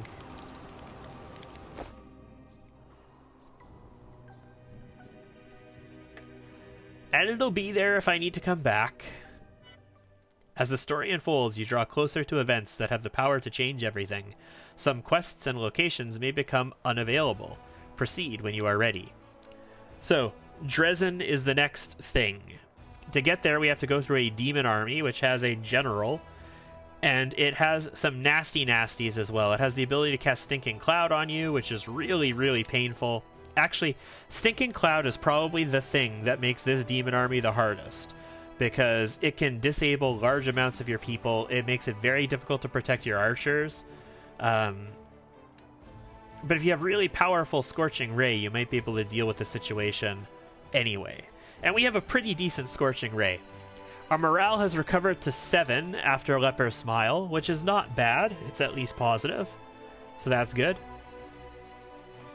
Let's take a quick peek at our journal. Outcast we don't care about yet. We have to wait on that. It hasn't happened. Banner over the Citadel. Let's make it to Dresden. That's what we're trying to do. Secrets of Creation is the heart of the mystery. We can't get there yet, so it doesn't matter. We have survived the night attack. I have found this, but I need to wait until Act 3 when I can get the storyteller back before I can do anything about it. The Riddle of the Nameless Ruins. I need to wait until the next act to find all the masks. I need to talk to Sociel. Okay, let's do that. Voljev has fled, but I mean, we can't do that until the next act. That's all taken care of. In Pursuit of the Past. That's Storyteller. We need the next act. So I can talk to Sociel. That's the remaining thing to do. And the camp is back here. I believe the camp does move to here if I fight this, though. How much movement does the army have? 40. This is going to be a tough fight.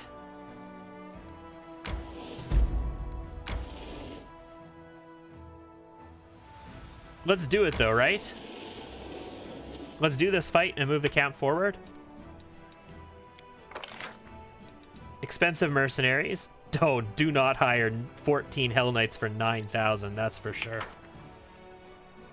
Alright, we're going to do a hard save here. Because I do not want to lose a lot of people in this battle, and I am willing to save scum this battle if it goes south. Because I do not want to lose a ton of soldiers to this. I would like to have an army still when we get to attack Dresden.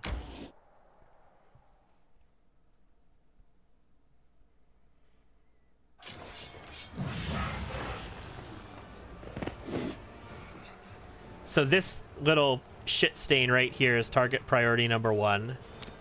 And that is because he cast Stinking Cloud. Nice. I think I shouted them until my archers dealt with them with a bit of save scumming. Yeah.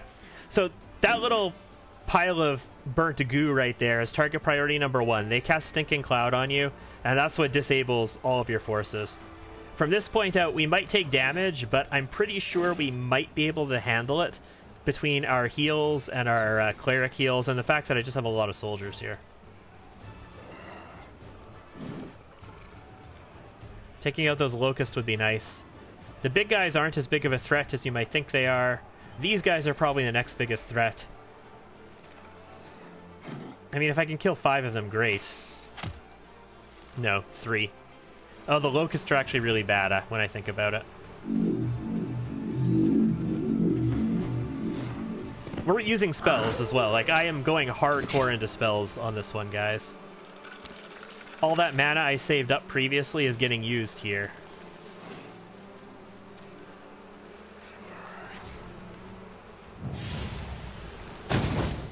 Nice. I'm a little concerned about these. That's why. I'm probably going to shoot them next.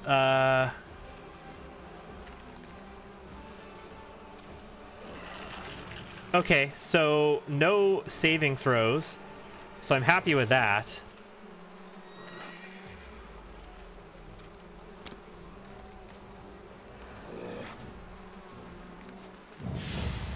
Let's heal a bit. 10 dudes, fine.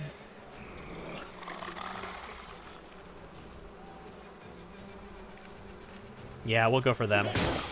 3, that's pretty good. 2 to 8. Damn.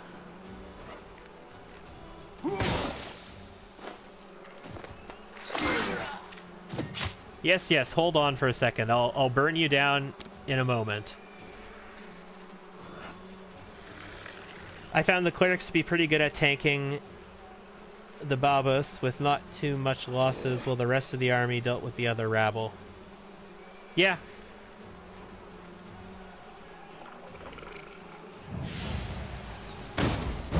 But when I have the ability to just eradicate an entire stack with a Scorching Ray, and I've specifically saved up energy to do it,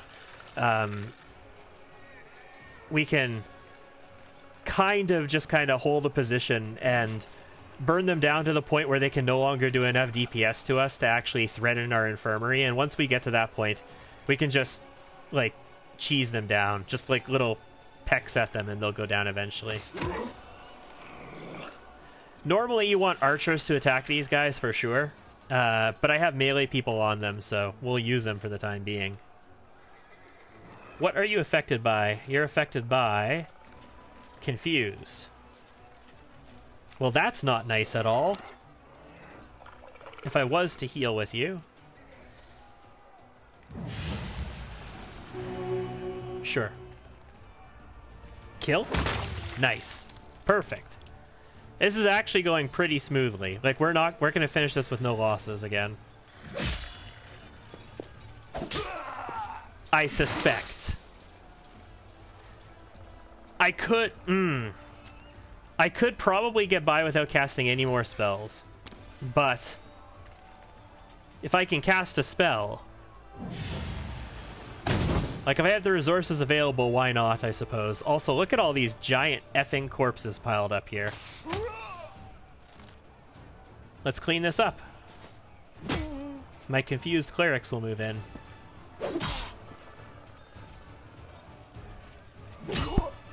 There's so few of them now. They're not really going to be capable of doing a ton more damage to me.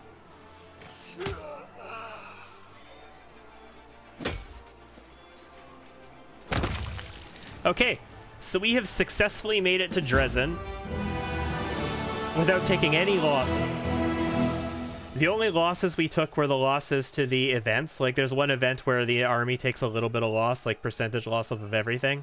And then the losses that you take at Leper's Smile, like the event losses that happen there. And we took minimal losses there. We took absolutely minimal. So we have not taken any combat losses to our armies. That's what you want to do. You want to accomplish that. You want to infirmary and heal up everybody and not take any actual combat losses. The last enemy fortress blocking the commander's triumphant army advance has fallen. The soldiers are more than happy to spend the night beneath the shelter of its fortified walls.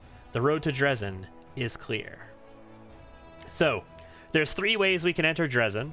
We could go in through the ruins and the dungeon, which is what Nura wants us to do. But Nura is a treacherous little prick, as we know. I've caught her betraying me several times, and I can't execute her. So following her advice is probably not the best move. We can lead the frontal assault, which is what Beth wants us to do, and Inevia. Or the best option, in my opinion, is to go with Regil, up sort of like the back way. We climb like a wall, or we climb a cliff and we come in through a gap in a wall at the graveyard. But if we take Regil's way, we have to bring Regil as a party member. And I don't really want to bring Regil as a party member, in all honesty.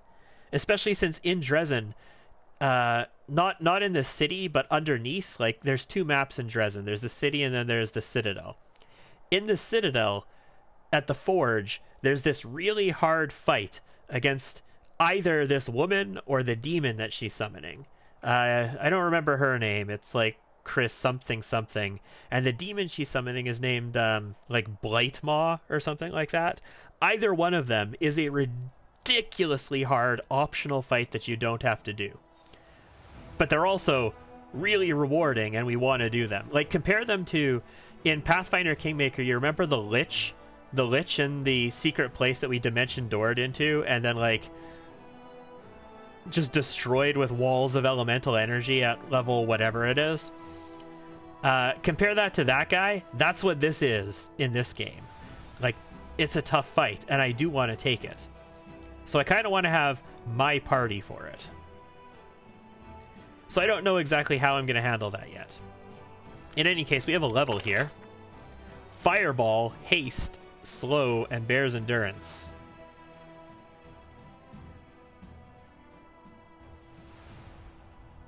I think we are going to take Fireball, ladies and gentlemen. Yeah, we're gonna take Fireball. Yeah, she can actually finish summoning the demons. So what you do is, on turn-based mode, it's actually kind of difficult because they get their turn and then they do their part to summon the demon. So normally what I recommend, if you don't want her to summon the demon, you switch to real-time with pause and you send your people in and you fight her, you attack her acolytes, like her assistants that are helping her summon, and you kill them, right? And if you can kill them before any of them actually manage to channel, she's at her weakest. But every one of them that successfully channels, she gets a little bit stronger. And if all of them channel, she completes the ritual and she summons Blightmaw and you fight Blightmaw. If you kill Blightmaw, you get like 10,000 experience and like an effing awesome ring. If you don't kill Blightmaw, she's worth like 2,500 experience, I think. And she has a couple of decent items on her. So either one is good. Blightmaw's a lot harder, but either one of them you want to kill. But they're both very difficult. Like, both fights are hard, and Blightmaw's even harder than she is. Okay, so...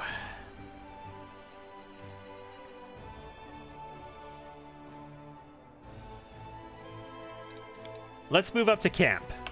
At the very least, let's go to camp. We're gonna get an event.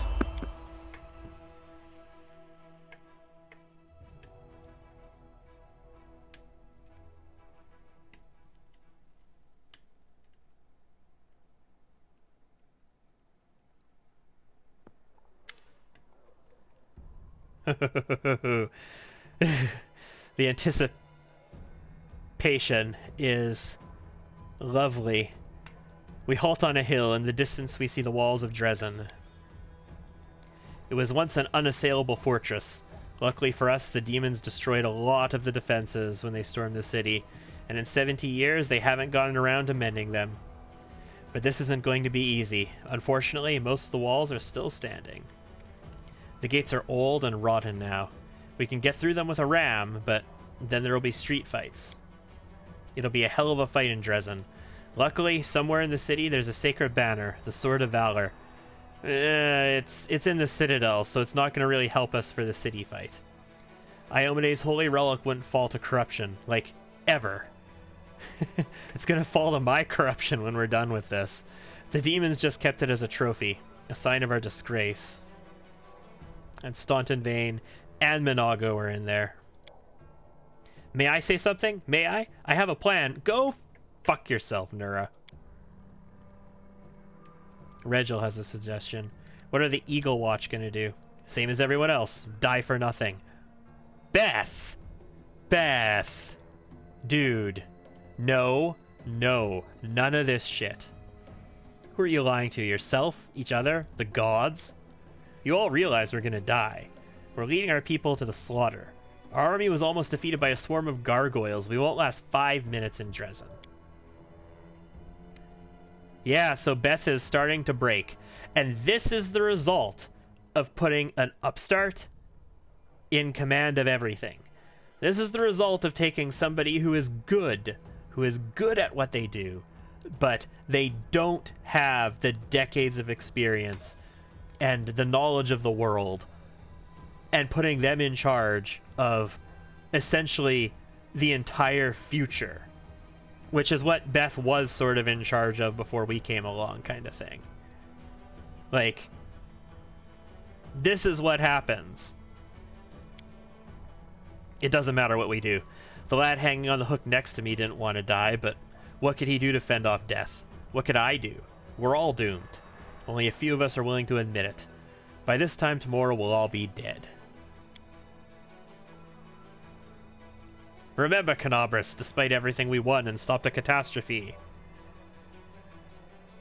Do you really make weaklings like you into commanders of knightly orders? Nice. Pull yourself together. We won? Yes. By some miracle, we took a bite out of the demon forces. Without the power you were granted, we'd have died in the Grey Garrison. End of story. Well, guess what? I'm here too. Dresden will be our death. You, Commander, might still have a chance to be saved, but you're leading your people to certain ruin. No effing way, Beth. You pathetic little nothing. You were so proud of your strength, and yet you broke so easily. We have demonic rage seething inside us. There you have it. A perfect illustration of why the Crusades have made not an inch of progress in 100 years. A whining upstart commander has been put in charge of a knightly order by an idealistic queen, circumventing all rules of military hierarchy. Now said upstart has crumpled in the first serious trial. Yup.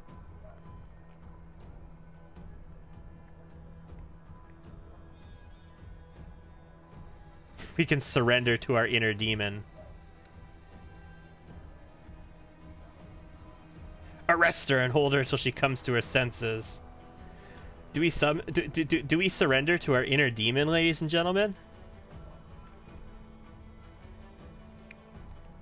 I'm not telling her to take part in the battle because it's her duty, and that's an order.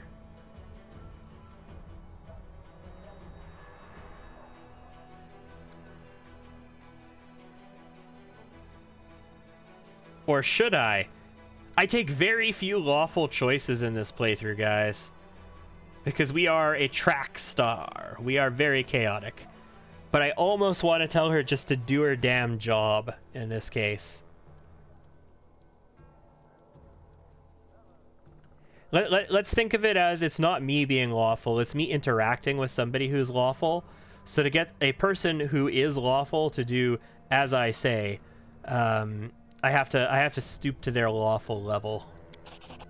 Yes, Commander.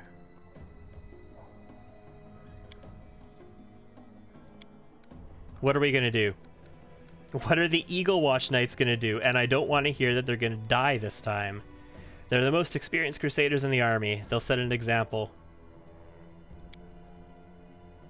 So Beth will fight this with this group and storm the gates. Regil. Regil's scouts were able to approach the fortress walls. We learned something unpleasant.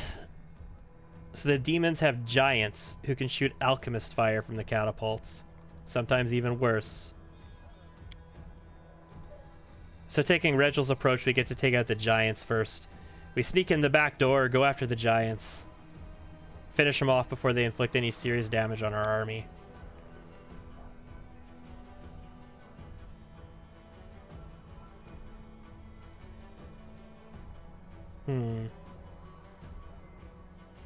Yeah, so if you go with Regil, you have to take Regil with you. And I don't want to take Regil with me. So I'm tempted. You know what I've never done? I have never actually gone in through the sewers at Nura's suggestion. Or the dungeon at Nura's suggestion.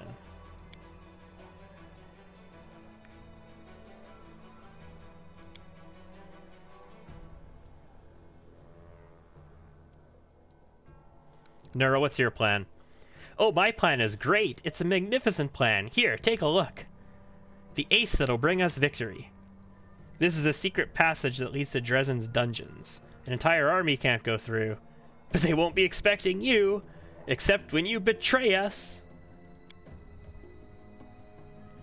We don't know where the sword is stored. She wants us to look in the dungeons first.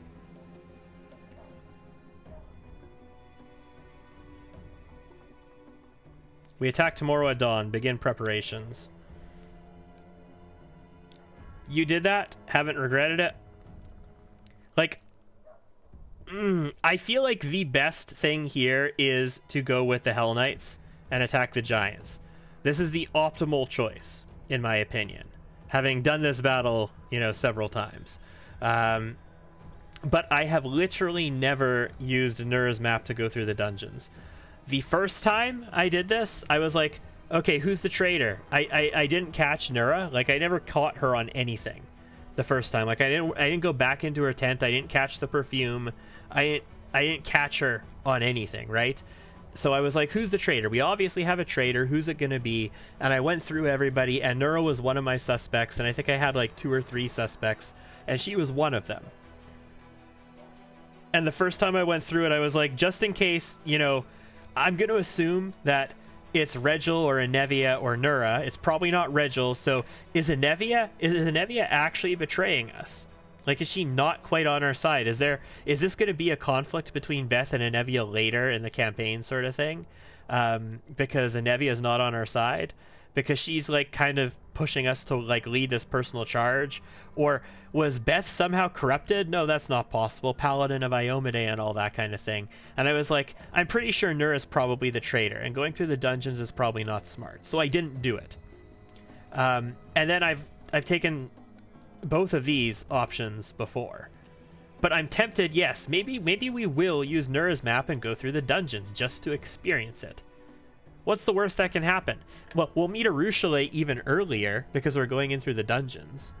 Maybe we take more army and morale losses potentially, but I mean, whatever we encounter, I should be able to overcome, right? Sure. So you've chosen to ignore my suggestion. Very well, I won't object. You lead this army and you bear the responsibility for the outcome of the operation. If you so command, I can send my people to act on their own and I will attack with your group. No, you attack with your people. I'm going to go in through the dungeon, and I'm specifically role-playing wise going to do this because I caught this little bitch. I know it's her. I've caught her several times so far in this campaign. We know she's the traitor, and I'm going to use this as an opportunity to root her out. That's the role play on why I'm going to do it.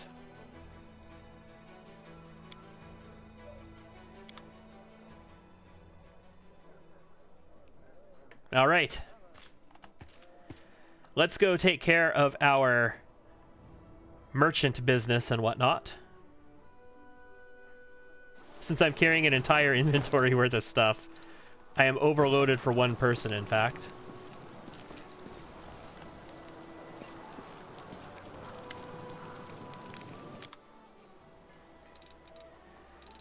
Bulk sell, please. That's already only 3,000, really?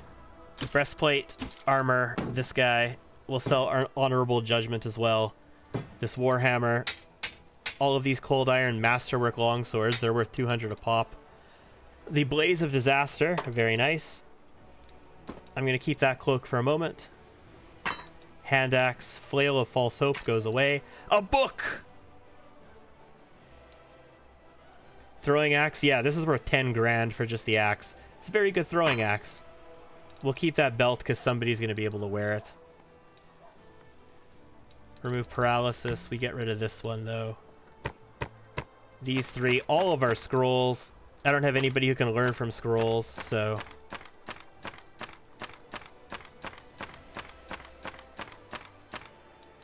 that's the strange perfume. What do you know? We'll sell the monk amulets. Dinosaur bones. Nice. Also used to cast certain spells.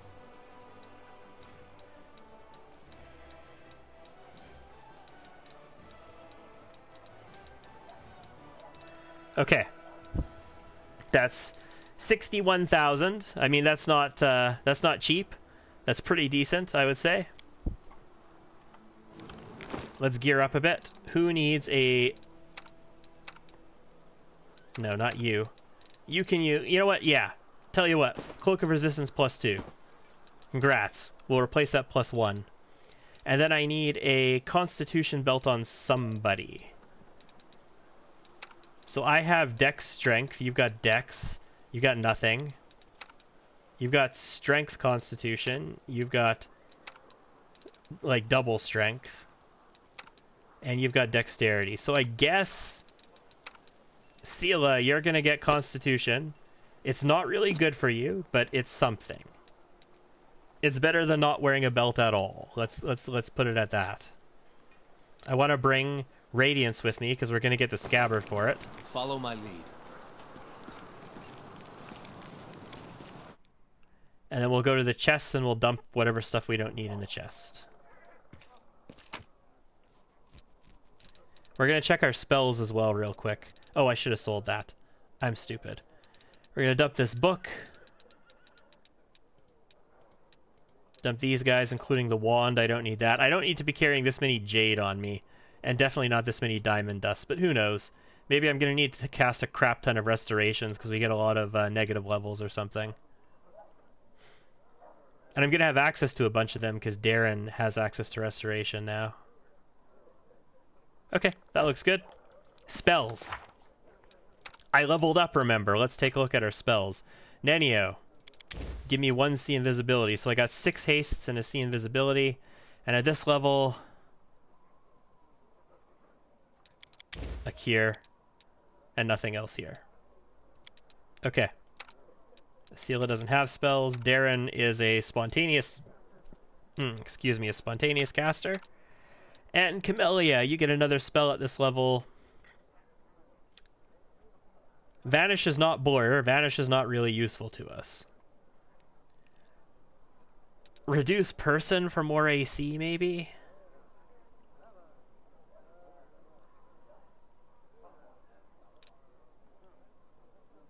In solo play, Grease is the most useful spell in the game, but I'll take a Shocking Grasp for now, I guess. Waiting for Mirror Image and Blur. I really need Mirror Image and Blur. That's going to make her much more effective. Okay. And then we rest. We get rid of our Death's Door. We rest up. We get our spells replenished. We get ourselves a good meal. Rich girl, I want to know more about your childhood. I am composing an addendum about the lives of illegitimate children of noble families in Avestan. Or is bastards the correct term? Why, you... Never mind. Taking offense at your lack of manners would be foolish.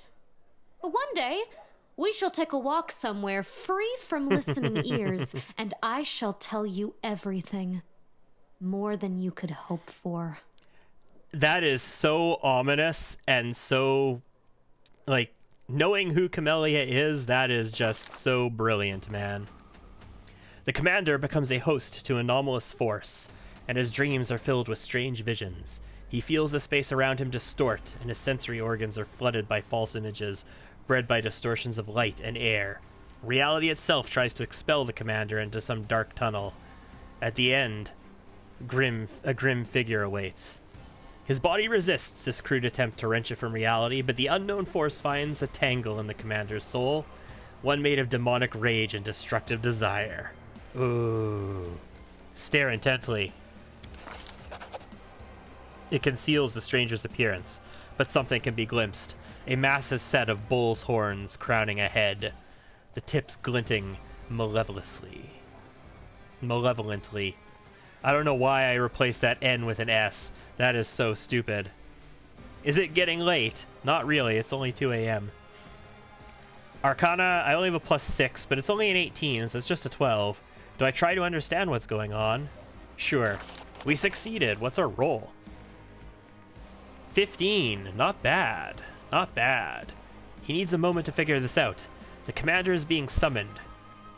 Transported through space by some magical force. However, the attempt did not succeed because the commander is not a spirit or demon, but a mortal human.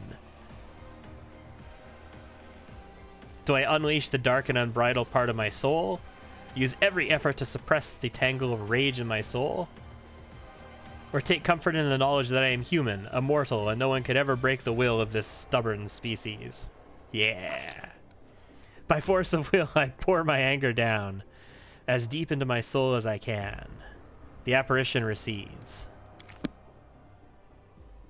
That's not ominous on the eve of battle at all, is it? Okay. So with that, I think we are literally ready for the Dresden Assault, ladies and gentlemen. And I think I'm going to do the Dresden Assault tomorrow, because this is a 5-hour stream now. It's 2 in the morning, which, I mean, it's not that late, but it's going to be at least 2 hours in Dresden, maybe more, because it's 2 big maps. So I think we will probably do this tomorrow. It's probably going to take the entire day tomorrow, because tomorrow's Sunday, and obviously I'm going to have to get up in the morning on Monday. But that's going to be it for tonight. My apologies. We didn't quite make it to Dresden. We got right up to the gates, but I don't believe we're going to complete it right now. Lots of fun stuff there, though. Lots of story advancement, and it's going to be the end of this act. It's going to catapult us into Act 3. Act 3 is when the training wheels come off. It's when the game basically begins. So it should be a lot of fun, and I hope to have you there. Thank you. I've been Liz. This has been Pathfinder, Wrath of the Righteous. Bye-bye for one more night.